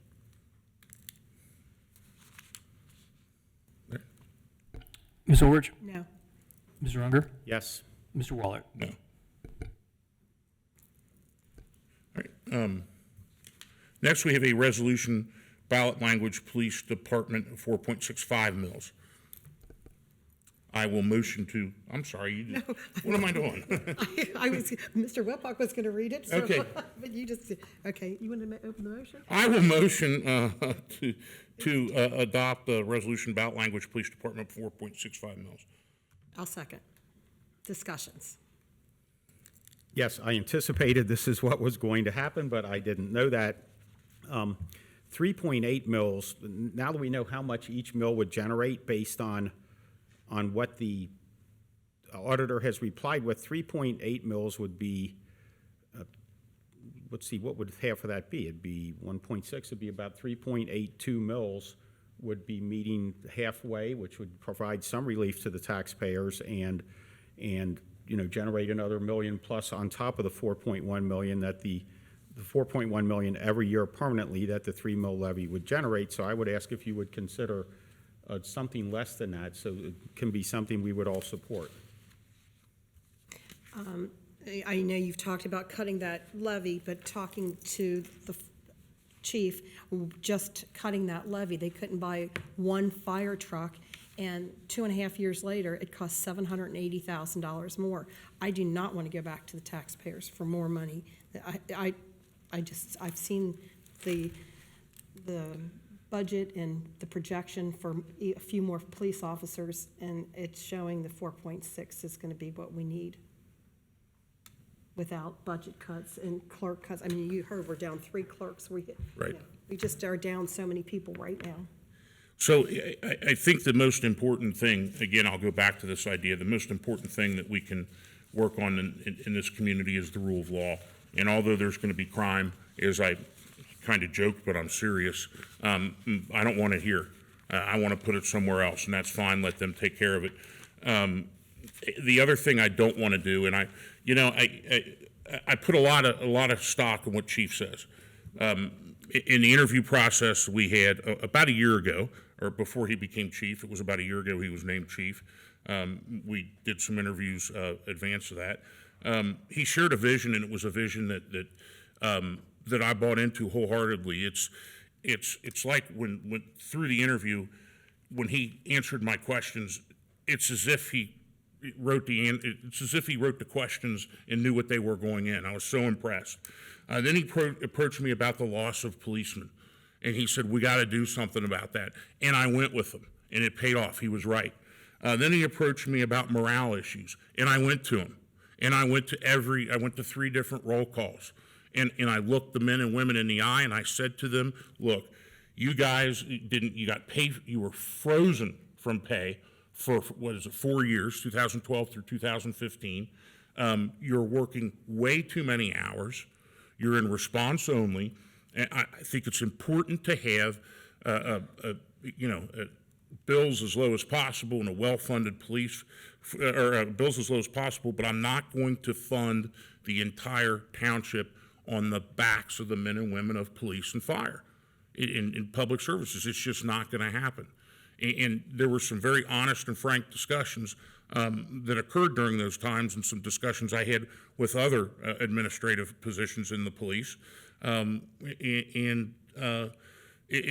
even when the chief approached with regard to OPATA training for sergeants, which is kind of a new thing, I went with them, and I went with Representative Abrams, whose opinion I count very importantly. And when he comes to me with this track record, and he says, I need this amount, I get it. I'm going to do my due diligence, but Chief has proven to me time and time and time again that he's got the best interest of the community involved. He's the guy that turned, because essentially when Chief Denny was here, from what I understand, it was now Chief Cordy that did the financial stuff. He turned a 5-year levy into a 10. Think about that. He should have been asking 5 years ago, or Chief Denny should have been asking 5 years ago.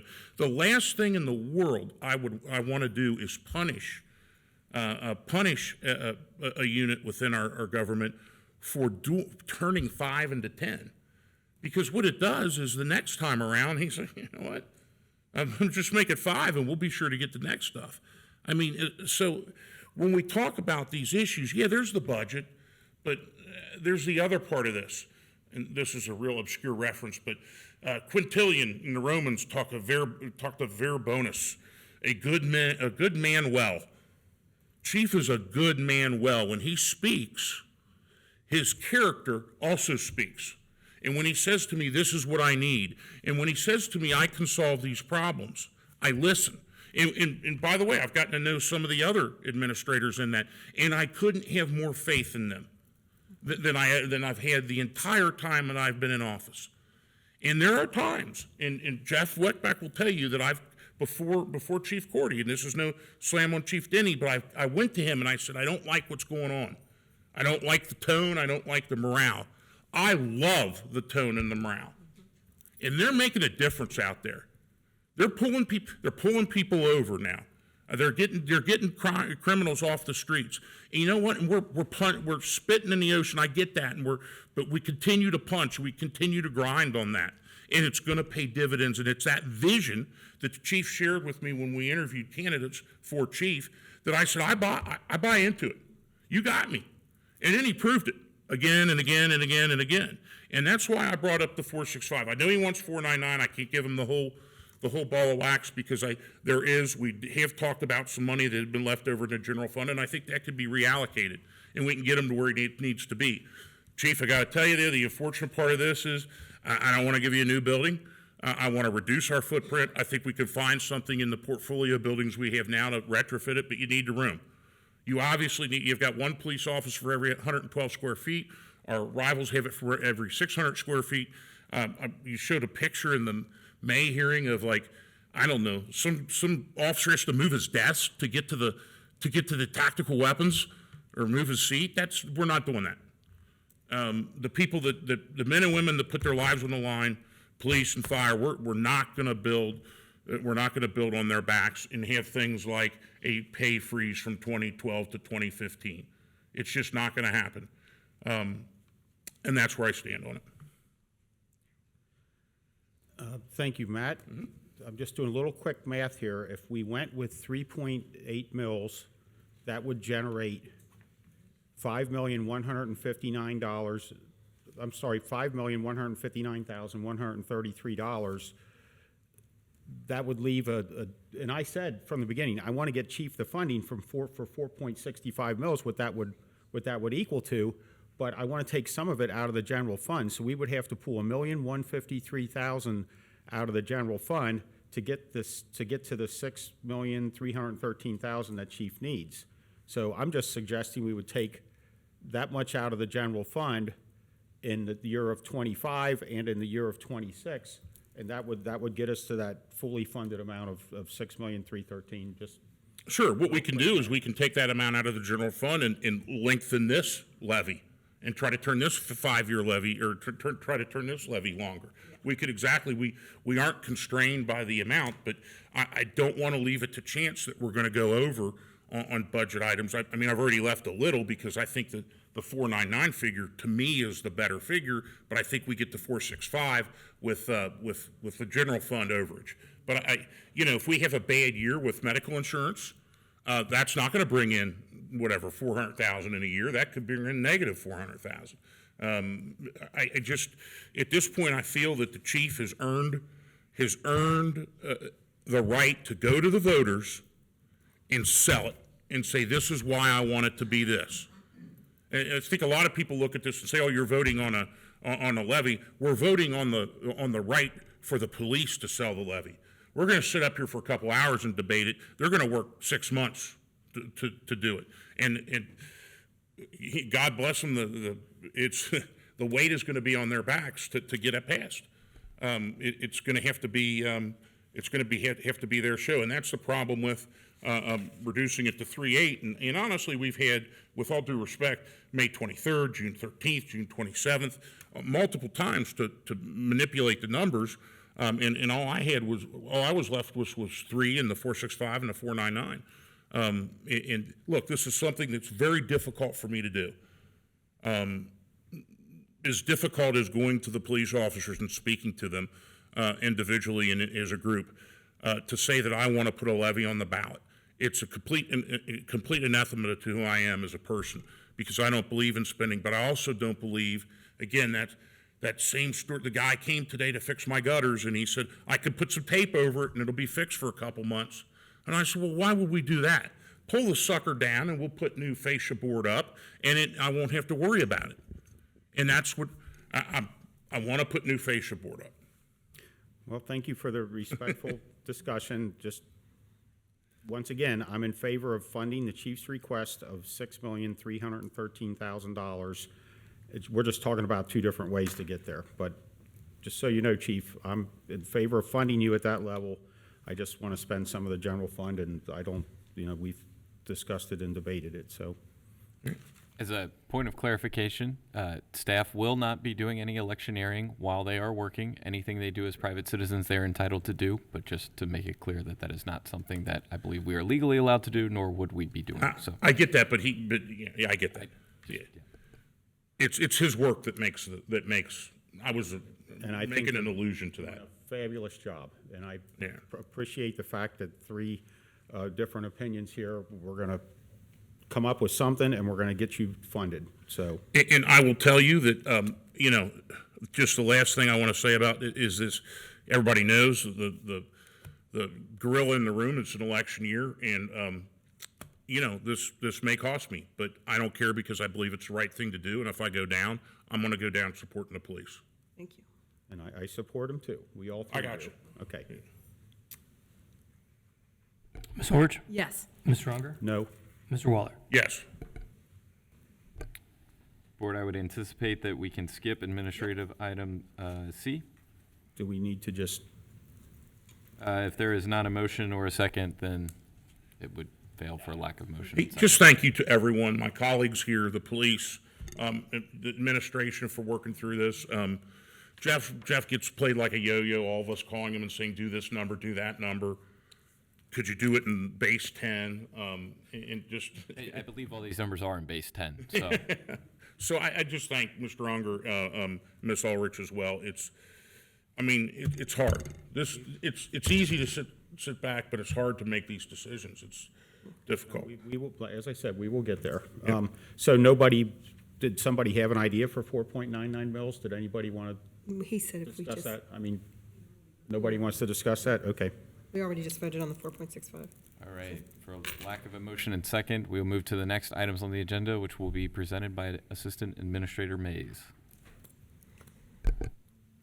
Getting your exercise in up. Need to stretch my legs out. And next on the agenda, item D is a resolution to adopt a policy change to 1.24, the telecommunication policy. This information can be found in your packets on page 146. Staff had reviewed the township's telecommunication policy and has identified key staff personnel who are not included on the list of eligible employees due to recent changes to the staff roster. This update to the policy includes the following additions and/or omissions of personnel: adding fire administrative captains, merging police positions from detectives to officers, and including those who qualify, such as the school resource officers, traffic safety officers, environmental crimes officers, and officers in charge. Staff recommendation is an approval of the resolution. I motion that we approve the resolution to adopt the policy change for 1.24 telecommunication policy. I'll second that. Any discussions? None. Thank you for working on it. My pleasure. Okay. All I know is I printed up Jeff printed up the book for me. I guess I'll have to change that. That page. No other comments from me. Ms. Orich? Yes. Mr. Unger? Yes. Mr. Waller? Yes. Next is item E, a resolution to adopt a policy change for 1.9, the paid time off policy. This information can be found on page 152 of your packets. This simply is just a clerical correction. We identified a clerical error in the vacation leave accrual calculations section of the policy. This update fixes the clerical error in line E that states 25 or more to reflect the consistency of the previous 4 lines to read 26 or more years. Staff recommendation is an approval of the resolution.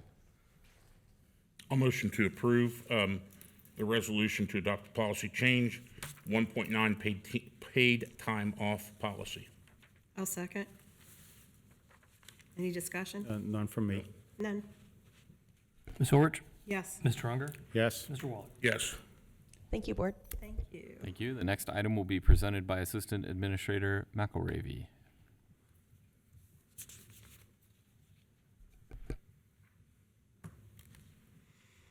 Mr. McElravy, welcome.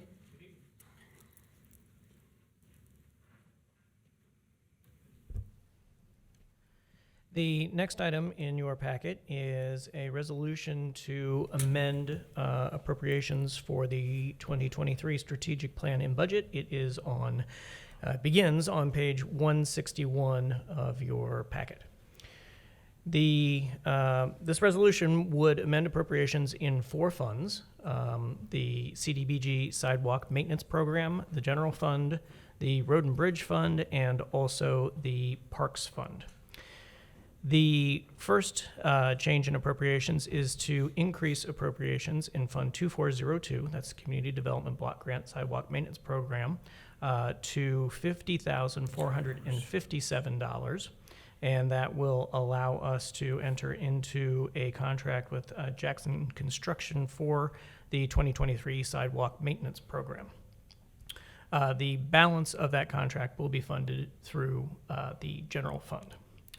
The second change in appropriations is an increase in appropriations by $30,000 in the general fund for repairs due to the flood damage from in the basement of this building as a result of several storms that we had earlier this year. To the extent that we incur expenses above our property and casualty insurance deductible, we will be reimbursed for those expenses. But this should cover not just the expenses that we had in the initial recovery, which has been mainly taken care of through existing appropriations, but now also the recovery phase where we repair all of the damage as a result of the storm. The third item is the board may recall back at its May meeting, you approved a change order for the bus pull-off project along Colerain Avenue, and what this increase in appropriations would do is align appropriations for that fund with that change order. So it's an increase in appropriations of $23,200. And finally, the last change in appropriations is in the Parks Fund, Fund 2911. That is an increase of $4,783 to align appropriations with the expenses and to complete the improvements for the Colerain Park Playground project. The totals for the appropriations for each of those funds as a result of these changes are on page 162 of your board packet. And the staff recommendation is adoption of the resolution. On page 162 and continues to 163, and I will, as soon as this skips back to, I motion that we authorize the adoption of the amended appropriations as detailed by Jeff McElreavy. I'll second that. Any discussions? Thank you for working on it. I appreciate your attention to detail in this. I love that we're getting everything in the right place. Appreciate it. Thank you. Thank you, Jeff. Ms. Orich? Thank you. Yes. Need to go to bed. Mr. Unger? Yes. Mr. Waller? Yes. Thank you, board. Thank you, Board. And the last item of new business I will handle, and that is a motion authorizing the Township Administrator to execute an agreement with Teasdale Fenton for repairs to the basement of 4200 at a cost of $11,326.70. So this is a change order that would be consistent with us moving away from carpet to polished concrete. The polished concrete should mean that if we have flooding in the future, it will not need the same level of remediation, will not need the same level of cleanup, because we will be able to clean the floor a lot simpler. Yeah. So I would recommend adoption of the motion. I'll motion to authorize the Township Administrator to execute agreement with Teasdale Fenton for basement repairs, $11,326.70. I will second it. Any discussions? Yes. You're a man after my own heart here, Mr. Weckbach. The idea that it's going to be polished concrete, it's been my theory for many, many years, that if schools did this, they would save a bunch of money, because every break, Christmas break, Easter break, summer break, they shine up all those floors, and then, then I go in and, play basketball during homeroom and get it all screwed up again. And the benefit to this is going to be, again, it's nominal, but every bit counts. It's going to be cheaper to upkeep it. And what was the cause of that flooding, and what steps have you taken to you mentioned that if it happens again, well, how are Yeah. we going to stop it from happening again? So we did a major undertaking to investigate what the potential causes were, and the answer is still unclear. So Is it groundwater, or is this a stormwater related event? well, Or? it came in through the elevator shaft and wall area, made its way into the server room, and then continued out into the training classroom area. We investigated the sump pump. It seemed to be working fine. We scoped the drain line underneath the building. That was clear of any blockages. The best that our folks at Teasdale could tell us is, if you remember, in March, we had 2 really big, really bad storm surges, and that those events just must have been, in their mind, the perfect opportunity that the system was overflowed, for lack of a better term, flooded over with rainwater. It must be, there still must be a problem, because I live 2 miles from here and I didn't have basement flooding. And in my 5 years here, these 2 instances were the first 2 times we've had any flooding in my 5 years here. So my hope is that it genuinely was a freak circumstance, but in the off chance that it's not, that's why I personally believe going with something like Okay, polished I just concrete's wanted to know, the answer. I wanted to detail on what your investigation led to. Our facility maintenance guy, he spent many hours trying to figure this one out, and I don't believe he was able to come to a solution. SWS didn't have much of an answer for us either. So You putting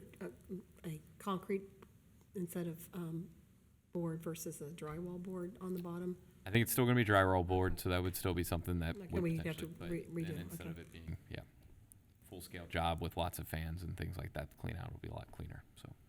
Just to let everybody know, the carpet's all pulled up and the drywall's all cut out for the mold remediation, so it's quite a mess downstairs. For what it's worth, Teasdale indicated to me that if we approve this tonight, they should be able to get started by the end of the week, Okay. based on their calendars. Okay. No other comments from me? Lynn? Ms. Orich? Yes. Mr. Unger? Yes. Mr. Waller? Yes. Thank you, Board. There are no items of old business on the consent agenda tonight. There were 2 items. A contract that I signed with Zix for encryption software.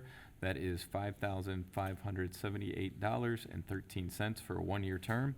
And then we have 2 potential new hires, part-time firefighters in the fire and EMS department. That'd be Matthew Welbrock and Nicholas Nazaro at a rate of $16.99 per hour. And I would recommend approval of the consent items. I motion that we approve the 2 consent items, A and B. Yeah, I'll second that. Any discussions? None. Welcome aboard of new part-timers. Yep. Ms. Orich? Yes. Mr. Unger? Yes. Mr. Waller? Yep. Okay, do you have a fiscal office report for us? Thank you, Board. I'll be brief. First, the June financials have been completed, so those will be posted shortly. Secondly, we have reached 450 public records requests with 15 outstanding. So we're working on those. We had 13 since our last meeting, so we're working to get all of those done. And then lastly, regarding the minutes, I only made it to the rank of Weeblo, so I'm not sure what the Boy Scouts minutes look like, but I'm sure they're neat and tidy.